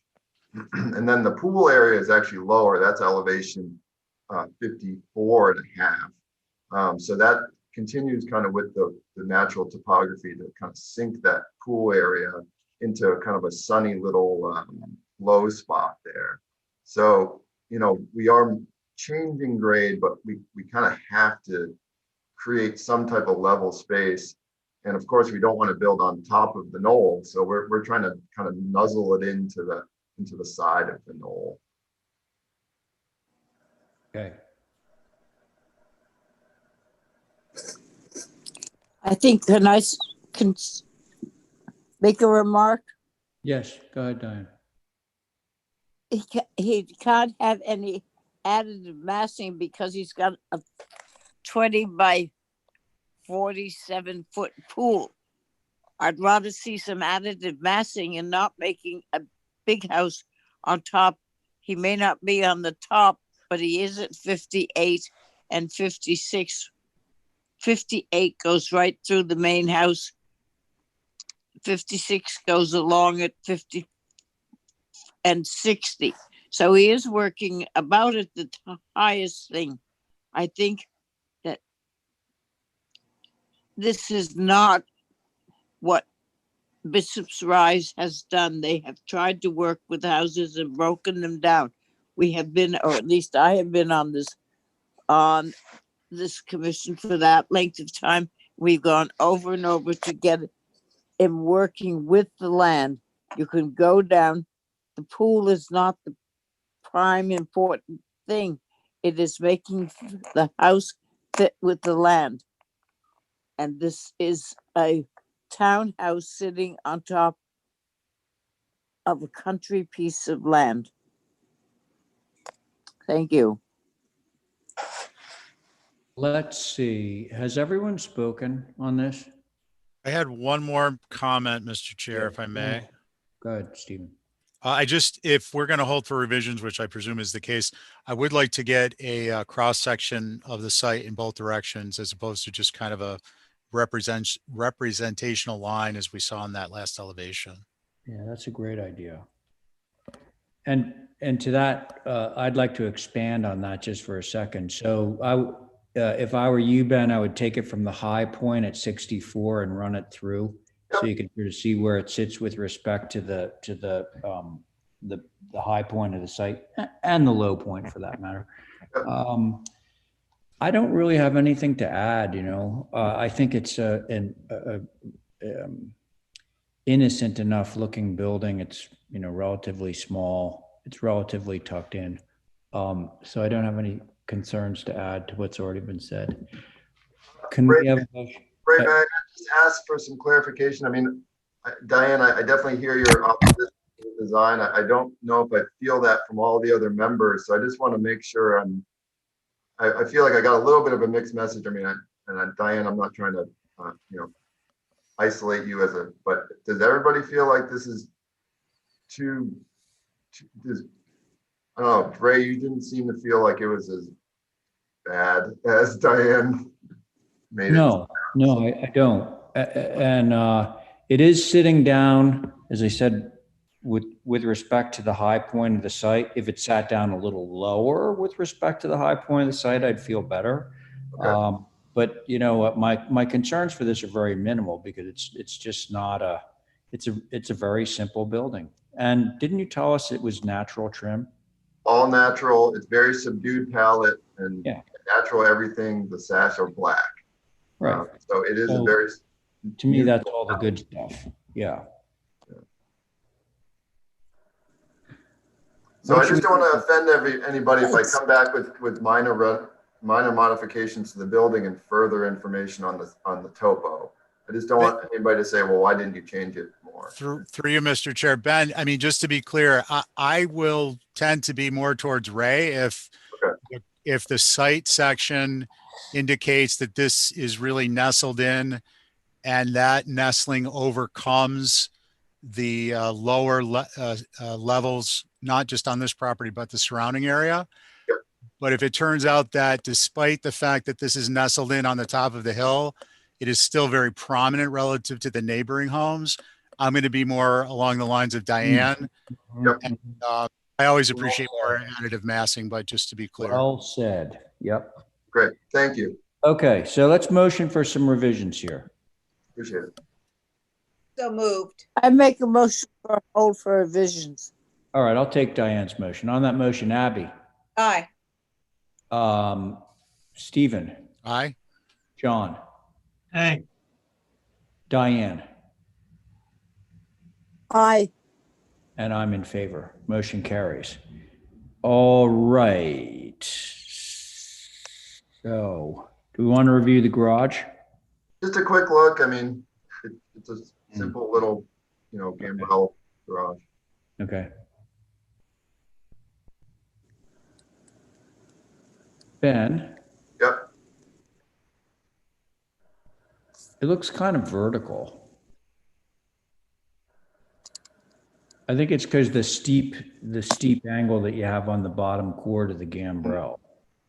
It just, it's 25. 25.2. Yeah. You may want to consider like knocking it down a little bit if you can. Yep. Anyone else have comments on this? Rather I concur. simple structure? I concur. Okay, thank you. Yeah, particularly on that side, whether that side is visible or not, I wouldn't be able to tell, but yeah, it I looks think the very, form is pretty visible from the road. I'm not going to deny. okay. You'll see it. Okay. Absolutely. All the more reason to bring it down a bit. No problem. Yeah, especially that elevation that is right there on the lower right. It's a lot of roof that's peculiar looking. Yep. Okay, Diane, anything further to add to that? Yeah, on the southwest elevation, Yes. you have one garage doors, which are, let's say they're 8 feet, and you have another set of garage doors that are like 6.5 feet. Is he doing boats or something or other that he needs the extra height?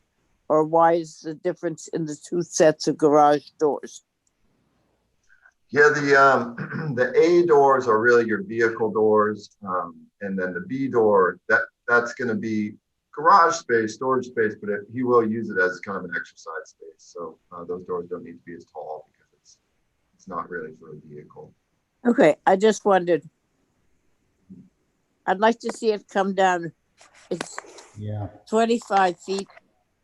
It should come down at least 1.5 feet, I think, hopefully. It has an apartment up above the garage. So it gets to go at 24 feet. But it looks tall. Yep. For some reason. That's Yeah. Thanks, Diane. John, anything to add? Uh-oh, John? I don't. No comment. Oh, there he is. Oh, John has no comment at the moment. So let's hold for revisions on this one. Motion to hold to revisions. Thank you, Stephen. On that motion, Diane. aye. Thank you, Abby. Aye. John. Aye. Thank you, Stephen. Aye. And I'm in favor.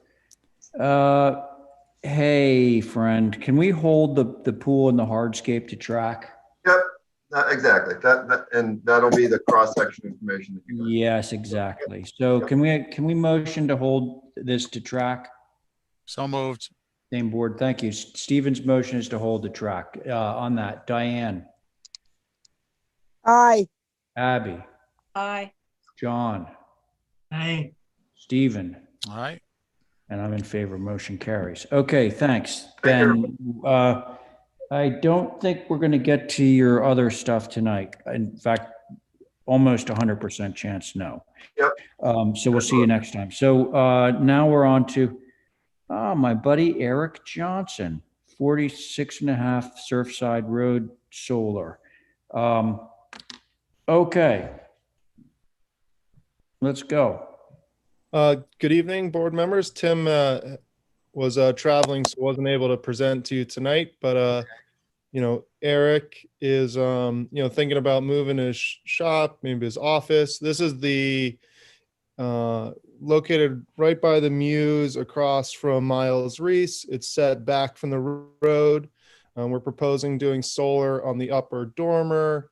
It's fairly well screened. You will see it from one angle down on Surfside Road. It's all black shingles, all black panels, kind of filling out that dormer nicely. It's right next to Manny Dias's, and you might remember it's been like a pit for a foundation. I think a house was moved off of there maybe 10 years ago. And just looking for your approval. Okay. Did you say it was a black roof going on there? Yeah, it's a black roof. And I will just point out, I made one mistake in the elevations. If you look at the west elevation, my bad, I flipped it. It will be on the, exactly the same. Okay. I can go, Mr. Chair. That would be great. Yeah, Wait, can I just clarify? This is going to be in the rotation. This would be back to Carrie if she's still with us. I am. Okay, good. Thanks. Go ahead, Abby. So I think Val would be proud. It's on a black roof. It's in a semi-commercial area. It's fairly invisible as it is on the top of a dormer. So I'm okay with this. Thanks. All right, very good. Diane. I think so too. It fills the dormer, which is one of the things we have required. There's no ins and outs and little hooks. So it sits right on top of it. It certainly will be a specimen to see if it works right. See how well it comes. It looks very good. Thank you. All right, thanks, Diane. Carrie. I am in agreement with the other ladies. All right, John. And I'll make a comment. It's not in the old historic districts area. So, It is not. I think it's approvable. I'll make the motion. All right, thanks for the motion, John. On the motion, Diane. Aye. Great. Abby. Aye. Carrie. Aye. John. Aye. And I'm in favor. Motion carries. Thanks, Tobias. Thank you. Mr. Chairman. Yes, Stephen. Just a quick comment. Well, Tobias is here. I think it was last week, Tobias, Tim, and Zach put on a solar presentation for the Builders Association. They got into the tech, but they also did, I think, a really fair representation of what the HDC requirements are, including location and shingles and, basically our guidelines. So I just wanted to make that, make it a public announcement because I think it's important that people are aware of it. And I do appreciate the work they put into it. So thank you. Tobias. Yeah, thank you. And we really appreciate every time someone says, they're building a new house. If you put on the black shingles, it makes it so much easier moving forward. So. Well, word is getting around. Mr. Chair, I also think there's congratulations in for Tobias Glidden here. I don't know. Thank you, Abby. Yes, everyone, I did get married in September. What? So you'll get to meet my lovely wife, Federica. She's from Tuscany. She's been living in New York for a number of years, but we'll have a big celebration in June, hopefully. And we'll get a cart and walk down Main Street or something. Cool. Congratulations. Congratulations. Motion to adjourn. Well, no. No. We still have 7 minutes left. I'm going to try and get one more out of the way. 51 Orange Street. If Mark. Always end on a good note. Yeah. Thanks, everyone. Night. Mark, are you there? Yes, I am. Thanks, Ray. Okay. So let's see. This is back to you, Stephen, right? Yep. Mark, the onus is on you. To end on a good note. Yes. I think we're just finishing up this project. This is a fairly modest landscape adjustment here on the property. We've clouded in red the areas that are being proposed or impacted. Starting maybe on the right-hand side of the plan, we are expanding a little bit of the brickscape, and we're pulling, there's an existing picket fence now, white picket fence now that wraps the bit of landscape that borders the sidewalk to Orange Street. So there's a little bit of a triangular brick expansion that we've proposed there. So they're trying to accommodate a car, and they can't park in that way. That's a public 10-foot wide way. It has to be on their property. And it's been a little tight, and with just a little bit more room, they can actually get their vehicle in there properly. So that's the reason for the adjustment on the Orange Street end. As we move to the left in plan, there's an existing patio that they would just like to it's right now kind of a mix of flagstone, and there's some Goshen stone there now. They'd like to just repave this whole patio and rear section to the far left in a Goshen stone, kind of just loosely laid with a little bit of the grass running through it here. At the very rear of the lot or far left in plan, that's a mix of gravel, and it's really just not really properly finished at this time. They have rights to the way if there's any question, and they've all the neighbors have gotten on board to pave the very end of the way with that little bit of Goshen stone and accommodate a bike path for all the neighbors that share the way, to put a bike rack. Oh, bike rack. I thought Yes. you said bike path. Rack. Yeah. Okay. Pictures. Yeah, those would be good. Yep. And also, Holly, we have HSAB, I'm sure. Yes, Mr. Chair, HSAB did take a look at this.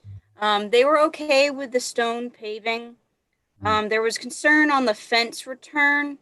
The fence return back towards the house was awkward. There is no need for a fence directly behind another one. The fence should turn the corner and stop without returning towards the house parallel to the existing fence. I also just want to notate for the commission that this is a typical Nantucket circa 1825 within the old historic district. Thank you, Holly. So where do we see this fence returning back? Yep. If you zoom in, that curve that you were just seeing in the photograph, yep, is there. Oh, I see. And then it Yeah. returns back towards I the house at a 90. Yeah.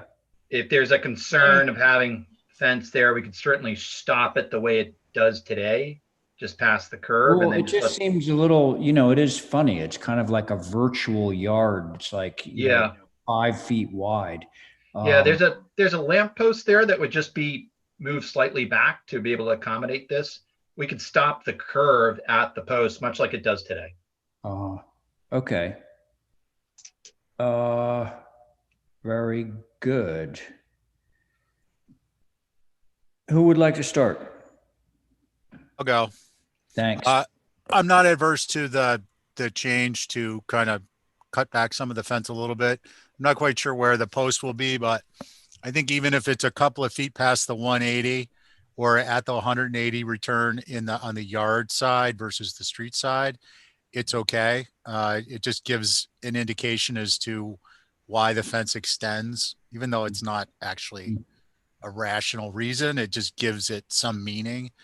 And initially I was adverse to the idea of widening the driveway space out, but I think with that fence there, it's going to be fine. No other concerns. Thanks, Mr. Chair. Great. Thank you. John. Oh, has John departed? I'm here. Oh, there you are, John. I think it's fine. Okay. Love that. Abby. I think I'm okay with it. Okay. Diane. Yeah, I think it should work out all right. I perhaps. Okay. Well, it's just that that's a lot of brick and not more greenery, so. Motion to approve. Okay. John has made a motion to approve. And he got that motion in just before the clock stopped. So let's see where that motion goes. On the motion, Diane. I guess, okay. Okay. Abby. Yeah, I'm not mediocre. Yes. Okay, so between Diane and Abby, we get one full vote. All right. And John, no, actually Stephen on John's motion. I hate to ask this, is John's motion to have the fence stop at the post, Oh, John, I'm sorry. at the light post? Would it include having the fence stop at the light post the way that HSAB recommended? Your motion? Please say yes. John? He's on the video game now. He seems to be. Oh my gosh. John. Yes. Hey. All right. We want to stop the fence at the light post, not have it go all the way around. Are you okay having that in your motion? You Just say repeat that, yes. please? I can't hear. Go Oh. ahead. So John, right now the application has the fence curving all the way around. HSAB said they want to end it 3/4 of the way around the curve. Is that okay with you in your motion? That's fine. All right, thank you. Abby, Diane, are you still okay with that part of it? Mediocre. Yeah. Yes. Yes, I know. You're each getting a half vote tonight. And Stephen? Aye. All right, and John on your motion. Oh my God, he just, come on, No, John. he's not leaving. John. John, we need your vote. Hey, John. Yeah, I'm right here. Okay, just say aye, because you made the motion. You're in favor of your motion, aren't you? Yes. Okay. And I am too. So the motion carries 3 2/2 in favor. Thank you very much. Now, motion to adjourn. Well, John, I'm going to hold your motion just for a second to ask Holly and Kadeem if there's anything urgent under other business that we need to take care of before we adjourn. I've got nothing urgent. Nope. Okay, and we can always take it up on Thursday if Yes, we can. necessary. Okay, so thank you, Kadeem. And the rest of this stuff, folks, that whoever's still on there listening, will be carried over until Thursday's meeting at 1 p.m. Okay, so John has made a motion to adjourn. On that motion, Diane. Aye. Thank you. Abby. Aye.